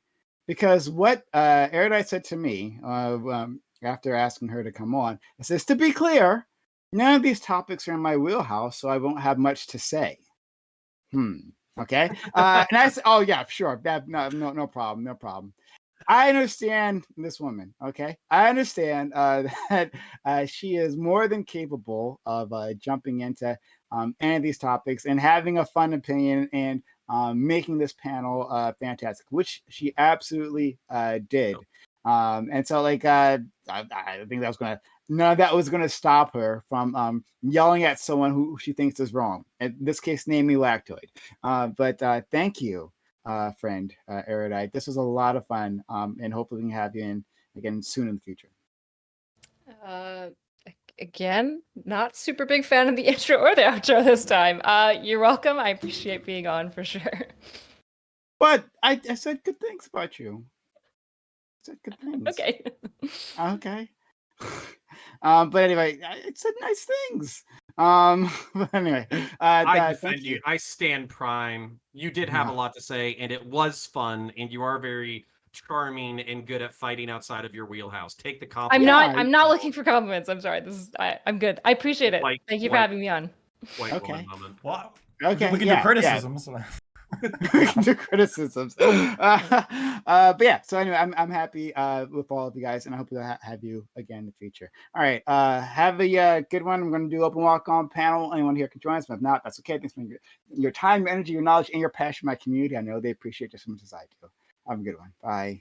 All right, before you guys leave, butt millipedes, eye mosquitoes, ear spiders, and cockroaches. I am brilliant. That brilliant. was. I want you on my weapons team. That was really interesting on like the differences between how you deal with homelessness. Because I always thought it would probably be better off to just, or like addiction. Because I always thought it'd be better off to have them in a facility that can give them all the resources. But yeah, I guess it might be better to like have them spread out in certain areas. It's a meme. Obviously like the drug hotel or whatever. And I think it like appeals to the conservative Darwinian hope that like, you know, homeless people will just kill themselves with their own diseases of despair. I think did he leave? No, he's he can hear us. He's just turned off. Okay. Yeah, I'll be quick. I know you guys want me to keep it on? I don't know. I don't think you can come back in now. You're gone. Yeah, whatever. But I'll wrap it up. But basically, what people are looking for, what they don't want is they don't want downtown areas that are unlivable for normal human beings, and that's like the main thing that most people are pushing for. Yeah, I think talking to Counterpoints actually about this specifically, I really enjoy talking to police members and then like beat working social workers as well about this topic, because I think like the conversations on like managing homelessness are like vastly misunderstood and not talked about well, oftentimes from both sides. And so yeah, I find especially if Connor and I are together talking about homelessness, I feel like it's always a really interesting conversation because you've got the police officer perspective, whereas I'm working more as like a mental health care worker on the front line. Well, and I'm a sensitive soul too. So even though like I had to rough up a few people or whatever, it's obviously like horrific when you know somebody has like a traumatic experience with like mental health or getting Baker acted or with law enforcement or whatever. But because they're so far gone, you basically have to re-traumatize them by like wrestling them to the ground and taking them to see a shrink. So yeah, I'm happy that I've heard you repeating the quote. It's like you're gonna have to get a lot of blood and shit and fucking, you're gonna have to get your hands dirty, and not a lot of people are ready for that. Mm-hmm. Yeah. Well, I think I quote you on that every time. Yeah. My experience out of a lot of that shit is dealt with is just out of people I've talked to who've worked in like mental health hospitals and things like that, and I think there's just like a lot of overlapping experience that goes there. It's always really weird. Brutal like, industry. A lot of the people that I've talked to, it's always really interesting. It'll be like just like really small girls who work in these facilities, and I'm always like, bro, it's wild because the stories they're telling me, they're like, yeah, so there's this dude that was like, there's a dude that was like 6'4", and he was like, off his meds, just having kind of a fit and kind of like getting violent with some of the staff, and they're talking about it as if it's normal, and it's like, bro, like you would be killed. Females, so the cool thing about females who work in the field though with like law enforcement and stuff is sometimes weirdly there's like a maternal instinct both in the social workers or the or the police officers, and there's also like a parenting instinct in the person, where if they're being talked to sternly by a woman, it almost like kicks in like, like memories from their mom or whatever, or the mom they wish they had. And then sometimes they'll respond better to women than they will respond to men. Don't you kind of see the same thing though with like young boys? I feel like I've always seen those cop videos where it's like a cop takes on like a fatherly role talking to like these kids. Oh, it's hugely important. I want to get back into. I'm waiting for some veterans benefits to kick in for how fucked up my neck is, but that might free me up financially, and I might be able to do some stuff on YouTube that'll help make ends meet. If I'm able to do that, I'm either going to go back to work in schools, or I'm going to volunteer or substitute. Because I think like systemically, if you want to fix like broken people, you have to start when they're young. But I wanted to say something that infuriated me, Erudite. So the fucking Sunday coming after you because your program or whatever, like one of the clinics you worked at was fucking faith-based. I was like shitting blood on fucking Twitter the other day. I was losing my fucking mind because I watched an old President Sunday video, and it was basically defending Christianity from leftists and talking about like how like philosophically it could have some moral grounding that's actually defensible and all this kind of stuff. This must have been like a 3-year-old video or some shit like that. So for him to like come out and say like, oh, your credentials with working in mental health are like irrelevant because you worked in a place that has like faith as a part of its program, I was fucking losing my mind. I could actually scream at him about that. Well, he's calling it faith healing because he was trying to paint it off like we didn't do real therapy, that we were doing like woo-woo, like crystal shit. Even though when I had originally showed him the website, long before he ever made this piece, when I was like privately trying to like reach out and be like, hey, I know you're concerned about my credentials. I was just being good faith and being like, what information can I give you to clear this up? It's a confusing field. I'm understanding if you don't understand, basically. I sent him that site, and when he originally saw it, he's like, okay, yeah, this is fine. So like, he's just like, he's lying, right? Like part of what changed is when Demon Mama covered it, she called it faith healing, and I think he borrowed it and he realized that it like bothers a lot of people. Was it just there's another angle to attack fucking Kyla? Was it like a religious facility that just happened to also offer whatever it was they were doing? Yeah, it's fully. I mean, it's like most addiction centers are nonprofits. It's Christian based, which is like standard. Because the motherfuckers actually put money into it, like. Yeah, exactly, and it's fully accredited. Like it had like a license. Like psychologist, like a full formal psychologist on site. So it's not like it was like some weird shit. This is like what Sunday does. If you watch, do the same thing with like immigration and immigration law, right? They'll have like full-on immigration lawyers that are paid for by churches to help out, like with. Yeah, I want the people who are here to hear this before anybody else leaves. So my father-in-law works at a men's addiction center that is like it is faith-based or whatever, but they take people and they put them into a 2-year sobriety program in which they're like guaranteed housing, guaranteed food. They live communally. They're not allowed to consume narcotics, and they have like a 95% success ratio with like having these people succeed and then being placed back in the community and then continuing sobriety. Now, part of the reason why is because the people who aren't trying to be sober, they flush themselves out of the program. But it's literally a 2-year ramp to get people back onto their feet. And I'm just thinking to myself, it's like, so you got motherfuckers who are spending their entire lives dedicated to helping people get back into the community and heal their families and heal themselves like spiritually and morally, and you're gonna shit on them because they're religious? Get the fuck out of here. And like same thing with the hospital system around here. It's still like a private hospital system, and they make shitloads of money. I got plenty of critiques for them, but when you look at their screensavers, it's like Christian verses that are popping up because the founder of the company viewed it as his calling to heal people because of his religious faith. So it's like, fuck you. Like, you're going to shit on religious people even though they're properly motivated and impacting the community. I think there's overlap for problems to be caused there. But from how you're making it sound, Erudite, like you guys had licensed therapists, right? Or licensed people, psychologists able to deal with those issues. So if people are licensed, I don't know what the issue is. Part of why they hired me is to like, I helped them build a quarterly evaluation so that not only were they like giving like proper treatment, they were also evaluating their clients quarterly to ensure that they were empirically and like by numbers and math actually improving in the metrics that we would want them to be improving on. This is just what Sunday does. He'll like say like a half truth or like a mostly full truth, but he'll like swap some language around to make it like as incriminating as possible, or he'll just like blatantly lie, right? So like calling it faith healing is lying. It's literally not faith healing. That's a very specific thing. It's like freedom sessions. If you're in a Christian space, it's like a faith healing process. That doesn't happen. Never participate in that. But it's faith and healing, so faith and treatment.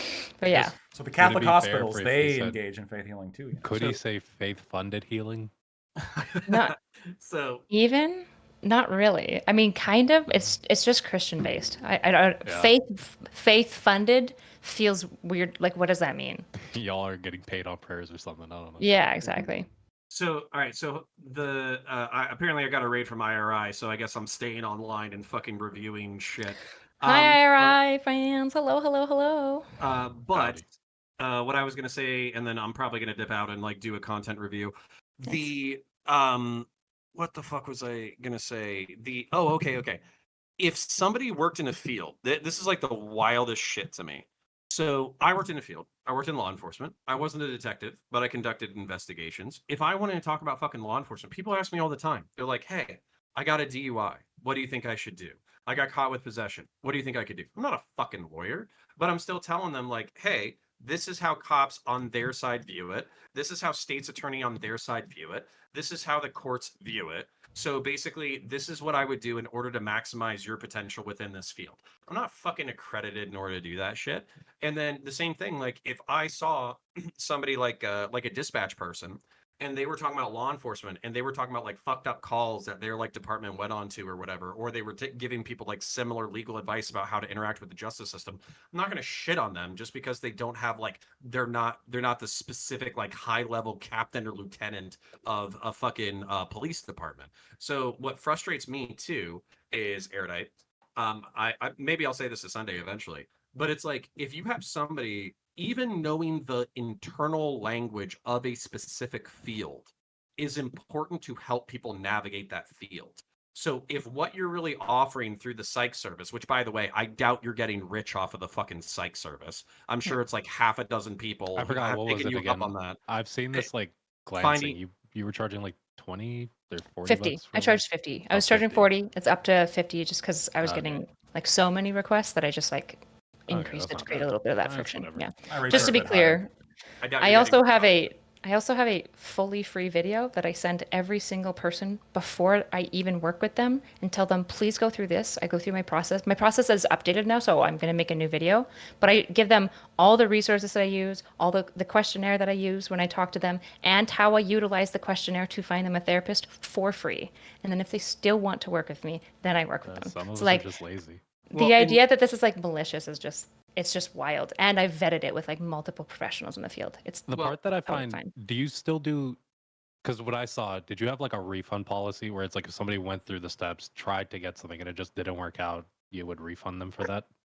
Fully, I still have it. I always fully refund. I only want to help people. I'm making money because the then I reality don't is get that what like the problem is here. I'm doing work. But if I send them three, I send them three.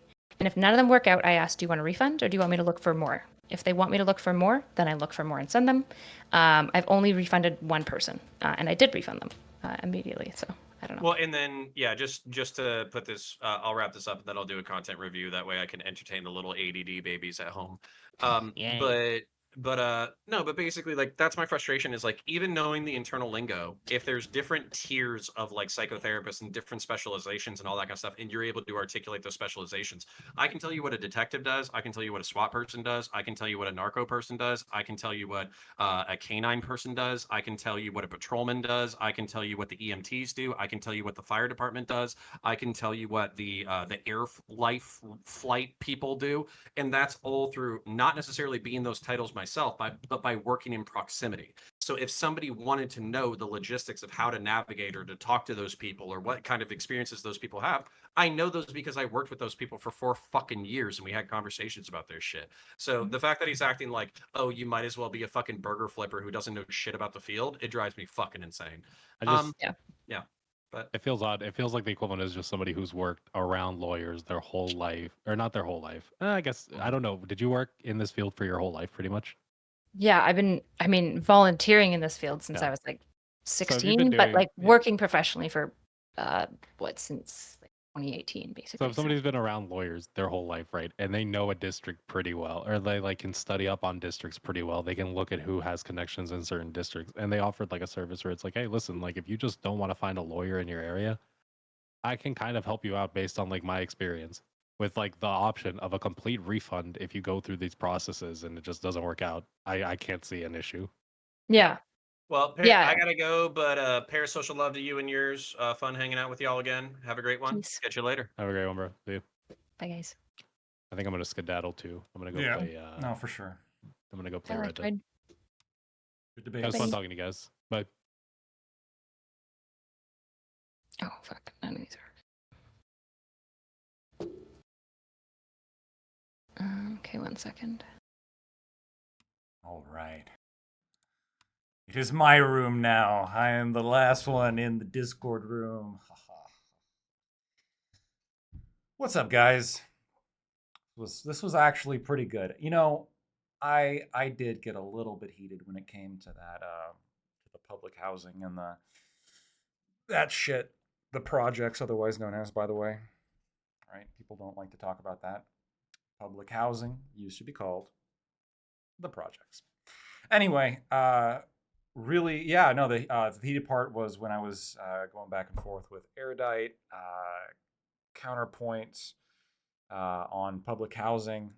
FK was jumping in, and then there was, really everybody was jumping in, honestly, except for maybe Corey. But Corey's not too,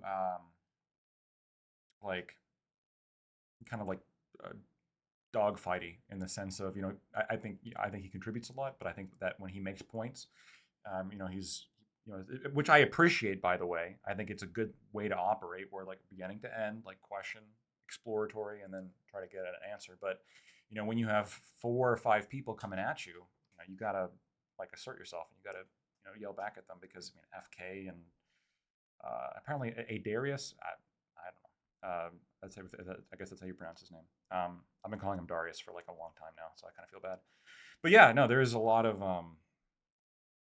disagreement there. So I think that was really good, and I got to share on rent control, which is awesome, because rent control is one of those policies where there's like even left-wing economists, like the most deluded people on the planet. They're like, yeah, we can't even defend this. Like, this rent control idea is really bad. And then you have cities be like, ah, well, fuck it, we'll just do it anyway because people vote for it. Mere concept that these people believe that they can control something, and that something is an entity that has been able to think faster than us for 20 years, an entity that is literally all control, that arrogance. Is that for AI, I'm guessing? Yeah, the AI is I mean, that one I have less, I guess there was like less controversy because we were all sort of in the same boat of, hey, AI is good when it's good, and then it's bad when it's bad.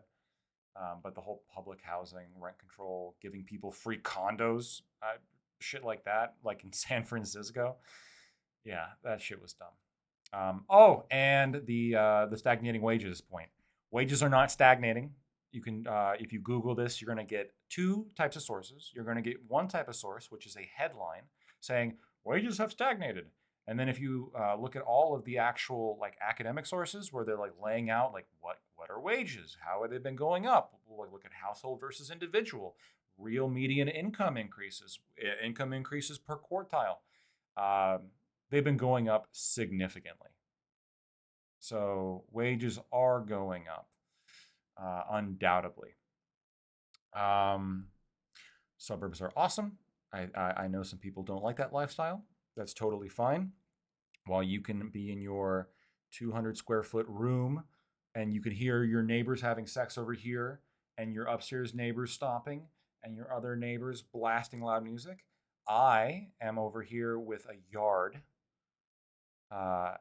and walls, and I can play my music as loudly as I want, and nobody, because my walls are so thick, nobody can tell me I can't do it.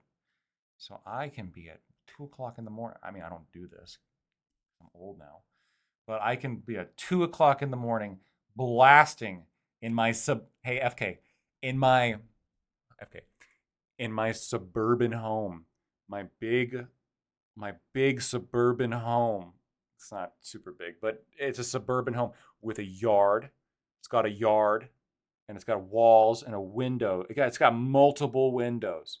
And it's got a basement. I've got a basement as well. So yeah, no, all sorts of good shit.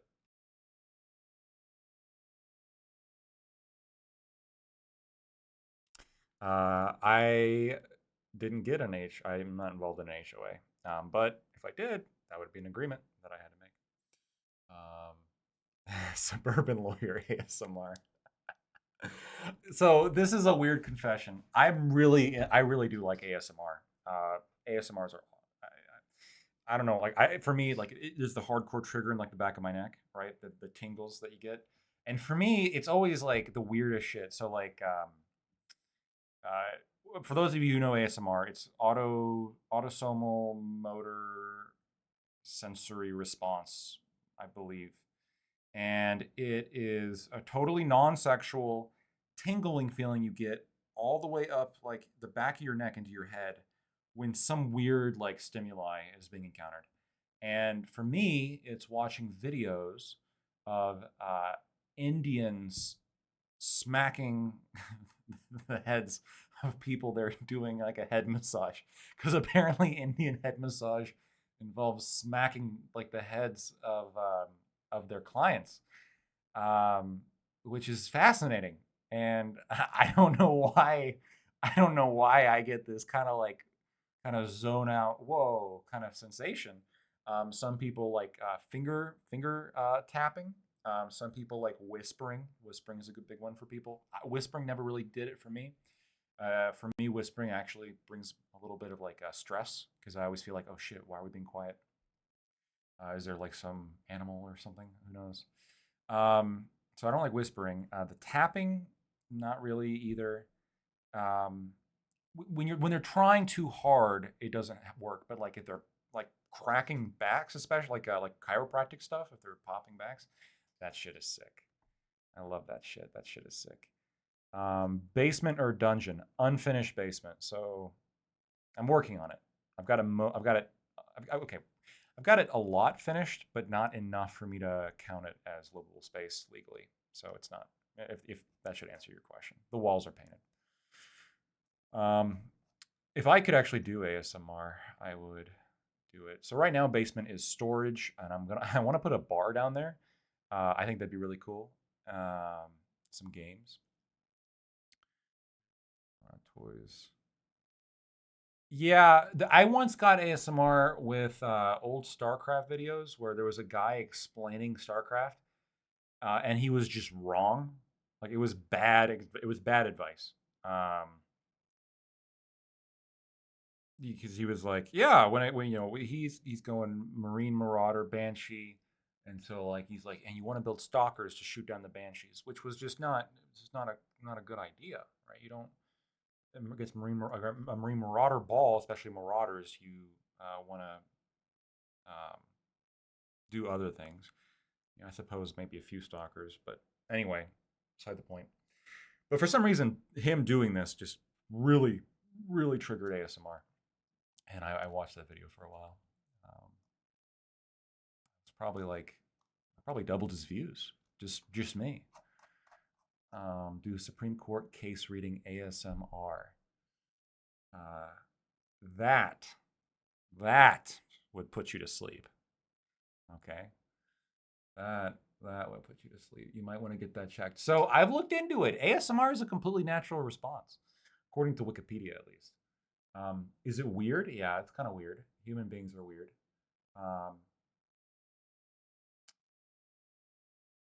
Yeah. Yeah, no, totally natural. Sometimes too, like I'll if I poke like my leg in a certain spot, like my neck will tingle. I don't know if that's also like part of my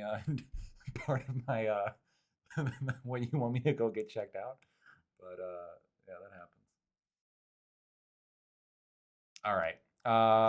What was I gonna say?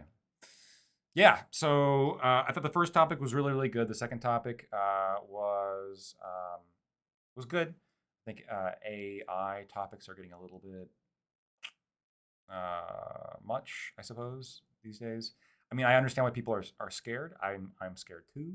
I think we should all be scared, but it's we can only talk about how scared we are so much sometimes.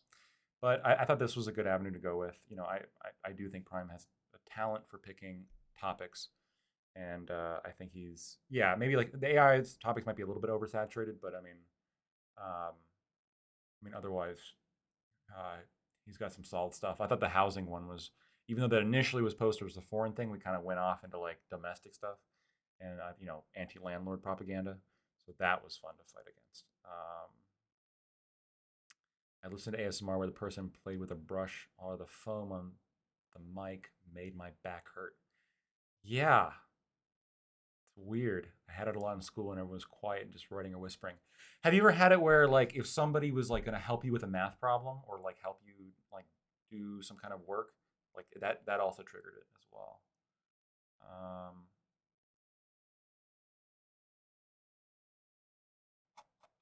I'm not scared at all. My faith is completely in my Lord and Savior Jesus. Not joking, no fear at all. It's awesome. That level of comfort, I've been told, is a huge benefit that comes with religious belief, and there's evidence to suggest that religious people are happier than non-religious people because of that. My biggest problem is I just have not been able to convince myself. So these people are anti-landlord because they're not landlords. True. It's just rentoids yelling about rent. That's all it is, obviously. Like if they were in charge of an apartment complex in their own house and they see it get ruined one more time, cement, down plumbing. This happens so fucking much that people just don't think about. So I have a friend on Discord actually who literally, this is gonna make you angry. But I think it's important. I think it's important to make you guys angry in this regard. So his parents passed away, or I think his mom or dad, essentially both of his parents passed away at some point. But like when the last parent passed away, he inherited their house, and so he went in, fixed it up, modernized it, and he's in a coastal left-wing state. So this is your first warning, or for your first clue that there's something terrible about to happen. And he decided that he was going to rent out his parents' house. So he's got his own house. By the way, hard worker, smart guy. He's worked hard, earned what he has. And so he's like, okay, I'm going to rent out my parents' house that died. And he finds a tenant, and the tenant starts renting it out. And then the fucking pandemic hits. Okay? With the eviction ban. And in these fucking, first of all, in these like coastal blue states, evicting somebody is already a nightmare. Like, you can't do it. And this person, I paid maybe the first months of rent and maybe the security deposit, but didn't pay anything else for like, it was over 2 years. While the eviction ban was in place. And then after that was in place, never paid rent during the entire thing, except to get, again, just to get in the place. And then afterwards, even after the eviction ban was over, they had to file for the eviction, and there was like a 60 days, and then there was like a hearing, and there was more time, and then it was delayed, and then there was more time on top. And it was over 2 years. It may have been, I mean, it just because of everything that happened. I'll have to talk with him. It may have been closer to 3, but I know it was definitely over 2. And they finally got him out. They went into his parents' house, and the whole thing was fucking ruined. The whole thing was obliterated. The floors were destroyed. The plumbing was backed up, and there was shit water everywhere. There was everything was destroyed, and he had to put we're talking well into the 5 figures to restore the whole place. Yeah, and no rent. And I asked him, like, are you gonna sue him? No, he's got no money. Blood from a stone. So yeah, he basically lost his house, and lost all that rental income, and he had and of course he pays the property taxes and all that. So he's paying to have somebody else live there, and for that a house he owns, property he owns, he can't even remove them. And then he comes back and the whole thing's obliterated. This is not uncommon. I actually, without doxing myself, I've done some work in this stuff, like landlord tenants suing each other. And I'll tell you, like, it's people have this like sort of evil, and there are landlords that absolutely try to get away with shit. There's no doubt that actually is fraud. By the way, like withholding security deposits unjustly, that's kind of bordering on fraudulent, and I think that they should be punished for doing that. But like you have circumstances in which you have people that just destroy the place. Some people that are like worse than termites. They just like from place to place will move and just destroy it. You'll go in, the whole place reeks of smoke. There was a kitchen fire. There was, there's shit laying on the ground. There's animals like in the fucking apartment, and you own the property. The responsibility's on you. I had a friend once. So to go into another diatribe real quick, I had a friend who he was sort of wide-eyed and optimistic. And he'd actually just gotten money from another successful business that he ran. And it's a true story. You don't have to believe it, but it's absolutely true. And he was pretty wide-eyed, and he was thinking more, hopeful and bushy tail. I don't know. He thought he could fix the world's problems. And so he was thinking, okay, what is the reason why homeless people have it so hard? Well, it's because they don't have a house. And if they don't have a house, they can't get mail. They can't go to, take a shower. They can't, have nice clothes. They can't apply to jobs on the internet. There's also all these like sort of confounding factors. And if we could solve for that, we could be okay. So what he did is he spent a lot of money, and he had this idea of, okay, I'm going to select homeless people, and they're going to get a free apartment. Okay, now just bear with me. We're gonna get a free apartment. They're gonna give them a free apartment with free internet, food to last for a little bit, interview clothes, and we're gonna get you a job, right? Now, the profit motive at the end was, I'm going to take a small percentage, or I don't know if it was small, but we're going to provide you with everything you need to live, and then we're going to take a percentage of the money that you make after the fact until we're paid back in full, and then some. That was the profit idea. Seems reasonable enough. If the only thing holding back all of these people was the fact that they don't have a house.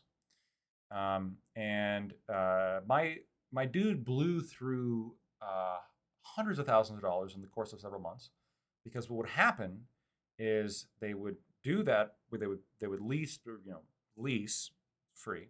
They would lease the apartment to a tenant, and they go check up on the tenant after like a couple weeks, and everything would be out of the apartment. The whole thing would be gutted. The router would be gone. Everything would have been destroyed. The light bulbs. This is interesting. So, and by the way, all the copper, any kind of piping was removed out of the walls from under the sink. The light bulbs. So you can use a light bulb as a meth pipe. I don't know if I can. I don't know if I can advertise that on. So hey, don't do it. Drugs are bad. These people were using light bulbs as meth pipes, and so all the light bulbs were gone.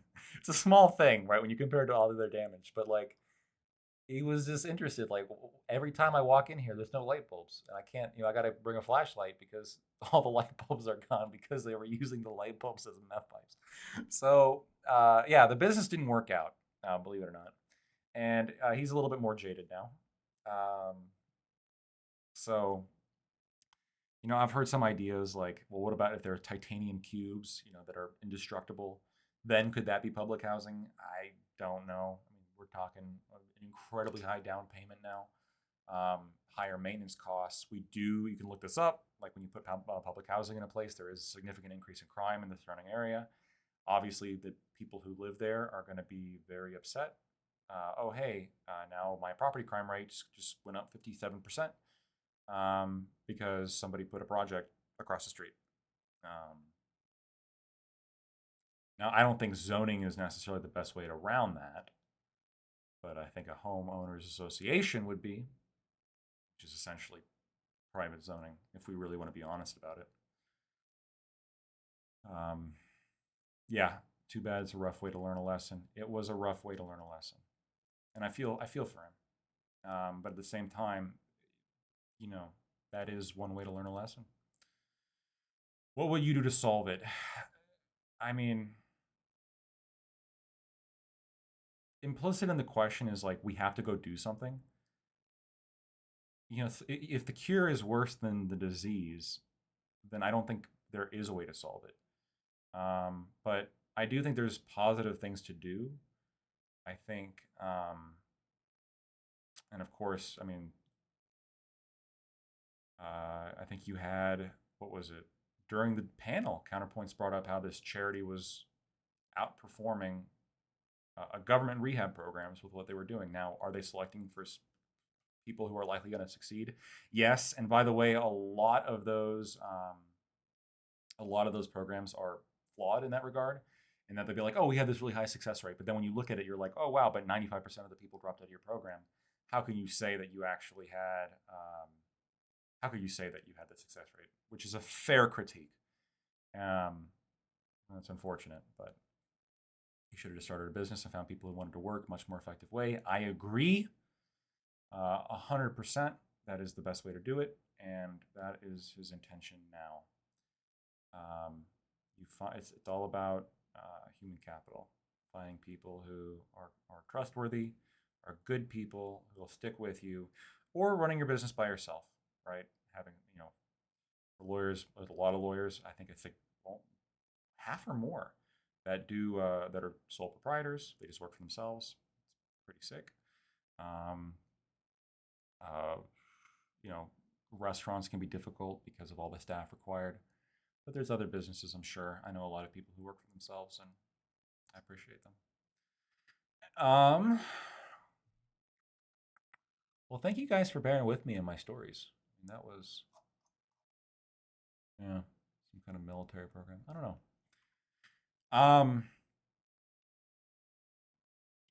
If you liked what I had to say and you enjoyed the content today, please consider giving a follow if you haven't already followed me. Really appreciate the activity in chat today. Don't do drugs. I'll make that very, very clear. Leontis, thank you for the sub. Give me a suggestion. Of course, as I always said multiple times, really, really appreciate the activity in chat, and I always appreciate criticism and disagreement. So really, really am open to disagreement. So make a suggestion. You can even make a criticism. You can say, here's a suggestion and of why you suck. I mean, phrase it nicer than that, please. I mean, I'm not going to ban you if you don't phrase it nicer than that, but. Oh, Sir Leviticus, you were the one. Sorry, I read Leontis right above it. Sir Leviticus, you were the one that asked if you could make a suggestion. Sorry. I think that you should do more legal analysis of the Supreme Court's decisions or other court decisions during non-debate times. I'm seeing a lot of these lawyers on YouTube have thousands of people watching them, and they have some of your similar takes, but you also have your own unique takes. I agree. I actually did this once with analyzing one of the old Supreme Court cases, and I appreciated that, and I want to do that again. There are a couple other ones, like older ones, that I wanted to take a look at, but I think that what I'm guessing you're referencing is the newer ones, and I think that's probably just a better idea because history bores a lot of people, but modern events on Supreme Court cases that are changing things for their lives right now, people are probably going to be a lot more interested in. So I will say this for a fact, for sure. When the Supreme Court case drops on affirmative action, the one that's coming, we will be doing a stream on that, no doubt. Okay, regardless if it becomes like a constant thing, that is going to be a really interesting analysis, and we are going to go through the whole affirmative action case. And then we're going to cross-reference that from the past affirmative action cases that occurred, which we essentially did with the Dobbs case that overturned Roe v. Wade when we did the debate with Pisco. So, I mean, I think we basically got that out. It was a one-on-one debate. It wasn't like a single-person talking style kind of format, but I got the information out that I wanted. Do you have a lot of time on your hands? I do work full-time, unfortunately, and I have other obligations as well on top of that. And so not that that's an excuse. You know, I should, you know, I definitely put out content weekly. I should have put out content daily if we're being honest. I don't know if that's if it's even possible, but that would be better. Or at least every 2 days or 3 days. Learn how to edit and upload weekly, high quality, highly researched videos. Yeah, editing is sort of my Achilles heel on this one. I can watch a couple videos on it because, yeah, I'm not the best at editing. I'm not gonna lie. I've got strengths and weaknesses, and that's not my strength. Finding the argument that you had to go against most. Finding the argument that you go on most base, and then looking at that ideology and breaking it down for everyone, and you can critique it as you go. And I think you would let double dip, if you will, because you understand your opponent's position. So weird. I don't know if this is describing what you're talking about, but I wanted to do that with Fanatic's recent videos, where when we had the discussion, the logic he used for arguing that the woman was racist and the black man was correct, that logic flips completely when in the next video, when he finds out that the timing is a little bit off, where it turns out that technically she had checked out the video, but he was right there. And then he changes the library book analogy to fit what he wants the outcome to be, which is that she's a racist Karen and that he's not, and that he's not in the wrong. I'm decent. I edited out for a couple of YouTubers for a year. I would help if you wanted. Yeah, I mean, if we'll chat. I mean, if we can work out an agreement that works, and I think the big thing for me, I want to do that. I should probably make I don't know, get into a habit of making those kind of videos first, but maybe we'll see. Leontis, I know you're on. We've been on panels together too, and I know you're on my Discord. You definitely know me on. You're my Discord friend, so and you're on my server. I'm pretty sure. So you can just we'll be in touch, no doubt. Anyway, really appreciate your guys' time as always. If you like the content, give me a follow. Always looking to make more content in the future, so we're gonna do that. And we're going to go ahead and raid out into Prime Kais because he was so because he was so kind to host us. And yeah. And peace out.